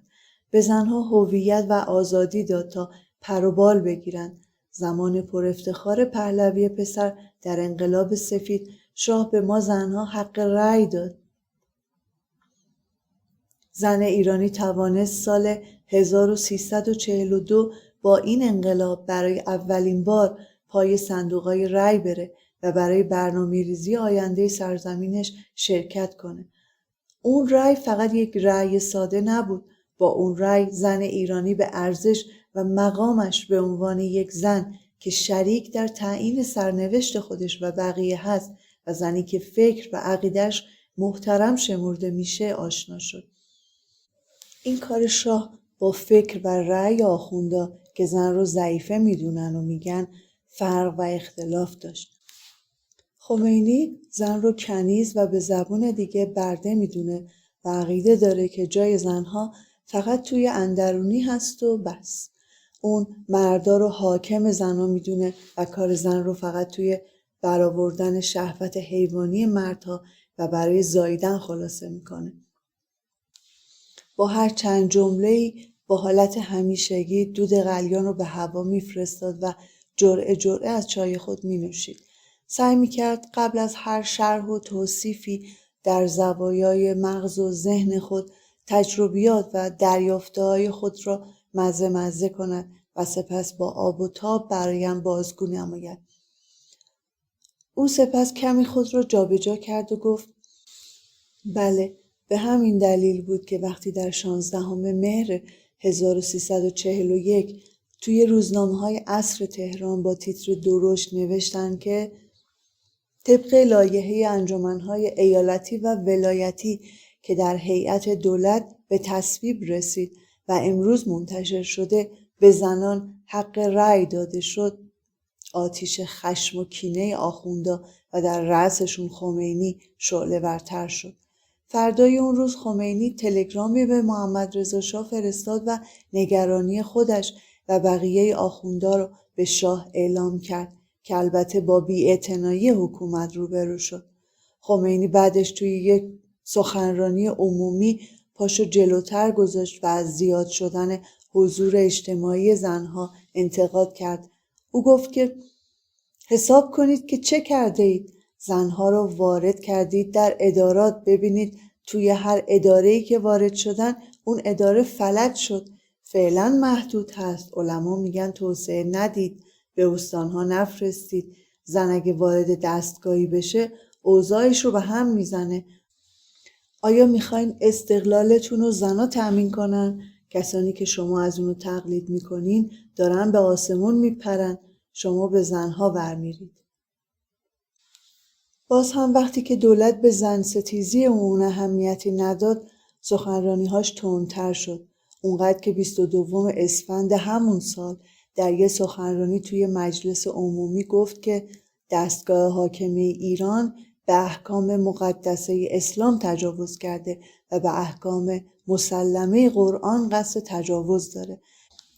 نوامیس مسلمین در شرف حد حرمت هست و دستگاه جابره در نظر داره تساوی حقوق زن و مرد رو تصویب و اجرا کنه، یعنی احکام ضروریه اسلام و قرآن کریم رو زیر پا بگذاره، یعنی دخترهای 18 ساله رو به نظام اجباری ببره و به سربازخونه ها بکشونه، یعنی با زور سرنیزه دخترهای جوون و عفیف مسلمانان رو به مراکز فحشا بکشونه.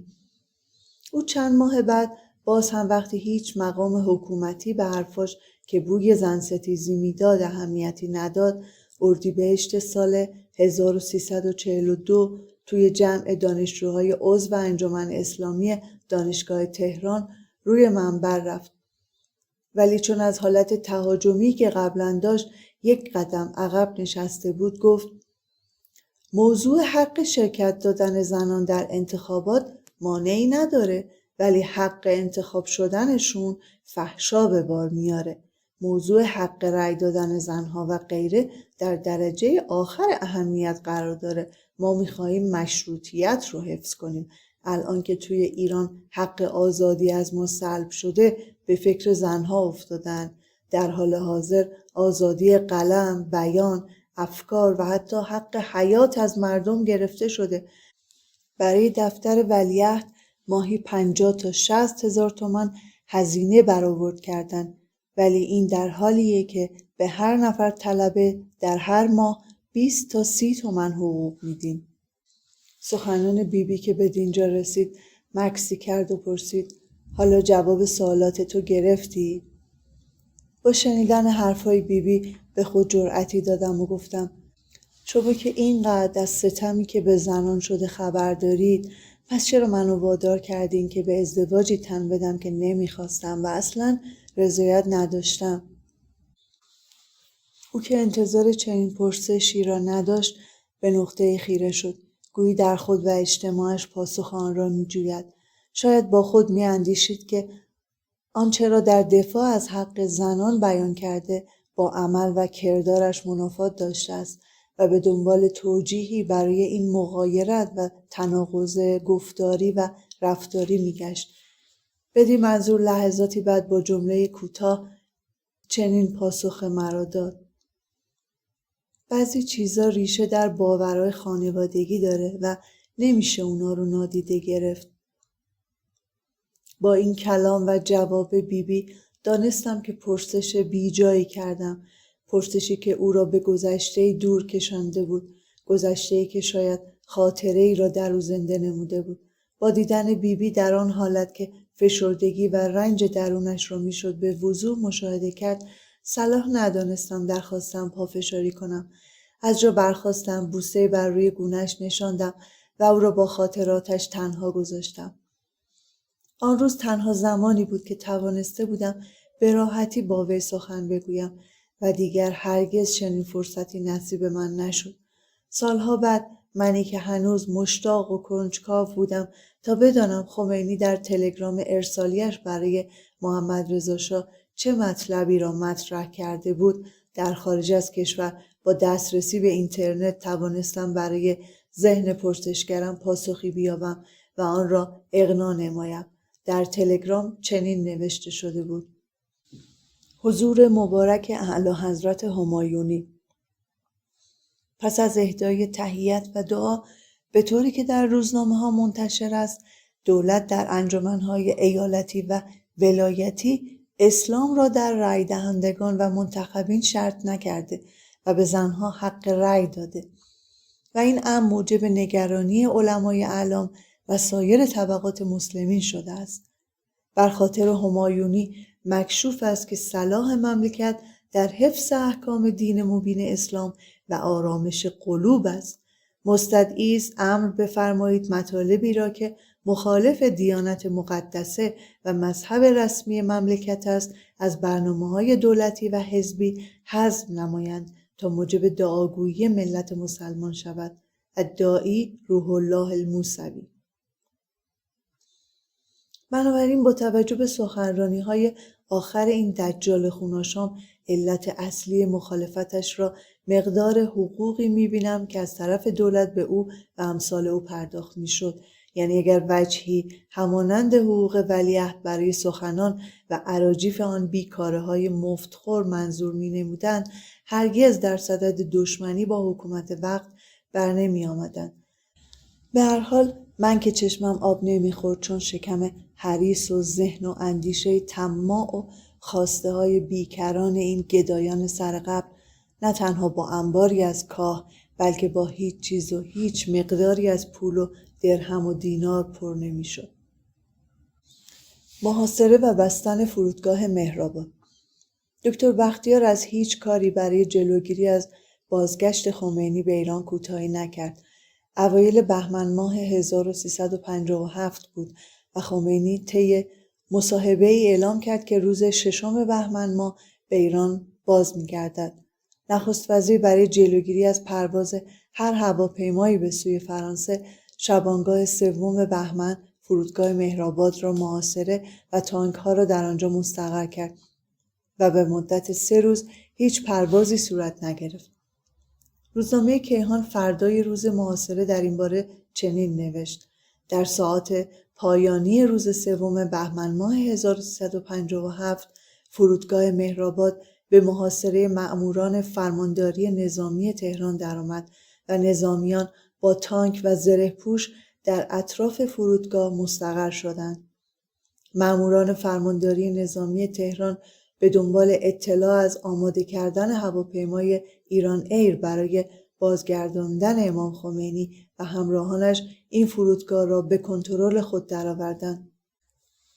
به دنبال اشغال نظامی فرودگاه مهرآباد، کارکنان قسمت حفاظت هواپیمایی ایران اعلام کردند کارکنان قسمت فنی شرکت هواپیمایی ملی ایران برای بازگردانیدن امام خمینی به وطن یک هواپیمای جت بوئینگ 747 آماده کرده بودند که ساعت 12 ظهر روز چهارشنبه 3 بهمن به پاریس پرواز کند.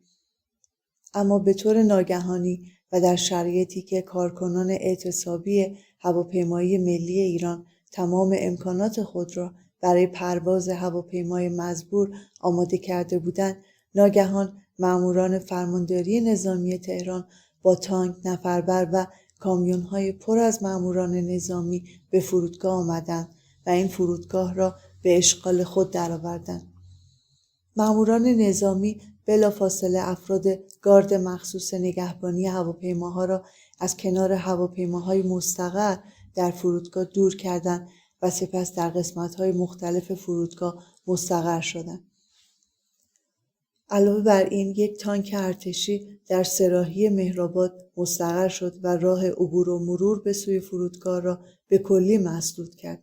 ضمن آنکه درهای مشرف به باند فرودگاه با حضور مأموران نظامی بسته شده و روی باند نیز در فواصل معینی چندین دستگاه کامیون و نفربر ارتشی مستقر شدند تا هواپیماها نتوانند به پرواز درآیند.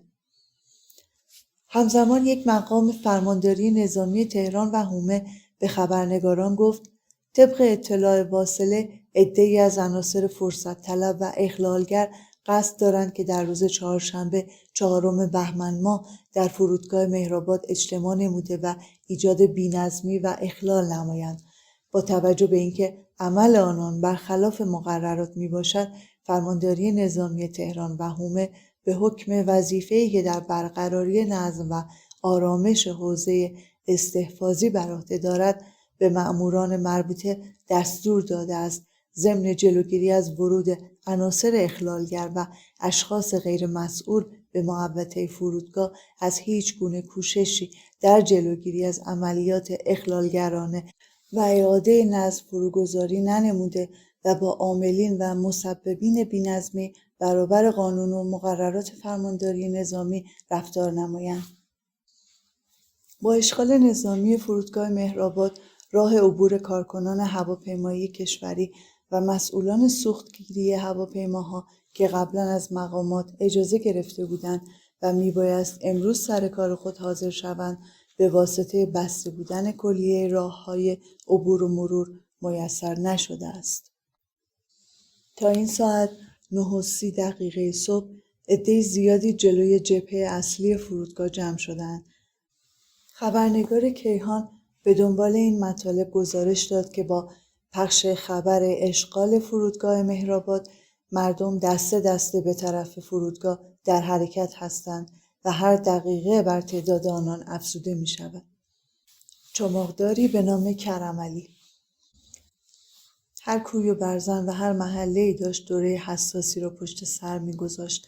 هر شب حامیان حکومت پادشاهی جلوی ماشین‌هایی که تصویر خمینی را لای برف‌پاکن قرار داده بودند سد می‌کردند و پس از برداشتن آن تصویر شاهنشاه را به جایش قرار می‌دادند.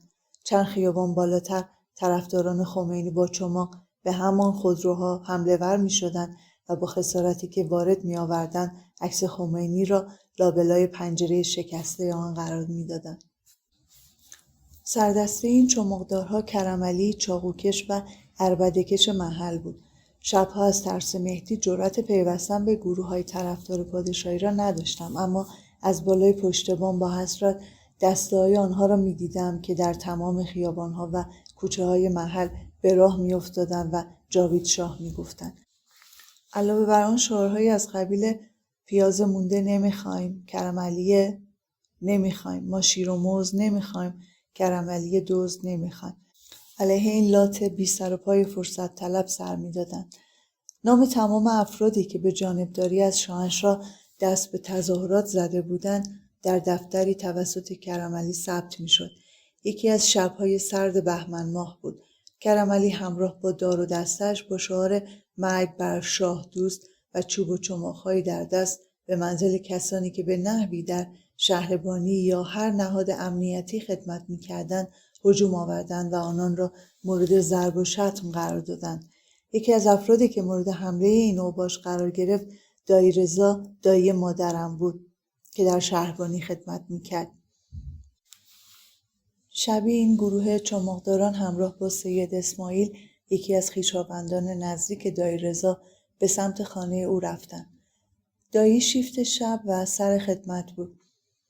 پاسی از نیمه شب گذشته بود. همسر باردار دایی همراه با 2 پسر خردسالش در خواب بودند که زندایی با شنیدن سر و صداهایی از پشت دیوارهای خانه از خواب میپرد. از جایش بلند شده برای اطمینان از سلامت مهرداد و مهران سری به اتاق آنها میزند و سپس پشت در خانه میرود تا بداند موضوع این هیاهو چیست. وی متوجه می شود که افرادی پشت در منزل آنها ایستاده‌اند. اگرچه در را باز نمی کند، اما گوشش را به در می‌چسباند تا شاید پی به علت ازدحام ببرد.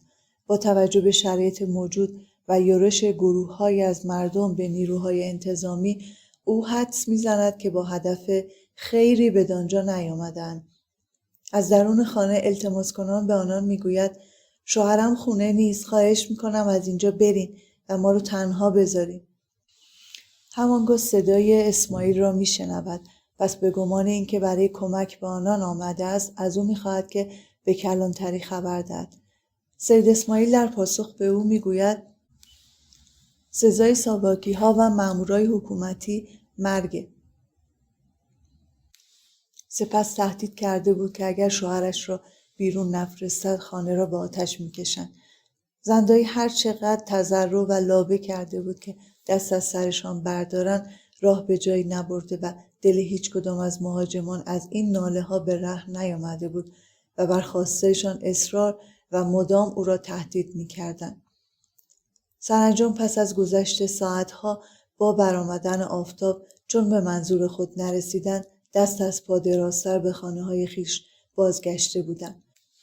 پس از آن واقعه دایرزا تا مدتی از ترس اینکه خانواده‌اش بار دیگر مورد یورش دسته‌های فرومایه و چاقوکش قرار نگیرد فقط روزها در محل خدمت حاضر می‌شد. همچنین هنگام روز برخی بستگان و آشنایان مورد وثوق و اطمینان نیز به نوبت با آنان در خانه می‌ماندند. ماه‌ها بعد از به ثمر نشستن نطفه خبیث و پلید انقلاب جسد کرمعلی را در یکی از کوچه باغ‌ها پیدا کردند. تحقیقات پلیس حاکی از آن بود که بر اثر مصرف بیش از حد مواد مخدر سنکوب کرده است. سرانجام شهر نو. قلعه شهر نو محله مشهور در تهران بود که مجموعه‌ای از روسبیخانه‌ها و میخانه‌ها آن را تشکیل می‌داد. خیابان‌های مهمش عبارت بودند از خیابان‌های عبدالمحمود، قوام دفتر، راهپیما و جمشید. این محله با اسامی شهر نو، قلعه شهر نو، قلعه، محله جمشید و غیره نیز شناخته می‌شد. یکی از وحشیانه ترین کارهایی که اراذل و شورشیان با نام ایران و ایرانی انجام دادند به آتش کشیدن منطقه روسپیان شهر نو بود. آنان که گویی تازه مسلمان شدند و دم از نجابت و باکره بودن می‌زدند این محله را در 10 بهمن ماه در آتش سوزاندند. روزنامه اطلاعات در همین تاریخ خبر این حمله ددمنشانه را چنین در صدر اخبار خود قرار داد: از حدود ساعت 5 بعد از ظهر در اطراف قلعه شهر نو به تدریج مردم اجتماع کردند. مدت زیادی نگذشت که اجتماع افراد با تظاهرات توأم شد. ابتدا مأموران فرمانداری نظامی از مردم خواستند تا پراکنده شوند که پس از عدم توجه مردم به هشدار پلیس اقدام به تیراندازی هوایی نمودند. با رفتن مأموران دوباره اجتماع کثیر مردم در اطراف محله روسپیان تشکیل شد. در حدود ساعت 6 بعد از ظهر چند تن از جوانان به در قلعه حمله کردند. جمعیت حاضر نیز به تبعیت از آنان به خیابان‌های داخل قلعه هجوم آوردند. در این هنگام با مواد و وسایلی که از قبل تهیه کرده و با خود به همراه آورده بودند خانه‌ها و مغازه‌ها و ساختمان‌های آنجا را به آتش کشیدند. گروهی نیز به زنان ساکن در قلعه حمله کردند، اما در این جریان عده دیگری از تظاهر کنندگان مانع رسیدن آسیب و صدمه به ساکنان آن محله شدند. چند تن از شاهدان عینی اظهار داشتند که تعدادی از روسپیان در این واقعه مجروح و 2 یا 3 نفر نیز کشته شدند. به این ترتیب روسپیخانه بزرگ شهر در آتش سوخت و خاکستر شد. مردم ساعتها شاهد سوختن آن محله بودند. ماموران آتش نشانی که پیرو اعلامیه قبلی خود ضمن اعلام همبستگی با مردم مبنی بر این که از اطفای آتش‌هایی که مردم قصد فرونشانی آنها را ندارند خودداری خواهند کرد، در نتیجه اقدامی برای خاموش کردن شعله‌های افسار گسیخته آنجا به عمل نیاوردند. خدا می‌داند چند نفر از مشتریان پر و پا قرص شهر نو در آن زمان در سوزانیدن و ویرانی آن قلعه و ساکنانش دست داشتند. آن جانیان جسد یکی از روسپیان سوخته شده را با افتخار بر روی دست خود بلند کرده و دور تا دور شهر می‌گرداندند تا این سند ننگین برای همیشه در تاریخ سرزمینی که زمانی مهد تمدن بود ثبت و ماندگار شود. ارواح شرارت خاک و میهنم را تصرف کرده بودند و هر جا گام می‌نهادند پشت سر خود خون و خاکستر بر جای می‌گذاشتند. کشته شدن سرلشکر تقی لطیفی 9 بهمن ماه 1357 بود. در حدود ساعت 5 بعد از ظهر مردمی که اطراف دانشگاه تهران برای بازگشت خمینی دست به تحصن زده بودند متوجه می‌شوند که یک فرد نظامی با لباس فرم پشت فرمان یک خودرو بنز قصد ورود به خیابان امیرآباد شمالی کارگر فعلی را دارد. این شخص کسی جز سرلشکر تقی لطیفی رئیس آجودانی ژاندارمری کشور نبود که در کمال بی‌تدبیری و شاید لجاجت بدون پنهان کردن ظاهر نظامی خود میان انبوهی از خوناشامان آمده بود. جمعیت حاضر که درجه‌های سرلشکر را دیده بودند با فریاد و هیجانی از خشم به طرف خودرو او دویدند و چند لحظه بعد با یورش جمعی شیشه‌های بنز را خرد نموده و سپس کوکتل مولوتوفی روی کاپوت آن پرتاب نمودند. ژنرال که خود را در محاصره چنین وحشیانه مشاهده کرده بود و راه گریزی نداشت، به نشانه تسلیم و عدم اندیشه برخورد با مردم با دستهای بالا برده از ماشینش پیاده می شود. اما ملتی که در این زمان فقط در فکر قتل و کشتن افرادی بودند که به گمان آنان ضد انقلاب یا از عاملین نظام شاهنشاهی هستند، آن دستان و رفتار مسالمت‌آمیز وی را نمی‌دیدند. بنابراین با هر چه در دست داشتن به او حمله می‌کنند و پس از مضروب نمودنش تصمیم می‌گیرند تا او را به دانشگاه و نزد روحانیون متحسن ببرند. در طول راه در حالی که سرلشکر اسیر آن گروه بود، چند نفر ناجوانمردانه به دو حمله و از ناحیه پشت و سینه به شدت با چاقو مجروح می‌کنند. هنگامی که با همان حال به دانشگاه می‌رسند، آیت الله طالقانی دستور می‌دهد وی را به بیمارستان یا اورژانس ببرند. با این فرمان نخست او را به بیمارستان شریعتی یا داریوش کبیر می‌رسانند، ولی به علت اینکه ارتشی بوده مطابق مقررات به بیمارستان 501 ارتش منتقل می‌شود. تلاش برای معالجه و درمانش به ثمر نمی‌رسد و بالاخره فوت می‌کند. نام ایشان در رده اعدامیون به ثبت نرسیده بود و این خود نشان دهنده این است که از شدت جراحات وارده کشته شده بود. این همان عدل الهی انقلاب بچگون و منحوس 57 است که آمریکا و انگلیس در دامان این سرزمین اهورایی گذاشتند و بدان آن اهدا کردند. بازگشت خمینی به ایران. خمینی تقریباً پس از 15 سال تبعید در روز 12 بهمن ماه 57 قدم‌های نحس و نجسش را بر خاک پاک ایران نهاد. ورود او از تلویزیون و به صورت زنده پخش می‌شد. وقتی یکی از روزنامه‌نگاران خارجی در هواپیما در میان پرسش‌های دیگر از او سوال کرد که اکنون که پس از سالها دوری از وطن به ایران برمیگردید چه احساسی دارید؟ او با نگاه و چهره‌ای از بی‌تفاوتی و بدون حس و لبریز از سردی و خالی از گرمی و لطافت انسانی با یک کلمه هیچی پاسخی سرد و سنگین را بر فرق مردم نگونبخت ایران نواخت. پاسخی که نشان از آینده‌ای سنگین و مبهم و دردآور داشت. آن هیچ میزان مهر و علاقه نداشته او را به ایران نشان می‌داد.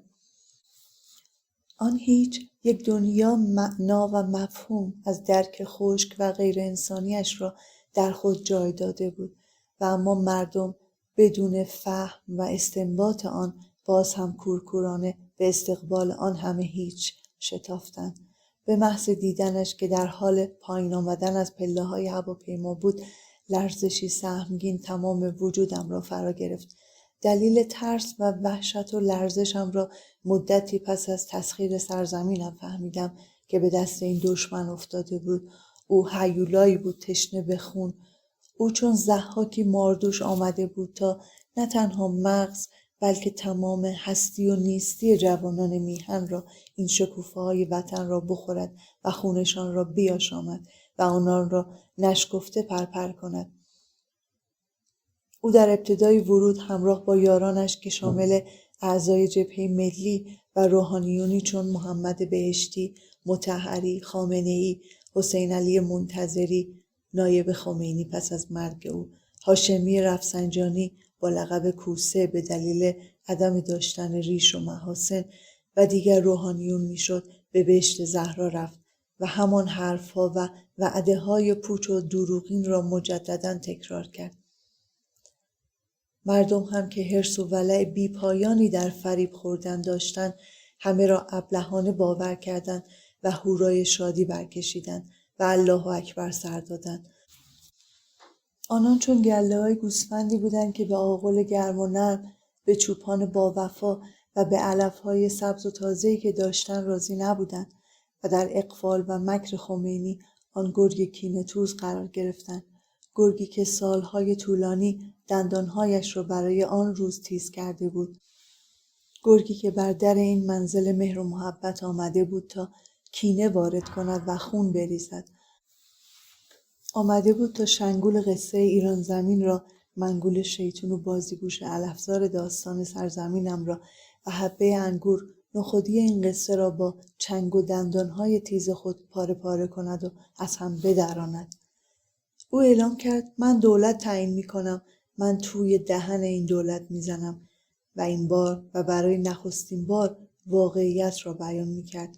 او چنان دولتی تعیین کرد که تا با آن روز دنیا به خود ندیده بود. او دولت شومی را که تنها هدفش کشتن و نابود کردن بود در ایران پایه‌گذاری کرد. او نه تنها توی دهن دولت بلکه چنان توی دهن ملت زد که دیگر هیچ کس هوس انقلابی دیگر نکنند.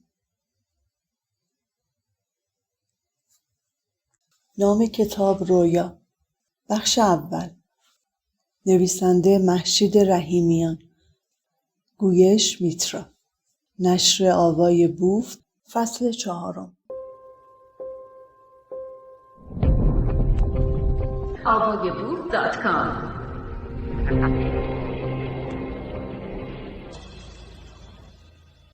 مدرسه رفاه.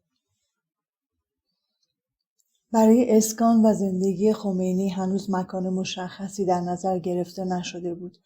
علاوه بر آن هنوز کارهای زیادی برای انجام دادن مانده بود که در آن زمان فقط در مدرسه رفاه امکان آن را می‌یافت.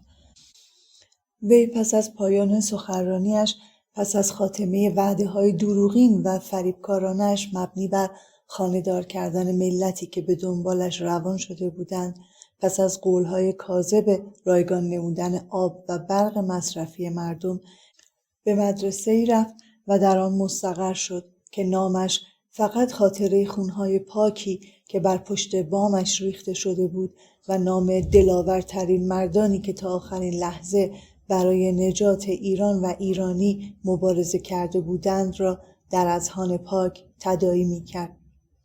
مدرسه رفاه مکانی که زمانی برای شبانگاهی مهماندار پاکترین و قهرمانترین مردان بود، جایی که زمینش، آسمانش، در و دیوارش در غم از دست دادن پاکترین پاکان فریاد و زجه می‌زدند، محلی که زمینش را با خون دلیران ایران زمین شستند و آب کشی کردند، جایی که هر گوشه‌اش هزاران قصه ناگفته دارد، مدرسه‌ای که برای اولین بار الفبای مرگ و نیستی را در بطن و سینه‌اش نوشتند، در کلاس‌هایش به جای درس مهربانی، پاکی و بخشش، درس انتقام، ستم کردن و کشتن و قلع و غم دادند و آموزگاران نابخردش بارها انشای کشتار و تیرباران را منتشر نمودند و آن را با رنگی پاک نشدنی از خون بر روی تخت سیاهش نوشتند: مدرسه رفاه، ننگ همه مدارس سرزمینم. اولین نخست وزیر دولت موقت در شامگاه 14 بهمن 1357 طی جلسه‌ای که با حضور اعضای شورای انقلاب اسلامی در دبستان شماره 2 علوی اقامتگاه خمینی برگزار شد، مهدی بازرگان یکی از اعضای هیئت مؤسسین جبهه ملی و همچنین از بنیانگذاران به قولی نهضت آزادی ایران و یکی از هواداران پر و پا قرص و از معتمدان خمینی در جریان انقلاب با حکم آن دجال به مقام نخست وزیری دولت موقت منصوب شد. این حکم فردای آن روز در آمفی‌تئاتر مدرسه علوی به وی ابلاغ گردید. اکثر وزرای دولت بازرگان را اعضای جبهه ملی و نهضت آزادی ایران نظیر کریم سنجابی، داریوش فروهر و حسین شاه حسینی تشکیل می‌دادند. داریوش فروهر در اول آذر ماه 1377 به پاداش خوشخدمتی‌هایش همراه با همسرش پروانه اسکندری در جریان قتل‌های زنجیره‌ای در منزلش به قتل رسید. چنانکه گفته میشد بازرگان که به اصطلاح یکی از روشنفکران مذهبی به شمار می‌آمد، بعدها بر سر اعدام‌های انقلابی و نیز موضوع اشغال سفارت آمریکا و گروگانگیری دیپلمات‌های آمریکایی در آبان ماه 1358 اختلاف نظرهای اساسی با خمینی و دیگر سردمداران مذهبی پیدا کرد و با آنها وارد چالشی جدی شد. علاوه بر آن شایع شد که در موضوع همه‌پرسی نیز با خمینی دچار اختلاف بود، چون بازرگان اعتقاد داشت که لازم و بایسته است تا حکومت جمهوری دموکراتیک به رفراندوم گذاشته شود و این در صورتی بود که خمینی فقط بر جمهوری اسلامی یا همان حکومت اسلامی اصرار و ابرام داشت، نه یک کلمه زیاد و نه یک کلمه کم. مثلی هست که دم خروس را باور کنیم یا قسم حضرت عباس را. تصویری از نخست وزیر خواهان و مشتاق جمهوری دموکراتیک در حالی که رأی آری به جمهوری اسلامی را به صندوق می‌اندازد در تاریخ 13 فروردین 1358 زینت بخش روی جلد مجله امید ایران شده بود. آیا نخست وزیری که به دنبال علم ایران ستیزی یک دجال سراپا انتقام با مأموریتی برای نابودی ایران و ایرانی راه افتاده بود می توانست انتظار دیگری هم از انقلاب و رهبرش داشته باشد؟ آیا به راستی آنقدر احمق بود که گمان می‌کرد با وجود افرادی بی‌ثبات و مرتجع مدینه فاضله‌ای را خواهد ساخت؟ آیا پی نبرده بود که به جای یک امپراتوری با شکوه رویای سرابی تهی از واقعیت را دنبال نموده و عاملی بوده برای ویران ساختن آن عظمت و شکوه دیرین؟ هر کس هر چه می‌خواهد بگوید. چگونه منی که 17 سال بیشتر نداشتم و از تحصیلات بالایی برخوردار نبودم، حتی چندان سرد و گرم روزگار را نچشیده بودم و افرادی مانند من با احساسات درونی خیش آنچه را که آن کوردلان مثلا روشنفکر ناتوان از دیدن و خواندنش بودند دیده و خوانده بودیم. آنان با هم در نابودی سرزمینم هم فکر و هم داستان بودند.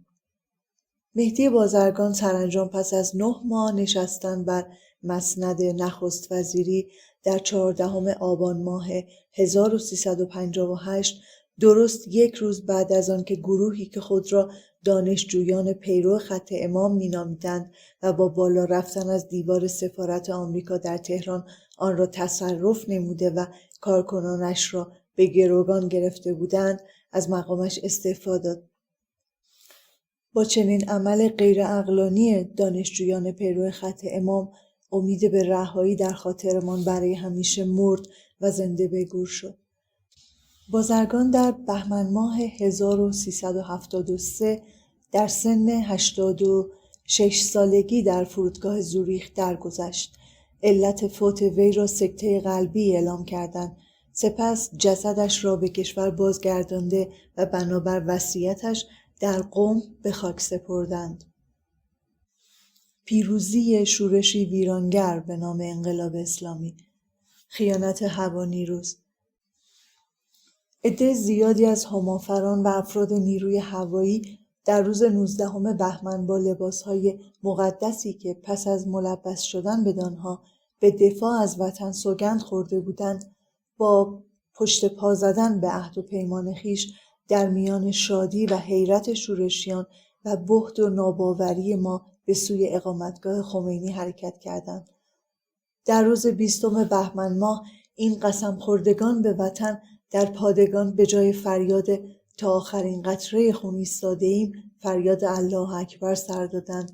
بانگ شومی که از سرزمین اعراب بادیه نشین و از دل تاریخ خونریز بدین سرزمین آمده بود تا بار دیگر از کشته‌ها پشته ساخته شود. این خیانت باعث خشم افسران و کارکنان ضد اطلاعات نیروی هوایی شد. بنابراین به هومافران اخطارهای تندی دادند که منجر به درگیری و تیراندازی و ورود گارد شاهنشاهی گردید. با بالا گرفتن درگیری، مردمی که بوی خون شنیده و مسلح نیز بودند، برای یاری رساندن به هومافران ارتش وارد پادگان شدند. اما گارد شاهنشاهی بنا به سوگندی که خورده بود همچنان تا آخرین لحظه دست از دفاع نکشیده و پاسخ شورشیان مسلح را با گلوله میداد.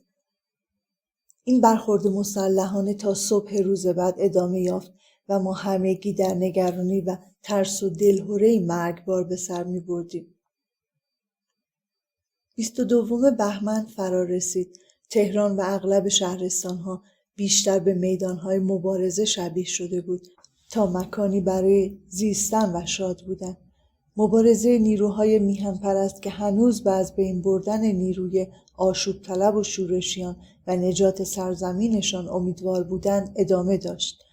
از غروب 2 روز قبل مردم در خیابانها بودند. حملات مردم مسلح به تمام مراکز شهربانی و نیروهای مسلح در حال مقاومت شدیدتر میشد. در عجب بودیم که چگونه نه مردم بلکه شورشی‌ها مجهز به سلاح گرم شده بودند. کمی بعد خبر رسید که ستاد ژاندارمری واقع در میدان 24 اسفند انقلاب کنونی به دست افراد نیروهای هوایی و دریایی و مردم افتاده است. پس از ساعتها زد و خورد، پادگان اشرت‌آباد و تسلیحات ارتش، کارخانه‌ها و انبارهای اسلحه به دست مردم تصرف شده بود. سرانجام در حالی که همه خیابان‌ها و مناطق شاهد حضور شورشیان مسلح بودند، در ساعت 10:30 صبح شورای عالی ارتش با شرکت رئیس ستاد، وزیر جنگ و اکثر فرماندهان تشکیل جلسه داد و پس از مذاکرات بسیار برای جلوگیری از هرج و مرج و خونریزی بیشتر طی بیانیه‌ای بی‌طرفی ارتش را اعلام نمود.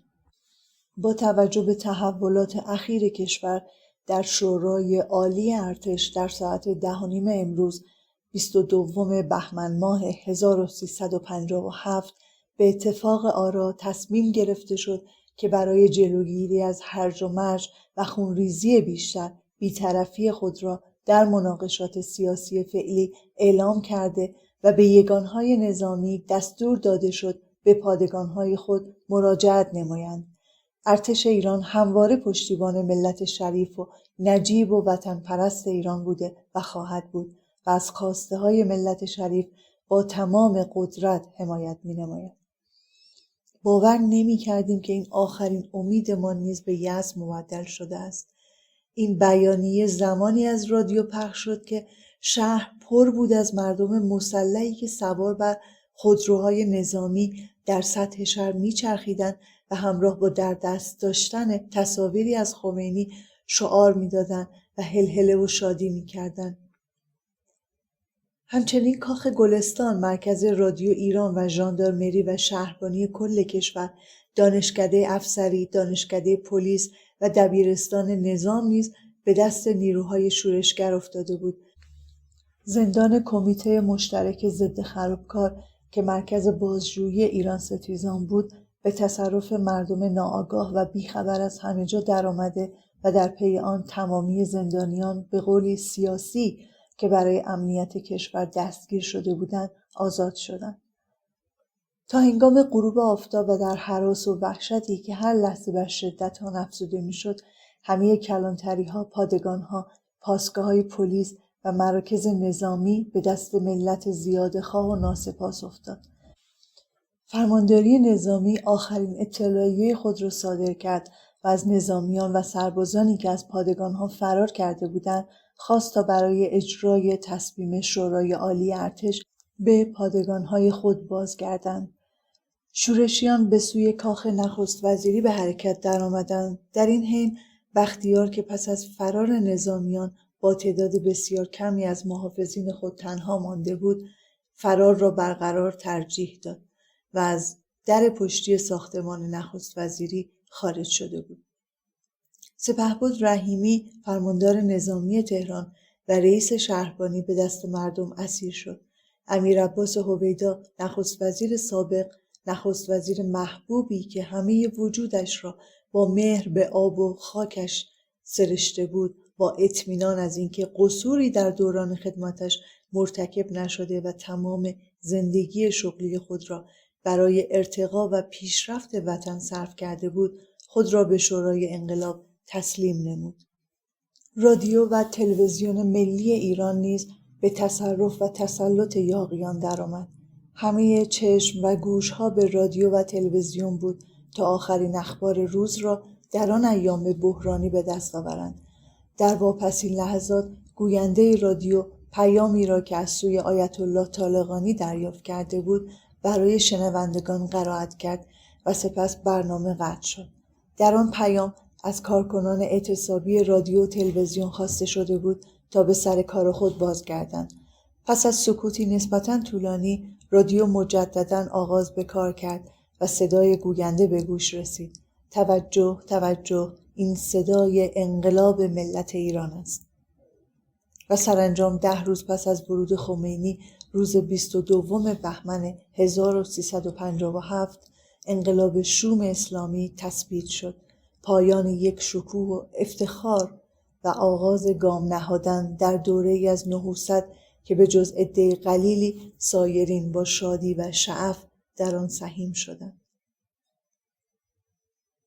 نخستین میهمان ناخوانده خارجی. یاسر عرفات اولین میهمان خارجی حکومت خودکامگان در 22 بهمن ماه عازم ایران شد. گویی او تنها کسی بود که به خوبی می‌دانست سرزمین آریایی من در دست دشمن درون گرفتار آمده است.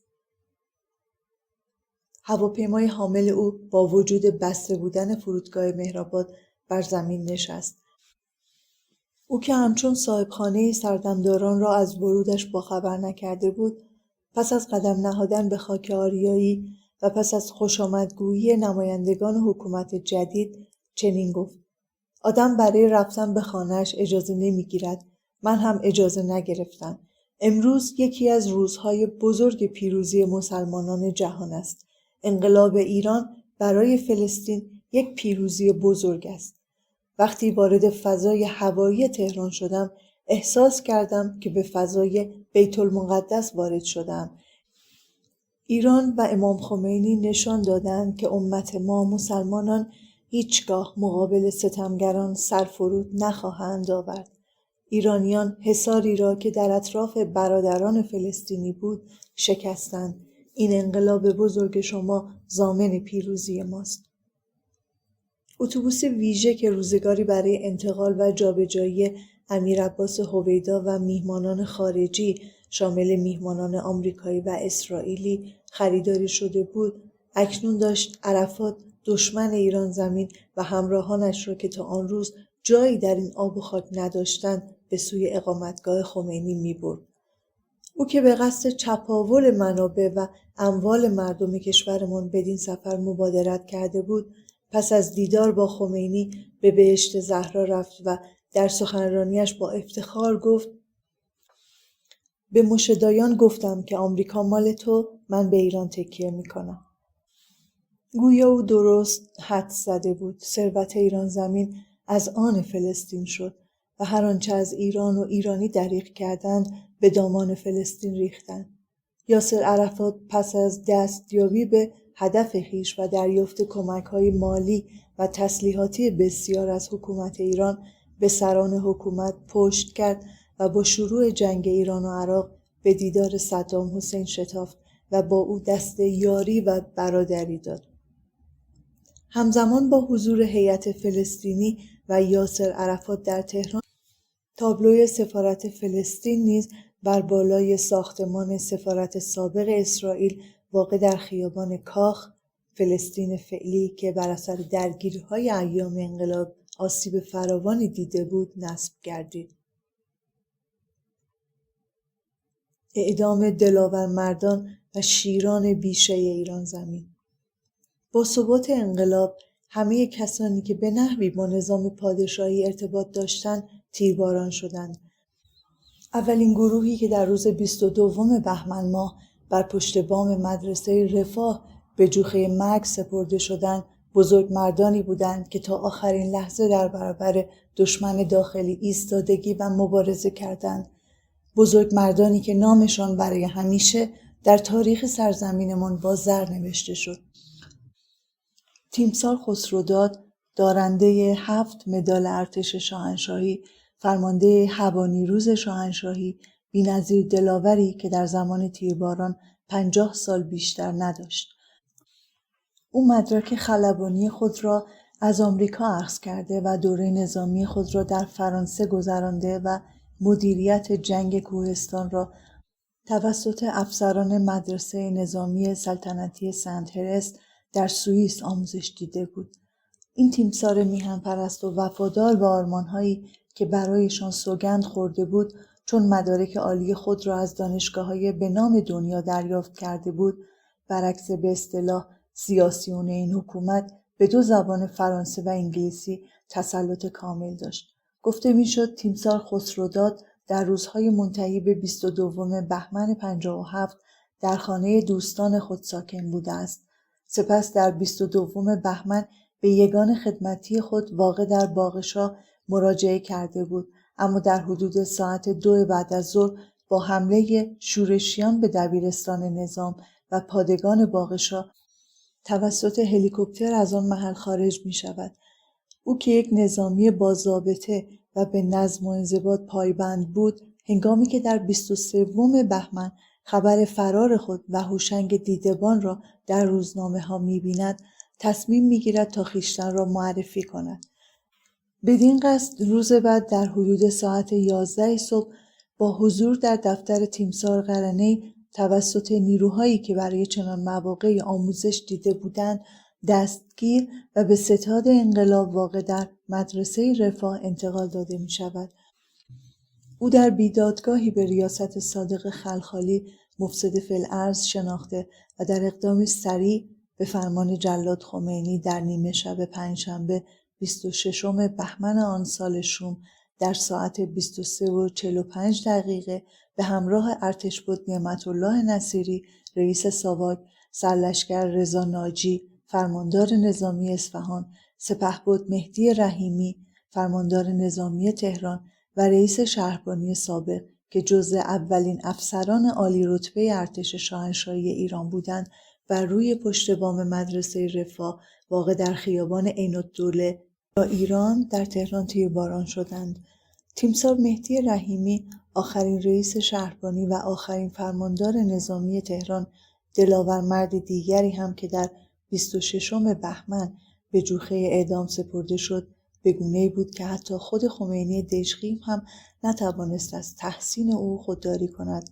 به گفته ابراهیم یزدی مشاور خمینی که حال به نان و نوایی رسیده و به مقام‌های نایل شده بود. تیمسار رحیمی به عنوان فرماندار نظامی تهران و ارشدترین افسر ارتش در صبح روز شوم 22 بهمن با لباس مبدل در کنار خیابان سپه حمله مردم به پادگان باغشاه را تماشا می‌کرده است. آنگاه توسط یکی از افسران زیردستش که با انقلابیون همکاری داشته شناسایی و دستگیر و سپس به مدرسه رفاه برده می شود. پس از جلسه بیدادگاه انقلاب، ابراهیم یزدی به تیمسار ناسزای ناموسی می گوید و به شاه فقید هم اهانت می کند که ناگهان تیمسار در میان جمعیت یک سیلی بر گوش یزدی می خواباند. متعاقباً یزدی عصبانی شده و دستور قطع دست تیمسار را می دهد. هنگامی که خبرنگار روزنامه اطلاعات پس از دستگیری سپهبد مهدی رحیمی از او پرسیده بود چرا پس از پیام امام خمینی که در آن شما و دیگر امرای ارتش را دعوت به پیوستن به مردم کرده بود توجهی نکردید؟ او در پاسخ گفته بود من سرباز بودم و سوگند خورده بودم و باید به سوگندم وفادار می‌ماندم. و چون پرسیده بود درباره وضع فعلی خود چگونه فکر می‌کنید، او گفته بود خوشحالم که اگر اسیر هستم اسیر دست مسلمانان هستم و حق و عدالت اجرا خواهد شد. اما افسوس که نمی‌دانست آن گروه از مسلمانان حتی اگر می‌توانستند خود خدا را هم برای رسیدن به اهداف شیطانی خویش به زیر کشیده و اعدام می‌کردند. علیرضا نوری‌زاده یکی از خبرنگارانی که در ابتدا طرفدار حکومت جنایتکار بود و بعدها در مقام مخالفت با آنها برخاست، در خصوص مشاهدات خود از لحظه اعدام این دلاوران و قهرمانان ملی این گونه می‌نویسد: برای ثبت در تاریخ باید بگویم رفتاری که تیمسار رحیمی و تیمسار خسروداد در برابر جوخه اعدام داشتند رفتاری بسیار شجاعانه بود. تیمسار رحیمی سلام نظامی داد و جاوید شاه و پاینده ایران گفت. تیمسار خسروداد هم گفت چون من در اینجا ارشد هستم خودم حکم تیر خودم را به خودم صادر می کنم. هیچ کدام نیز اجازه ندادند که چشمهایشان را ببندند. این بهادران حاضر نشده بودند به سرور و میهن خود خیانت نمایند، پس همانند یک قهرمان با سربلندی تیرباران شدند.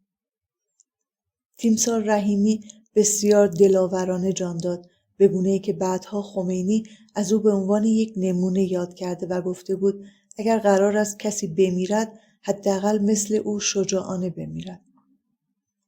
ایران بوی خون گرفته بود و هر روز صبح روزنامه‌ها خبر از کشتن و تیرباران سران دولت شاهنشاهی در سراسر ایران زمین می‌دادند و تصاویری از پیکرهای بیجان آن دلاور مردان را در صفحات اول خود به چاپ می‌رساندند.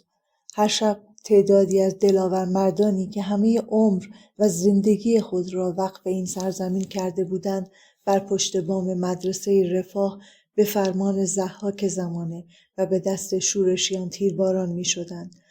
سلحشورانی که دشمن با شنیدن نامشان لرزه بر اندامش می افتاد. آنگاه در فقدانشان صدام پلید به خود جرأت داد تا 1 سال و اندی بعد به خاک ایران دست درازی کند. سپهبد نادر جهانبانی. سپهبد چشم آبی ایران زمین نادر جهانبانی پسر امان‌الله جهانبانی یکی از فرماندهان ارتش شاهنشاهی با درجه سپهبدی، وزیر و سناتور مجلس سنای ایران و هلن کاسمینسکی مهاجر روس بود.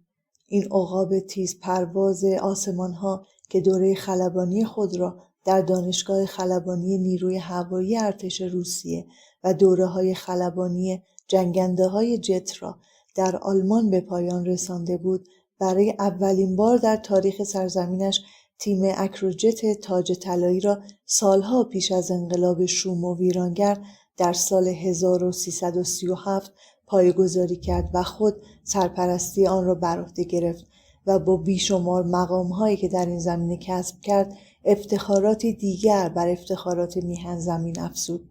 سپهبد نادر جهانبانی، این ژنرال چشم آبی سرزمینم، در روز 22 بهمن 57 هنگامی که در پست خود در دوشان تپه انجام وظیفه می‌کرد توسط نیروهای مزدور دستگیر و به حکومتی که آمده بود تا شیران بیشه آب و خاکم را از پای درآورد تحویل داده می‌شود و سپس به دادگاهی به ریاست صادق خلخالی برده می‌شود. آن زمان چنین بود که نام و جرم و گناه متهم را بر روی کاغذی نوشته بر گردنش می‌انداختند، اما علی‌رغم کنکاش‌های آنان جرم و جنایتی در سابقه وی نیافته بودند تا به او نسبت دهند. بنابراین بر روی آن کاغذ کذایی نوشتند سپهبد نادر جهانبانی عامل فساد.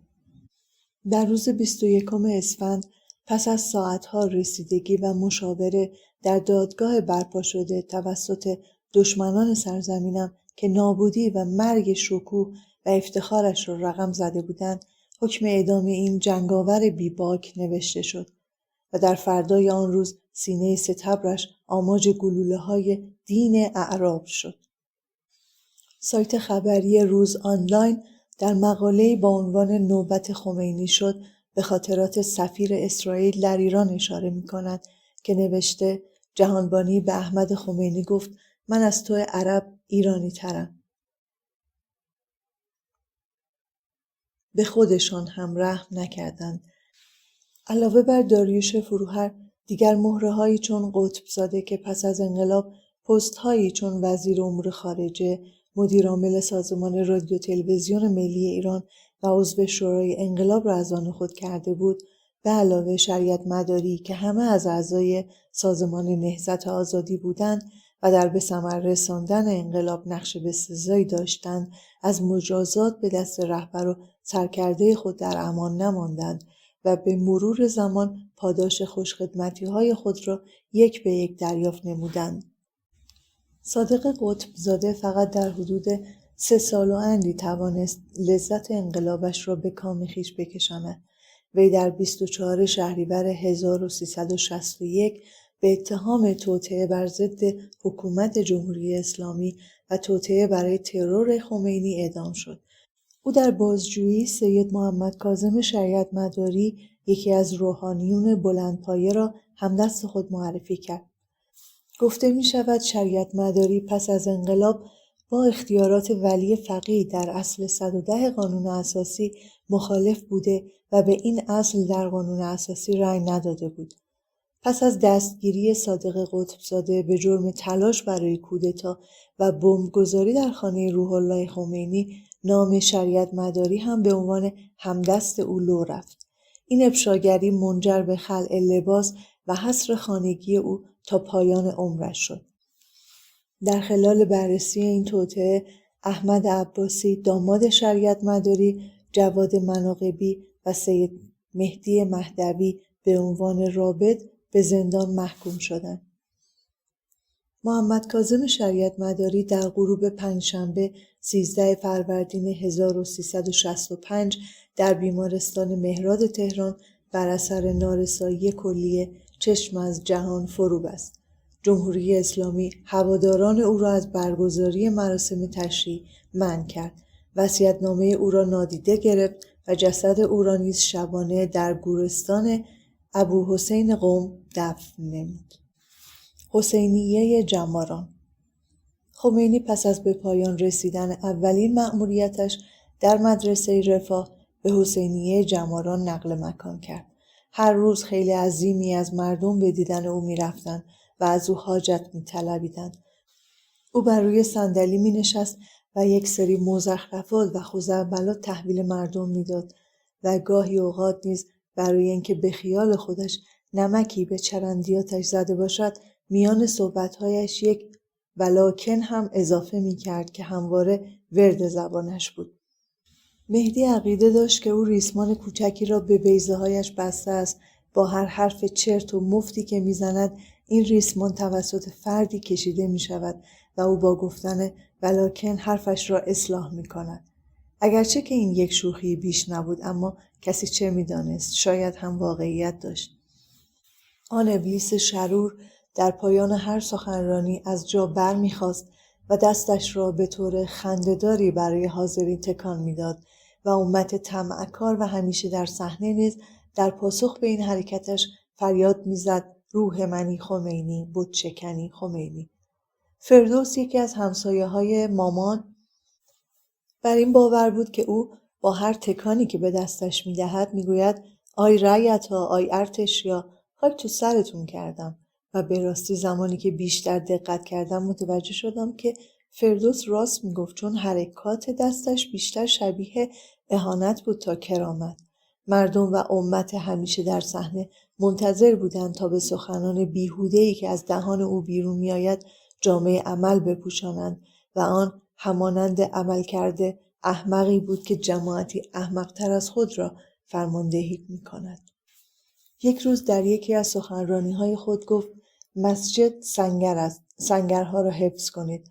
هنوز این کلام از دهان آن پیر خونخوار بیرون نیامده بود که بلافاصله امت گوش به فرمان با قرار دادن گونی‌های شن و سوار کردن مسلسل بر سردر مساجد آنها را به سنگر تبدیل کرده و بسیجیان جوان و نوجوان شب و روز پشت مسلسل‌ها آماده به نبرد و دفاع نشسته بودند.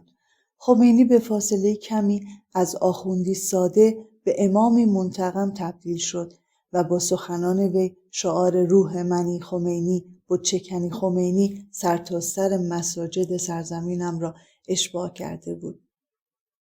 پرچمی با نشان نعل اسب و خرچنگ. همان روزی که خرچنگ نعل اسبی بشد جایگه به آن خورشید و شیرم، همان روزی که آن ابلیس و خونخوار بکشت با نام رب برنا و پیرم.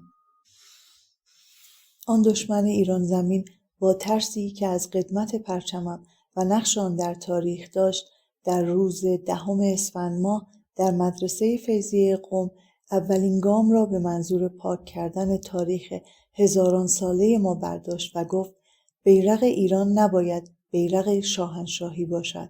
آرم‌های ایران نباید آرم‌های شاهنشاهی باشد.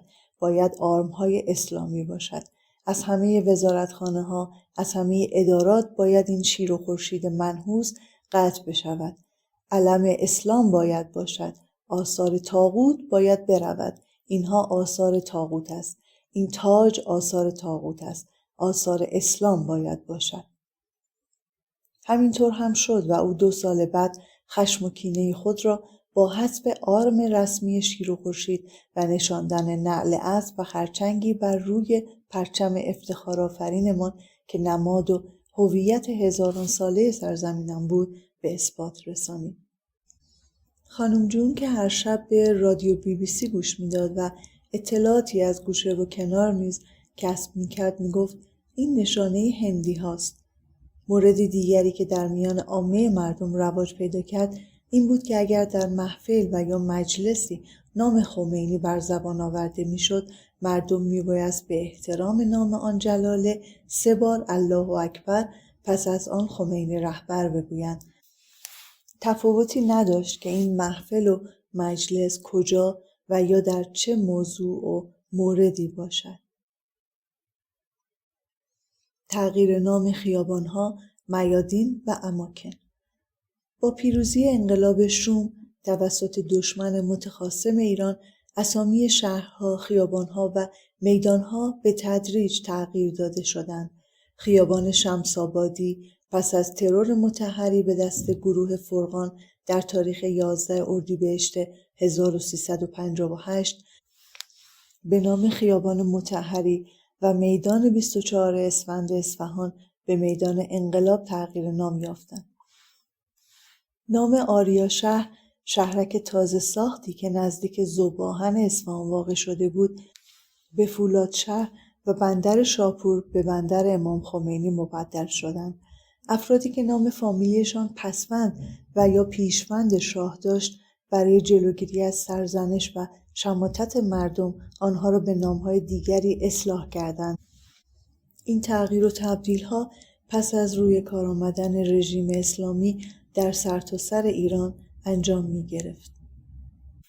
زن ستیزی حکومت اسلامی، به اندرون فرستادن زن ایران زمین. هدف دیگری که خمینی بدان چشم داشت تا به انجام برساند پس گرفتن تمام حق و حقوقی بود که 2 شاهنشاه بزرگ پهلوی به زن ایران زمین بازگردانده بودند. او زنان را مجبور به پوشیدن حجاب کرد، همانهایی که تا پیش از بر تخت خلافت نشستن در بوق و کرنا کرده بودند که حجاب اجباری نیست.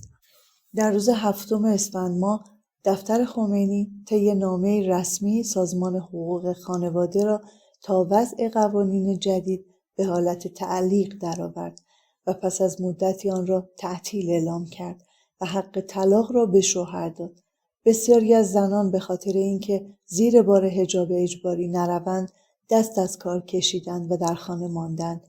بسیاری دیگر که بی توجه به آنچه رهبر انقلابشان گفته بود بدون هر نوع حجابی به سوی محل کار خود رهسپار می شدند، ولی از ورودشان به ادارات و سازمانها جلوگیری می شد. و چنین شد که چند سال بعد در سال 1362 توسط مجلس شورای اسلامی با تصویب قانون مجازات اسلامی برای عدم رعایت حجاب در محاور عمومی مجازات‌هایی تعیین گردید. امام جمعه ها هر هفته سخنانی علیه زن و حجابش سر می‌دادند و بر روی منبرها بدون هیچ رحمی فرمان اسیدپاشی روی زنان و دختران بدحجاب و بی‌حجاب را صادر می‌کردند. بنابر قوانین زن ستیزانه‌ای که تصویب شده بود، هر بی سر و پایی به خود اجازه می‌داد تا اگر تاری از موهای زنی هویدا بود، با پاشیدن اسید بر روی رخسارش او را روانه بیمارستان کرده و به خیال خود زهر چشمی از او گرفته باشند. تظاهرات علیه حجاب اجباری. روز 17 اسفند 1357 خیلی عظیمی از زنان آریایی که به حرمت و شخصیتشان اهانت شده بود در اعتراض به داشتن حجاب اجباری به خیابانها ریختند و فریاد زدند: ما انقلاب نکردیم تا به عقب برگردیم. آزادی جهانی است، نه شرقی است نه غربی است. لحظه به لحظه گویم، زیر شکنجه گویم، یا مرگ یا آزادی، نه شرقی نه غربی. حقوق زن جهانی است. اما خبر نداشتند که این توبه میری از آن توبه میری ها نیست. نه تنها اعتراض و فریادشان توسط گروه‌های افراطی به شدت سرکوب شد، بلکه چند نفر از آنها نیز به دست عمال و مزدوران رژیم با چاقو مجروح شدند. اگر زنی با جوراب شیشه‌ای به خیابان می آمد، با تیغ موکتبری پایش را مجروح می کردند. اگر بی‌حجابی در خیابان دیده می شد، اسید بود که به جای آب باران بر صورتش می نشست. اگرچه چادری بودم، اما هرگز با آن صورت در قید و بند حجاب نبودم و در آن زمان جوراب شیشه‌ای نیز می پوشیدم، تا آنکه روزی از روزها دسته‌ای از زنان چادری و پوشیده سر راهم را گرفتند و گفتند: الهی پات تو گور بره، چرا جوراب نازک پوشیدی؟ و من وحشت زده در سکوت و به سرعت از آن جمع گریختم. روزی روزگاری فرقی نمی کرد زن چگونه در خیابان ظاهر شود، تفاوتی نداشت چه بپوشد، چادر نازک بر سر و یا جوراب نازک به پا کند. فرقی نمی کرد که با دامن ماکسی یا مینی ژوب و یا شلوار در سطح شهر راه برود. اما آن همه اختیار با روی کار آمدن انقلاب شوم اسلامی از وی گرفته شده بود. اگر از خانه بیرون می رفتیم، باید خود را کاملا می پوشاندیم تا مبادا مورد حمله نجیبان و پاکان قرار بگیریم. تأسیس حزب جمهوری اسلامی. با ثبات گرفتن رژیم ستمگر، حزب جمهوری اسلامی در روز 29 اسفند ماه آن سال شوم پایه‌گذاری شد. ریاست حزب بر عهده دکتر محمد بهشتی و با عضویت تنی چند همچون سید عبدالکریم موسوی اردبیلی، علی اکبر هاشمی رفسنجانی، سید علی خامنه‌ای و محمد جواد باهنر آغاز به کار کرد. این حزب مهمترین تشکل ایجاد شده توسط حاکمیت و روحانیت در برابر دیگر تشکل‌های سیاسی مانند نهضت آزادی ایران، حزب توده و سایر گروه‌های چپگرا یا ملیگرا در اولین دهه پس از تثبیت جمهوری اسلامی محسوب می‌شد. انتخاب نوع حکومت. با آغاز سال 1358 رژیم جدید برای تعیین حکومت اقدام به همه‌پرسی کرد و مردم در روزهای 10 و 11 فروردین به پای صندوق‌های رای رفتند و به جمهوری اسلامی، جمهوری قتل و غارت، جمهوری کشتار و تجاوز رای دادند. آنها عملاً با رأی خود احکام سنگسار، قصاص، اعدام، شلاق، تجاوز و شکنجه را تایید و تصویب کرده و اجازه اجرایشان را به عوامل حکومتی دادند. با هر رأیی که به صندوق ریخته میشد، ستون جمهوری اسلامی و قوانین بربریت آن محکمتر و استوارتر می‌گردید و مردم بیشتر از آزادی و آرامشی که داشتند فاصله می‌گرفتند. اگرچه ما طرفداران شاهنشاه هم به پای صندوق‌ها رفتیم، اما جواب نه را به همه پرسی دادیم، غافل از آن که درصد آرای مثبت جماعت نادان میلیونی بود و درصد آرای ما بسیار اندک. در روز 12 فروردین ماه همان سال نتیجه رفراندوم به اطلاع عموم رسانده شد که طبق آن حکومت پادشاهی به جمهوری اسلامی تغییر نام و هویت پیدا کرد. حکومتی که در دنیا و در تاریخ سرزمینم بیش از ننگ و رسوایی به شمار نمی رفت. تیرباران امیرعباس هویدا. امیرعباس هویدا نخست وزیر 13 ساله حکومت محمد رضا شاه، سیاستمدار و اقتصاددانی که اگرچه درس اقتصاد نخوانده بود، اما توانست تا سالیانی دراز قیمت دلار را تا سقف 7 تومان نگاه دارد و چرخ اقتصاد را به بهترین روش پربار نماید و به گردش بیندازد. اولین خودروی پیکان در کشورم در سال 1346 تولید شد و این نخست وزیر مردمی که وجود و اندیشه‌اش در راه خدمت به ایران و ایرانی شکل گرفته بود و به تولیدات داخلی علاقه خاصی داشت، یکی از آنها را برای استفاده شخصی خود خریداری و استفاده می‌کرد. گفته می‌شد که او در ساعت‌های غیر اداری سفرهای شهری خود را با آن انجام می‌داده و با این کارش دلگرمی و امیدی در دل تولید کنندگان پیکان ایجاد می‌نمود. وی در سال 1297 خورشیدی در تهران متولد شد. پدرش حبیب الله عین الملک همانند خود او سیاستمدار و در وزارت امور خارجه ایران مشغول به کار بود. به دلیل شغل حساس پدر، کودکی و نوجوانی هویدا به دور از کشورش در دمشق، بیروت، لندن و بروکسل سپری می شود. او پس از پایان تحصیلاتش از مدرسه فرانسوی بیروت برای ادامه تحصیل به اروپا رفته و پس از دریافت مدرک در رشته علوم سیاسی از دانشگاه آزاد بروکسل به ایران باز می‌گردد. هویدا در خاطرات جوانیش درباره دوران دور از وطن می‌نویسد که همین اندیشه باعث شد تا تصمیم بگیرد هرگز ایران را ترک نکند و رنج غربت را به جان نخرد. امیرعباس هویدا چند ماه پس از بازگشت به ایران وارد دانشکده افسری شده و در سال 322 خورشیدی برای کار در وزارت خارجه درخواست می‌دهد که 8 ماه بعد با موفقیت پذیرفته می‌شود.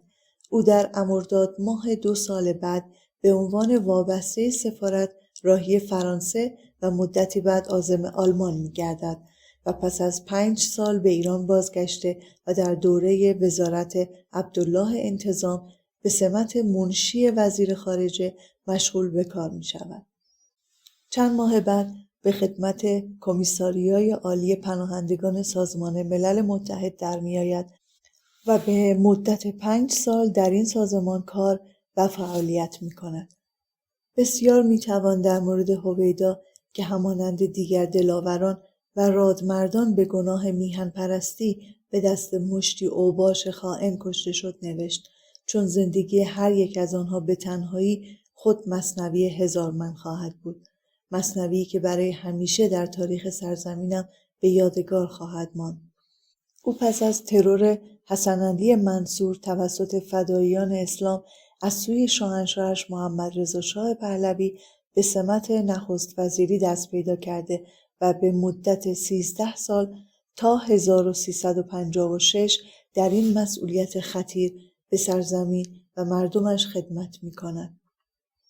بدبختانه با شدت یافتن تظاهرات ایران ستیزان مرتجع او نیز بازداشت می شود و در زمانی که انقلاب ضد ایرانی به نتیجه می رسد در روز شوم 22 بهمن پس از فرار نگهبانها از زندان خارج شده و به جای فرار از دست مرتجعین تشنه به خون به منزل آقای طالقانی تلفن زده و خود را تسلیم دولت موقت بازرگان می کند.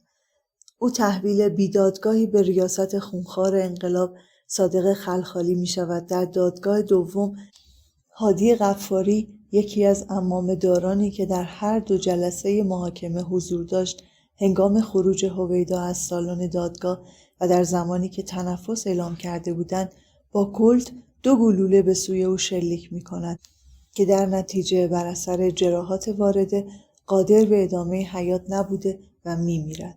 هنگامی که خبر را به گوش خلخالی می‌رسانند، او برای اینکه آب و رنگ قانونی و انقلابی به جنایت غفاری ببخشد، این بزرگ مرد را روی صندلی نشانده، از پیکر بیجانش عکس گرفته، حکم اعدام جسدش را قرائت کرده و سپس اعدامش می‌کنند.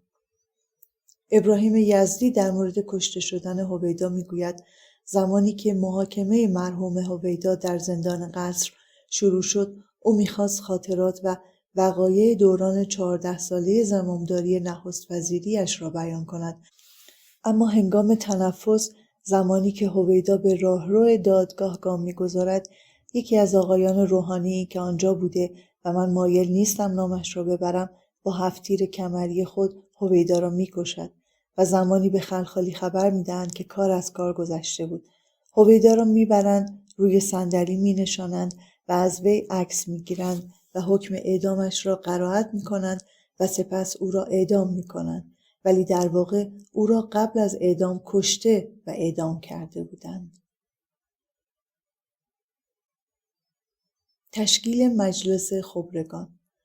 مجلس خبرگان متشکل از فقهایی به قولی واجدین شرایط است که علاوه بر وظایفی چند بر اساس اصل 107 قانون اساسی جمهوری اسلامی مسئولیت تعیین ولی فقیه، رهبر جمهوری اسلامی و نظارت بر عملکرد او را نیز بر عهده داشت که بعدها این قانون به نحوی با نشستن خامنه‌ای بر مسند رهبری نیست و نابود شد. پس از اینکه خیال ایران ستیزان از برقراری نوع حکومت راحت شد، نوبت به وضع قانون اساسی توسط این شورا رسیده بود. قانون اساسی که بر اساس آن نظام بتواند قوانین متحجر 1400 سال پیش عرب‌های بدوی و صحرانشین را در سرزمین کوروش پیاده کند. قوانینی که با وضع آنها نظام خود را در حمله، تجاوز، در کشتن، نابود کردن مختار و فرمانروا بشناساند.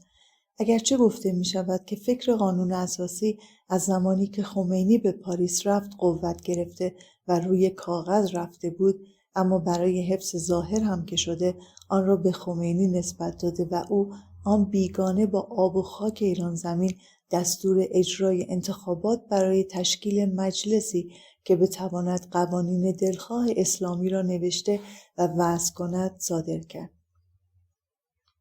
پس از تشکیل مجلس خبرگان، قانون اساسی دلخواه و مطابق با آرمان‌های جمهوری اسلامی تهیه و تنظیم گردید. به همه پرسی گذاشته شد و سرانجام در روز 4 11 آذر ماه 1358 به تایید خمینی و سپس نخست وزیر دولت موقت رسید. ریاست این شورا از زمان تأسیس، یعنی در سال 1361 به عهده علی مشکینی بود که پس از مرگش در سال 1386 این مقام به اکبر هاشمی رفسنجانی و سپس در سال 1389 به محمد رضا مهدوی کنی رسید و هنوز همین شورا که متشکل از افراد فرتوتی چون احمد جنتی، پیرمرد 90 ساله و آلزایمری است و باید به علت کهولت بیش از حد در خانه سالمندان بستری و یا به خاطر فرامین کشتار و نسل ستیزانه‌ای که صادر می‌کنند در زندان و یا آسایشگاه روانی باشند در جریان است. تشکیل سپاه پاسداران. دولت جدید نیاز مبرم به یک ارتش جدید داشت، ارتشی که همیشه آماده جانفشانی در راه رهبرش باشد. خمینی برای حفظ و بقای نوزاد شومی به نام جمهوری اسلامی در روز 2 اردیبهشت ماه 1358 دستور تشکیل سازمان سپاه پاسداران را که بازوی مسلح نظام به شمار می‌رفت صادر کرد.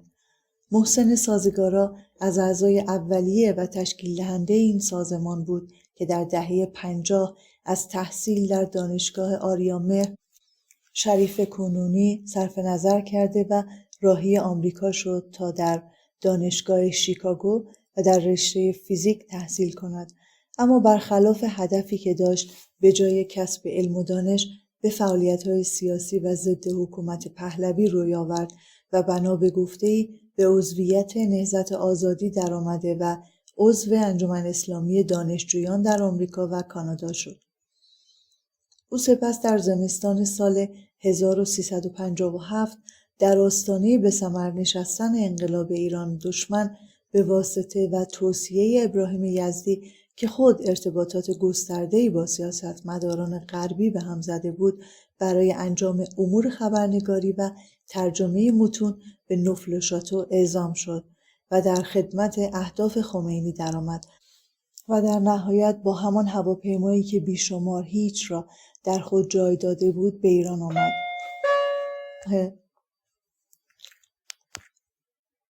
نام کتاب رویا. بخش اول. نویسنده مهشید رحیمیان. گویش میترا. نشر آوای بوف.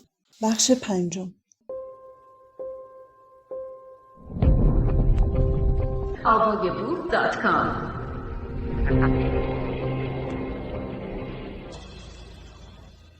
به واسطه و توصیه ابراهیم یزدی که خود ارتباطات گسترده‌ای با سیاستمداران غربی به هم زده بود، برای انجام امور خبرنگاری و ترجمه متون به نفل و شاتو اعزام شد و در خدمت اهداف خمینی درآمد و در نهایت با همان هواپیمایی که بیشمار هیچ را در خود جای داده بود به ایران آمد. او 3 ماه پس از تأسیس این سازمان که کماکان در هر جنایت و کشتاری دست دارد، از سمت خود استعفا داد و توسط قطب‌زاده به مدیریت رادیو انتخاب شد.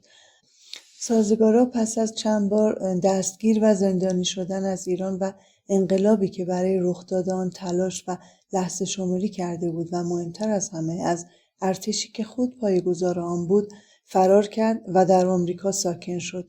او در حال حاضر به عنوان یکی از اپوزیسیون‌ها برای سرنگونی جمهوری اسلامی مبارزه می‌کند، اما چیزی که از آن سر در نمی‌آورم این است که وی چگونه و به چه وسیله‌ای قصد نابودی حکومتی را دارد که خود آن را تا دندان مسلح کرده بود.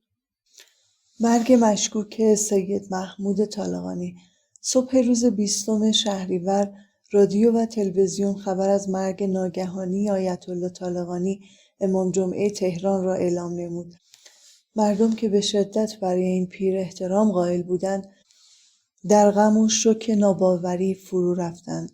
همه می‌دانستیم که این نیز کار مخالفان و تشنگان قدرت در جمهوری اسلامی است، تشنگانی که به جان هم افتاده بودند تا در ربودن گوی قدرت از یکدیگر سبقت بگیرند. هرچند او عضو شورای خبرگان بود، اما بارها و بارها تاکید داشت با تشکیل شوراها قانون اساسی و مجلس از دل شوراها بیرون بیاید و مردم مستقیما در سرنوشت خود دخالت کنند و حتی در خطبه آخرین نماز جمعه خود در بهشت زهرا بر تشکیل شوراها مجددا تاکید کرده و بر این باور بود که صدها بار من گفتم که مسئله شوراها از اساسی ترین مسائل جامعه اسلامی است. حتی به پیامبرش با آن عظمت میگوید که با مردم مشورت کن تا بدانند که مسئولیت دارند و متکی به شخص رهبر نباشند. ولی نه اینکه نکردند. میدانم چرا نکردند. هنوز هم در مجلس خبرگان بحث میکنند در این اصل اساسی قرآن که به چه صورت پیاده بشود. باید، شاید یا اینکه میتوانند. نه، این اصل اسلامی است. یعنی همه مردم از خانه و زندگی و واحدها باید در کارشان با هم مشورت کنند. علی فرمود هر که استبداد کند در کارهای خود هلاک می شود. وقتی من یک دید دارم و با 1 نفر شما یا 2 نفر یا 10 نفر مشورت کنم، 10 دید پیدا می کنم. 10 عقل به عقل خودم ضمیمه می کنم. چرا نمی شود؟ نمیدانم. یعنی گروه‌هایی افرادی دستن در کار شاید اینطور تشخیص بدهند اگر شورا باشد ما دیگر چه کاره هستیم؟ شما هیچ، بروید دنبال کارتان، بگذارید این مردم مسئولیت پیدا کنند. این مردمند که کشته دادند، اینهایی که اینجا خوابیده اند از همین توده های جنوب شهر بودند. هنگامی که شوراها تشکیل شود دیگر مسئولیت بر دوش روحانیون نمی افتد و مردم می توانند سرنوشت خود را خودشان تعیین نمایند. او یکی از مخالفان سرسخت حجاب اجباری بود و معتقد بود که زن باید در اجتماع حضور پیدا کند و با مسئولیت پذیری حقوقش را به دست آورد. از قول ایشان در آرشیو روزنامه اطلاعات آمده بود: مگر در دهات ما از صدر اسلام تا کنون زنان ما چگونه زندگی می کردند؟ مگر چادر می پوشیدند؟ چه کسی در این راهپیمایی ها زنان ما را مجبور کرده که با حجاب یا بی حجاب بیایند؟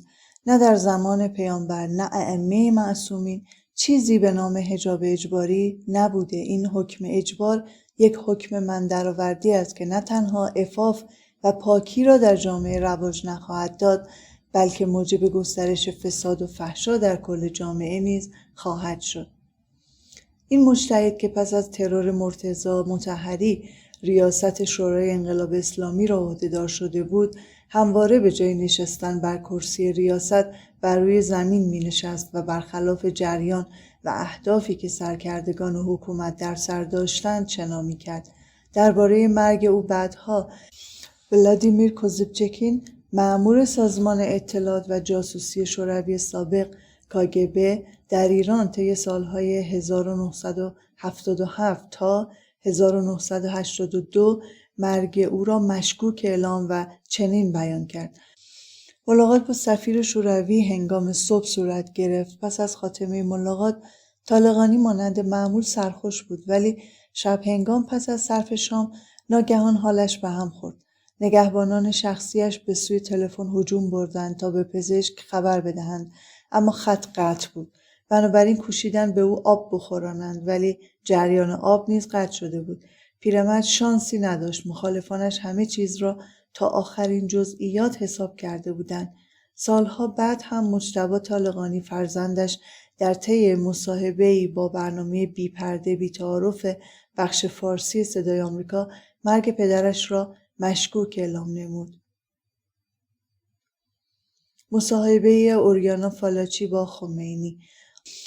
اوریانا فالاچی، خبرنگار مشهور ایتالیایی، همانند دیگر دشمنان ما که از زبونی زن ایران زمین خشنود شده بود، برای مصاحبه با خمینی به ایران آمد و در روز 2 مهر ماه 1358 توانست با او مصاحبه‌ای ترتیب دهد و آن را در 7 اکتبر 1979 برابر با 15 مهر ماه 1358 در مجله تایمز به چاپ برساند.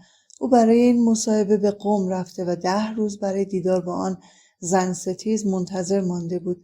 هنگامی که نزد خمینی رفت چادری بر سر کرده بود. او در خلال مصاحبه درباره موضوعات مختلفی سوال نمود، از جمله درباره فتواهای زن ستیزانه‌اش که آیا درست است زنی که از فقر به فحشا پناه میبرد و یا زنی که عاشق مرد دیگری به جز همسرش میشود باید کشت. خمینی ضمن تأکید بر ضرورت خشونت و قصاص گفته بود: اگر انگشت شما قانقاریا بگیرد چه میکنید؟ اجازه میدهید تمام بدنتان را بگیرد یا اینکه آن انگشت را قطع میکنید؟ یا اینکه اگر مزرعه را آفت بگیرد چه میکنید؟ ما آفت را از بین میبریم تا مزرعه نابود نشود. خبرنگار ایتالیایی در سالات بعدی به وضعیت زنان و حجاب اجباری پرداخته و از خمینی میپرسد: چرا باید زنان خود را در چادر بپیچند؟ خمینی جواب داده بود: زنان خودشان با چادر در انقلاب شرکت کردند. زنان ایران مانند خانم فالاچی نیستند که بی حجاب راه بروند و لشکری از مردان دنبالشان راه بیفتند. زنان خود چادر را انتخاب کردند. اوریانا فالاچی ادامه داده بود: خب با این چادر چطور میتوان شنا کرد؟ خمینی گفته بود: امورات ما به شما ربطی ندارد. شما مجبور نیستید چادر سر کنید. اگر خوشتان نمیآید نپوشید. فالاچی با شنیدن این پاسخ چادر را از سرش برداشته و میگوید: خوشحالم که میتوانم این چادر مسخره را از سرم بردارم. در این هنگام خمینی مصاحبه را نیمه تمام می‌گذارد و اتاق را به سرعت ترک می‌کند. 1-2 روز می‌گذرد تا خمینی او را برای پایان مصاحبه می‌پذیرد.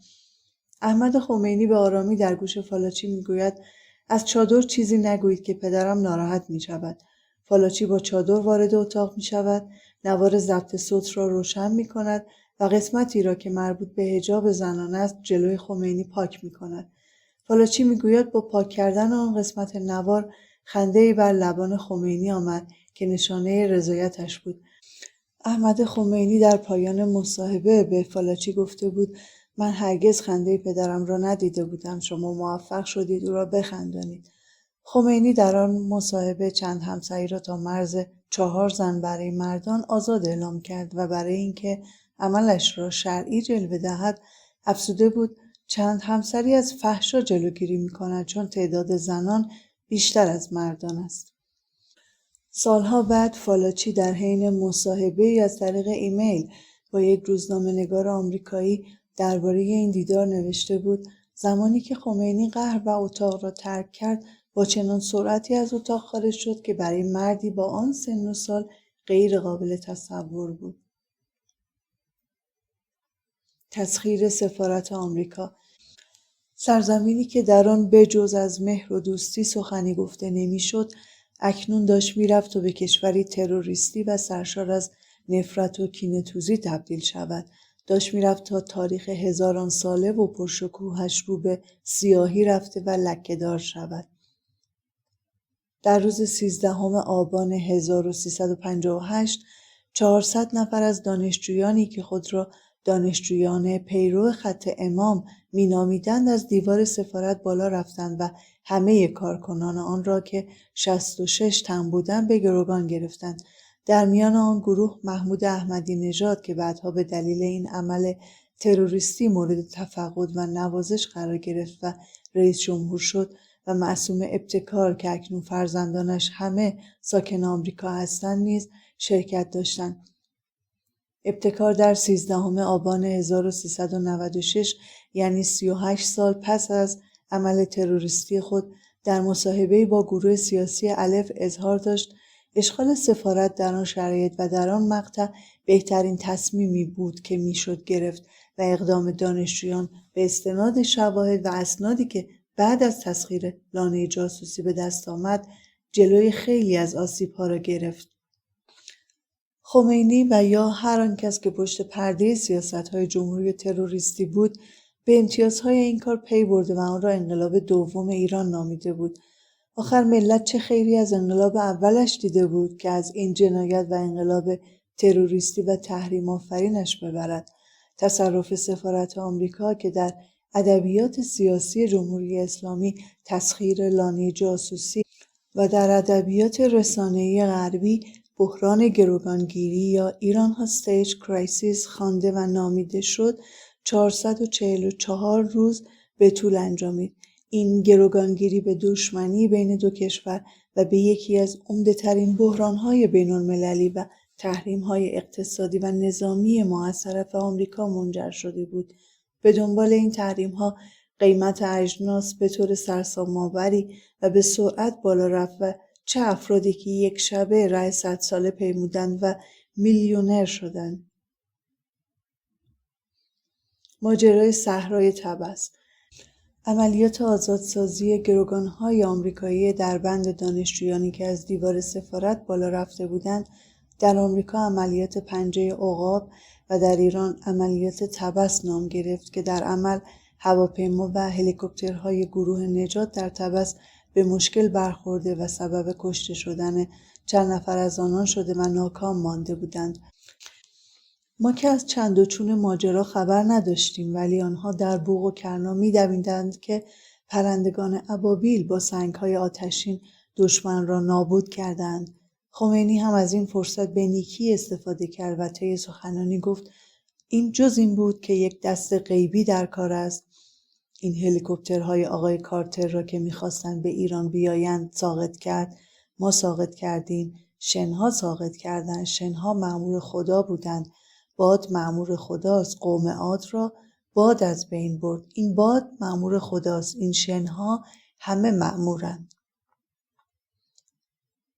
گفته میشد در تاریخ 5 اردیبهشت 1359 95 تن از کماندوهای آمریکایی با تجهیزات نظامی بسیار قدرتمند در آن زمان به قصد نجات گروگانها با 6 فروند هواپیما و 8 بالگرد وارد آسمان ایران شده و در صحرای طبس فرود آمده بودند. ظاهراً یکی از بالگردها هنگام سوختگیری خراب می شود و کارتر مطلع شده دستور بازگشت می دهد. اما زمان برخاستن از زمین با طوفان شن روبرو می شوند که 2 هواپیما یا هلیکوپتر به هم برخورد کرده و آتش می گیرند. سرنشینان آن می سوزند و در نتیجه عملیات نجات گروگانها با شکست روبرو می شود. ماجرای گروگانگیری پس از 444 روز با میانجیگری کشور الجزایر و امضای قرارداد بیانیه الجزایر در تاریخ 30 دی ماه 1359 پایان گرفت. طی آن قرارداد که به بیانیه الجزایر معروف است، آمریکا به استثنای تحریم‌های اعمال شده نظامی و ارسال تسلیحات به ایران بسیاری از محدودیت‌ها و تحریم‌هایی را که علیه ایران تنظیم کرده بود برداشت. مانند کشتی شکستگانی بودیم که با وجود غرق شدن هنوز هم امیدوار بودیم و چه احمقانه در افکارمان سیر می‌کردیم که باور داشتیم آنها باز خواهند گشت و ما را آزاد خواهند کرد. اما سالها گذشت و نه آنها آمدند و نه ما از اسارت جمهوری اسلامی از این زندان 80 میلیونی رها شدیم. اگرچه گروگانها از اسارت رهایی یافته بودند، اما نه تنها تحریم‌ها کماکان ادامه داشت، بلکه روز به روز نیز بر قیمت کالاهای مورد نیازمان افزوده می‌شد. سوداگران از این فرصت طلایی سوء استفاده و اجناس را در انبارها پنهان می‌کردند تا در زمان مناسب با قیمت گزاف به مردم بدبخت به فروش برسانند. برای ناچیزترین و کم‌ارزش‌ترین جنس مورد نیاز میباید ساعتها در صف بایستیم تا شاید بتوانیم آن را خریداری کنیم. روزی نصرت خانم همسایه روبرویمان که به دیدن خانم بزرگ آمده بود تعریف کرد که با خواهر و زن برادرش برای خریدن پودر لباسشویی به میدان انقلاب رفته و وقتی در جواب قیمتی که فروشنده به آنها گفته بود داد و بیداد به راه انداخته بودند، فروشنده خیلی خونسرد در پاسخ گفته بود انقلاب کردیم واسه دینتون. یه چوب کردن تو که آنها با شنیدن این جمله از دهان فروشنده قید خرید کالا را زده و 2 پا داشته و 2 پای دیگر هم قرض کرده و سریعاً آن محل را ترک کرده بودند. این تحریم‌ها فقط قشر ضعیف و متوسط را تحت فشار گذاشته بود، چنانکه تنها افراد مرفه می توانستند با پرداخت مبلغی چند برابر قیمت واقعی کالای مورد نیاز خود را از بازار سیاه تهیه نمایند. تشکیل بسیج مستضعفین. مملکتی که دارای 20 میلیون جمعیت است باید ارتشی 20 میلیونی داشته باشد. این عقیده خمینی برای تشکیل نهاد بسیج مستضعفین بود. این سازمان در 5 آذر ماه 1358 تشکیل شد و در دی ماه 1359 پس از تصویب مجلس شورای اسلامی رسمیت پیدا کرد. سازمان بسیج مستضعفین که یکی از سازمان‌های شبه نظامی و زیر مجموعه سپاه پاسداران انقلاب اسلامی ایران به شمار می‌رفت، بعدها به صورت یکی از مهمترین بازوهای قدرت حکومت درآمد، چنانکه در جنگ ایران و عراق کودکان و نوجوانان در اندک زمانی به بسیج پیوسته و پس از 1 هفته راهی نبرد با لشکر متجاوز می‌شدند. اما اکنون از آنها برای سرکوب مردم معترض به بی‌عدالتی و ظلم دستگاه و متولیان حکومتی نسبت به مردم استفاده می‌شود. مأموریت این سازمان جذب، آموزش، سازماندهی و بکارگیری نیروهای داوطلب مردمی در راستای تحقق اهداف انقلاب و حفظ دستاوردهای آن است. در طول جنگی که پیش آمد، این سازمان از افراد داوطلب زیر 18 نیز استفاده می‌کرد. که پس از اتمام جنگ نیز کماکان از این کودکان که ذهنشان آمادگی بسیاری برای جذب تحریکات عقیدتی و دینی و مذهبی دارند، در مسیر و منظورهای دیگری بهره میبرد، همانگونه که مبرهن است متاسفانه القاءات خشن باعث از بین رفتن لطایف و ظرایف کودکانه آنان میگردد. به همین سبب در بسیاری از موارد به جای اینکه این بیگناهان در صلح و آرامش و صفا و عشق و محبت پرورش بیابند تا از خود نیز محبت و مهربانی ظاهر سازند، ناظر رفتارهای خشونت‌آمیز و خصمانه‌شان بوده و هستیم. باری بدین ترتیب بود که پایگاه‌های بسیج در مساجد تشکیل شد و پیر و جوان و نوجوان به آن پیوستند. از آن زمان شعار دیگری به جمع شعارها اضافه شده بود که پس از پایان هر سخنرانی خمینی ارتش 20 میلیونی سر می‌داد: وای اگر خمینی اذن جهادم دهد، ارتش دنیا نتواند که جوابم دهد.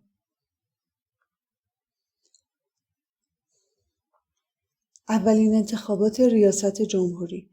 انتخابات ریاست جمهوری برای نخستین بار و 1 سال پس از بر اریکه قدرت نشستن خمینی در 5 بهمن 1358 در تاریخ میهنم برگزار شد. در بین نامزدهای انتخاباتی نام ابوالحسن بنی صدر نیز در کنار صادق خلخالی، حسن حبیبی، صادق قطبزاده، حسن آیت، داریوش فروهر، احمد مدنی، صادق طباطبایی به چشم می‌خورد. بنی صدر که در فرانسه اقامت داشت، با ورود خمینی به پاریس در فرودگاه به استقبال او رفت و سپس به جمع همراهان او پیوست و همراه با آن هیولای مرتجع با ایر فرانس به ایران بازگشت. کاندیداها از مدت‌ها قبل فعالیت و تبلیغات انتخاباتی خود را آغاز کرده بودند. در این انتخابات 124 تن برای رقابت ثبت نام کرده بودند که همگی تایید صلاحیت شده بودند، اما پس از اعلام انصراف تعدادی از آنها عاقبت 96 نفر به روز انتخابات رسیدند. اگرچه تعداد کاندیداها زیاد و همه تا این حد به هدف نزدیک بودند، اما در نهایت پس از شمارش آرا ابوالحسن بنی صدر با بیش از 10 میلیون رای بر مسند ریاست جمهوری و همچنین فرماندهی کل قوا نشست. در مرداد 1359 بنی صدر محمدعلی رجایی وزیر آموزش پرورش دولت موقت و انحلالی را که گفته میشد مورد تاییدش نبوده به نخست وزیری خود برگزید. انقلاب فرهنگی. در فروردین ماه 1359 زمانی که پایه دولت و نظام شوم جمهوری اسلامی از هر نظر محکم شد، سران رژیم تصمیم گرفتند تا درسی فراموش نشدنی به دانشگاهیان و دانشجویانی بدهند که برای برپا کردن حکومت اسلامی خود را به آب و آتش زده بودند و اکنون گمان می‌کردند آزادی سیاسی پیدا کرده و دانشگاه را مبدل به پاتوقی برای مخالفت با حکومت نموده بودند. به این ترتیب برای پایان دادن به اجتماعات ضد دولتی در دانشگاه‌ها تصمیم به اعمال انقلابی دیگر به نام انقلاب فرهنگی گرفتند. این انقلاب جدید به منظور پاکسازی استادان و دانشجویانی که در نظر رژیم غرب زده به شمار می آمدند شکل گرفت و چنین شد که در اواخر فروردین ماه شورای انقلاب با کسب اجازه از خمینی به گروه‌های سیاسی فعال در دانشگاه‌ها 3 روز مهلت داد تا دفترهای خود را در دانشگاه‌ها تخلیه کنند. التیماتوم شورای انقلاب منجر به درگیری و خشونت در سرتاسر دانشگاه‌های کشور شد که طی آن چندین نفر کشته و تعداد زیادی نیز زخمی شدند. این رویداد و این پاکسازی که بیش از 2 سال طول کشید منجر به اخراج صدها تن از استادان و هزاران نفر از همان دانشجویانی شد که در پیشبرد و به نتیجه رسیدن انقلاب تلاش کرده و خطراتش را به جان خریده بودند. دولت نام این انفصال‌های بی‌رویه را اخراج مقدس نهاده بود. یکی از اهدافی که سردمداران حکومتی با این دگرگونی در سر داشتند و با موفقیت بدان دست یافتند، اخراج استادان و دانشجویان بهایی از دانشگاه‌ها بود. پس از این انقلاب فرهنگ ستیز بسیاری از مغزها بار سفر بسته و ترک خاک وطن و مهاجرت کردند که بسیاری از آنان در خارج از زادگاه خود به افتخاراتی علمی و فرهنگی نیز رسیدند. در کنار مشکلاتی که ایجاد شده بود، دانشجویان سال آخر با ترس و وحشت از پاکسازی و اخراج مقدس مجبور شدند برای دریافت لیسانس، فوق لیسانس و یا دکترای خود به مدت 3 سال منتظر باقی بمانند که در نوع خود آسیب جبران ناپذیری به فرهنگ و بازار کار کشور وارد آورد. مگر انتظار بیشتری هم از حکومتی که رهبر بیسواد و یکلاقبایش ادعا میکرد اقتصاد مال خر است میشد داشت؟ آنان مشتی بیسواد و نادان بودند که از علم اقتصاد تنها روزه خواندن بر سر قبرها را میدانستند و اگر خیلی شانس میآوردند به جز نان و حلوایی 1 یا 2 ریالی هم به جیب میزدند. آنها چرخ اقتصاد کشور را برای همیشه از بیخ و بن نابود کردند. اعدام فرخرو پارسا. اخبار روزنامه‌های صبح 18 اردیبهشت ماه 1359 حاکی از اعدام دکتر فرخرو پارسا در زندان اوین بود. ایشان نخستین بانوی وزیر سرزمینم بود، بانوی پزشکی که حرفه‌اش را به کناری گذاشته بود تا نقش بنیادینی در زندگی زن ایران زمین آغاز کند. او در این راستا تغییر و تحول فکری و عینی ایجاد نمود. وی پوشیدن چادر را در مدارس منسوخ، اما با تعیین نمودن یونیفرم مدارس پوشیدن مینی ژوب را نیز ممنوع کرد. برای تحقق بخشیدن به آرمانش چندین تشکل را در دوران وزارتش تأسیس نمود، از جمله سازمان زنان ایرانی، خانه زن، شورای ورزشی بانوان و جمعیت زنان دانشگاهی ایران. این بانوی دانشور در دوره‌ای به ارزیابی گواهی‌های طلاب حوزه‌ها در آموزش و پرورش پایان داد.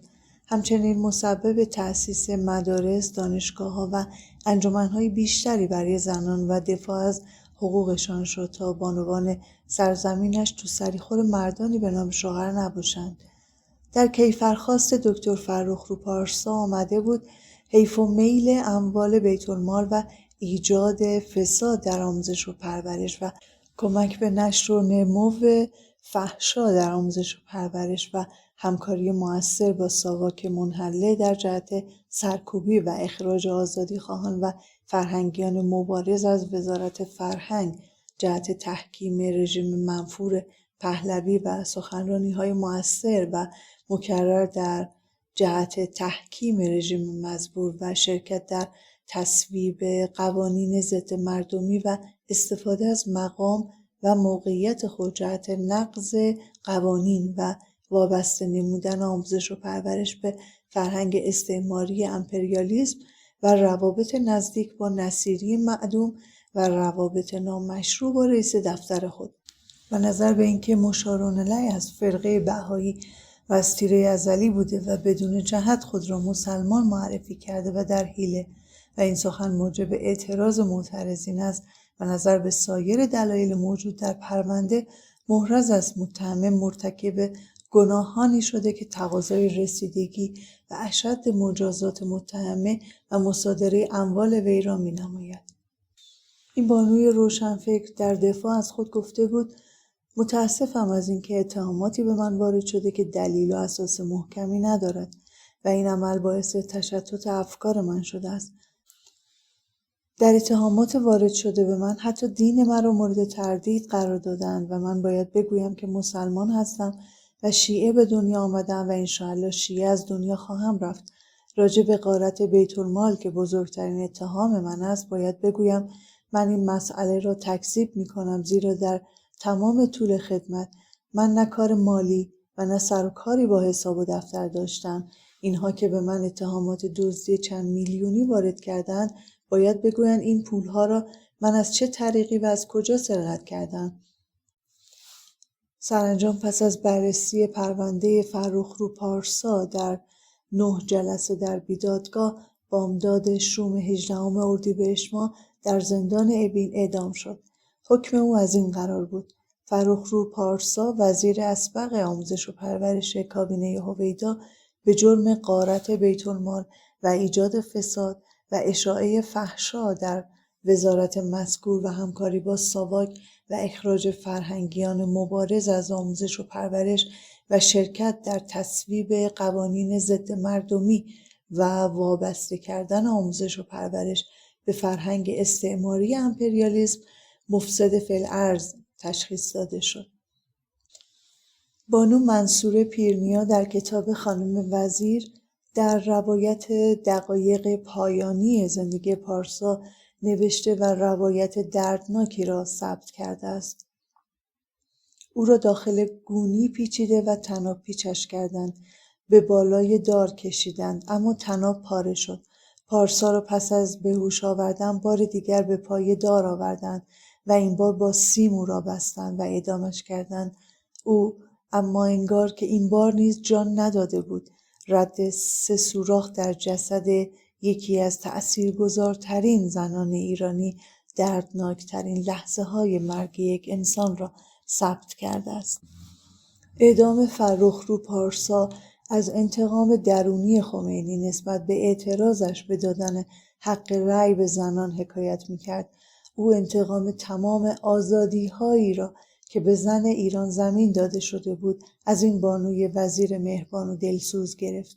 اعدام او به منزله زهر چشم گرفتن از زنان ایران بود، زیرا فرخرو پارسا نه فاحشه بود، نه سردار و نه سپهسالار.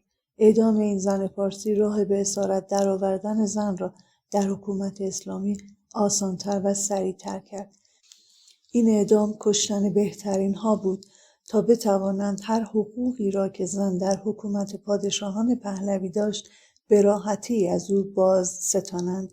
این اقدام غیر دموکراتیک حاکمیت اسلامی به منزله مرگ زن آزادی و حق و حقوقش بود. آزادی که در طول دوران زنان نامدار بسیاری در به دست آوردن آن تلاش کرده بودند. این اعدام مرگ زن آریایی بود و مرگ زن آریایی به منزله مرگ جامعه آریایی. قوانین ضد بشری. حکومتی که قدرت را در دست گرفته بود داشت به مرور زمان تغییراتی عظیم در سطح کشور نه به سود ملت بلکه علیه آن انجام میداد. مدارس و آموزشگاه‌هایی که مختلط بودند برچیده شدند. زنانی که در خدمت پلیس و یا ارتش بودند از کار اخراج گردیدند. تمام کودکستان‌ها و مهد کودک‌هایی که تا آن زمان در ادارات دایر بودند بسته شدند و این آغاز خانه‌نشین شدن مادران شاغل بود. ساحل دریای خزر توسط پرده‌ای به 2 قسمت مردانه و زنانه تقسیم شد و اگر زنی در نیمه تعیین شده خود شنا نمی‌کرد به 100 ضربه شلاق در انظار عموم محکوم می‌شد. در زندان‌ها پس از دستگیری شخص زندانی صرف نظر از جنسیت در ابتدا باید ضرب و شتم حرامیان مسلمان را تحمل می‌کرد و پس از محکوم شدن میبایست 10 ضربه تازیانه را که برایش صادر شده بود به جان بخرد. ناگفته نماند گاهی اوقات این حکم شلاق به قیمت جان محکوم نیز تمام میشد. از دیگر موارد اجرای شلاق مجازات روزخواری در برابر دیدگان عموم بود و افرادی که این قانون را رعایت نمی‌کردند به نوش جان کردن تازیانه در ملأ عام محکوم می‌شدند. علاوه بر حکم شلاق، حکم قصاص نیز در قانون این ددمنشان نهادینه شد که بر اساس آیه 45 سوره مائده و کتبنا علیهم فیها النفس بالنفس والعین بالعین والانف بالانف والاذن بالاذن واللسان باللسان والجروح القصاص فمن تصدق به فهو کفارة له و من لم یحکم بما انزل الله فاولئک هم الظالمون که 1400 سال پیش آن هم نه در سرزمین اهورایی ما وضع شده بود، قصاص به دیگر احکام ضد بشری افزوده شد و طبق این قانون هیچ کودکی بدین حکم محکوم نمی شود، اما او را آنقدر در زندان نگاه می دارند تا به سن اعدام برسد و سپس قصاصش می کنند. از بندهای این حکم قطع کردن عضو عامل جرم نیز مشهود است.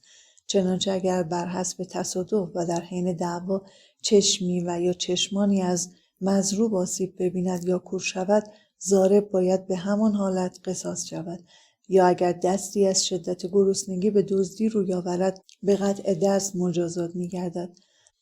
در سرزمین‌هایی که در مسیر بهبود و سلامت گام می‌گذارند، پزشکان و محققان دست و پا می‌سازند تا درصد ناتوانی‌های جسمی را کاهش دهند و در کشور واپس رفته من افرادی همانند قصابی انسانی را سلاخی می‌کنند که حتی برای دقیق بودن بر اجرای حکم از برخی پزشکان نیز یاری می‌جویند. سرانجام سازمان مجاهدین خلق در حکومت اسلامی یکی از گروه‌هایی که در فروپاشی حکومت پادشاهی فعالیت چشمگیری داشت، سازمان مجاهدین خلق بود که در سال 1344 توسط محمد حنیف نژاد پایه‌گذاری شد و بلافاصله پس از شکلگیری مبارزه مسلحانه علیه حکومت پهلوی را آغاز کرد. محمد حنیف نژاد در سال 1351 با همراهی مسعود رجوی و چند مهره اساسی دیگر گروه توسط سازمان اطلاعات و امنیت کشور ساواک دستگیر و به اعدام محکوم شد، اما مسعود رجوی که بعدها رهبر این گروه گردید از اعدام جان سالم به در برد. مسعود رجوی با آمدن خمینی به ایران به دیدار او شتافت و با او دست دوستی داد و به خاطر خوشخدمتی گروهش به رژیم شوم نوپا نام خیابان شاپور در تهران به خیابان حنیف نژاد و سپس با بروز اختلاف بین آنان به وحدت اسلامی تغییر داده شد. این گروه جنایتکار که کمتر از آن چرا که انتظار داشت و بدو وعده داده شده بود دریافت کرد و چون بر سر تقسیم قدرت با خمینی به توافق نرسید، پس از مدتی به جنگ مسلحانه علیه رژیم روی آورد. گویی ایران زمین تنها غنیمتی بوده که میبایست پس از پیروزی با هم پیمانان انقلابی تقسیم میشد. پس از بروز اختلافات، خمینی با خواندن آیه‌ای از قرآن آنها را منافق نامید و از آن پس همواره از آنان به عنوان منافقین یاد می شود. این گروه برای رسیدن به اهدافش و ایجاد ترس و وحشت از هیچ کاری، حتی به گلوله بستن کودکان و مردم بیگناه در روز روشن نیز ابایی نداشت. سرانجام در روز 30 خرداد 1360 سازمان مجاهدین خلق با انتشار اطلاعیه‌ای رسما علیه حکومت اسلامی اعلان جنگ مسلحانه نمود و در صدد نابودی انقلاب اسلامی برآمد. بنی صدر رئیس جمهور وقت که به دلیل عدم برخورداری از قدرت و اختیار کافی و تام با گروه مجاهدین علیه حکومت دست به یکی کرده بود، مورد غضب شورای آخوندی و خمینی قرار گرفت و از ریاست جمهوری برکنار شد. او در مرداد ماه همان سال پس از 2 ماه مخفی شدن در خانه‌های تیمی با شکل و شمایل زنانه به همراه مسعود رجوی از دست رژیمی که خود روزی رئیس جمهورش بود گریخت. دیری نپایید که خمینی از سوی حسن روحانی که چندین سال بعد رئیس جمهور حکومت شد لقب امام گرفت و مردم نیز در صحبت‌هایشان او را به این لقب می‌نامیدند. امام بیخرد هر روز که از خواب بیدار می‌شد فتوای جدید می‌داد و مردم مقلد را به طرفداری و دوری جستن از امری یا روی آوردن به امری دیگر تشویق می‌کرد. یکی از فتواهای خمینی درباره رشد جمعیت بود، به طوری که وی در پاسخ به آخوندهایی که از پیامد و آسیب‌های افزایش جمعیت در آینده برای کشور و مردم آگاهی نداشتند و نظرش را درباره جلوگیری از رشد زاد و ولد جویا شده بودند، گفت راجع به موالید تابع آن است که حکومت چه تصمیمی بگیرد. پس از این فتوای امام بی سواد، آخوندهای امول به بهانه اینکه کشور به نیروی انسانی نیاز دارد مردم را تشویق به باروری بیشتر کردند. مردم هم چشم بسته همانند بره‌های سر به راه هر آنچه او میگفت تمام و کمال اطاعت می‌کردند. بنابراین در خصوص فتوای ازدیاد جمعیت نیز پیروز و سربلند بیرون آمدند. روزی یکی از خاله‌های همسر هاشم که از آن حزب اللهی‌های افراطی بود به دیدن خانم بزرگ آمد و در صحبتهایش از هر دری سخن گفت و سرانجام در آخر اضافه کرد که امام فتوا داده که دیگه قرص جلوگیری نخوریم. منم به شوهرم گفتم دلم یه بچه انقلابی میخواد که اسمشو بذارم روح الله. و چنین شد که روح الله ها، میثم ها، یاسر ها، ابوذر ها، سمیه ها، هاجر ها و زینب ها در سراسر ایران بسیار زاده شدند.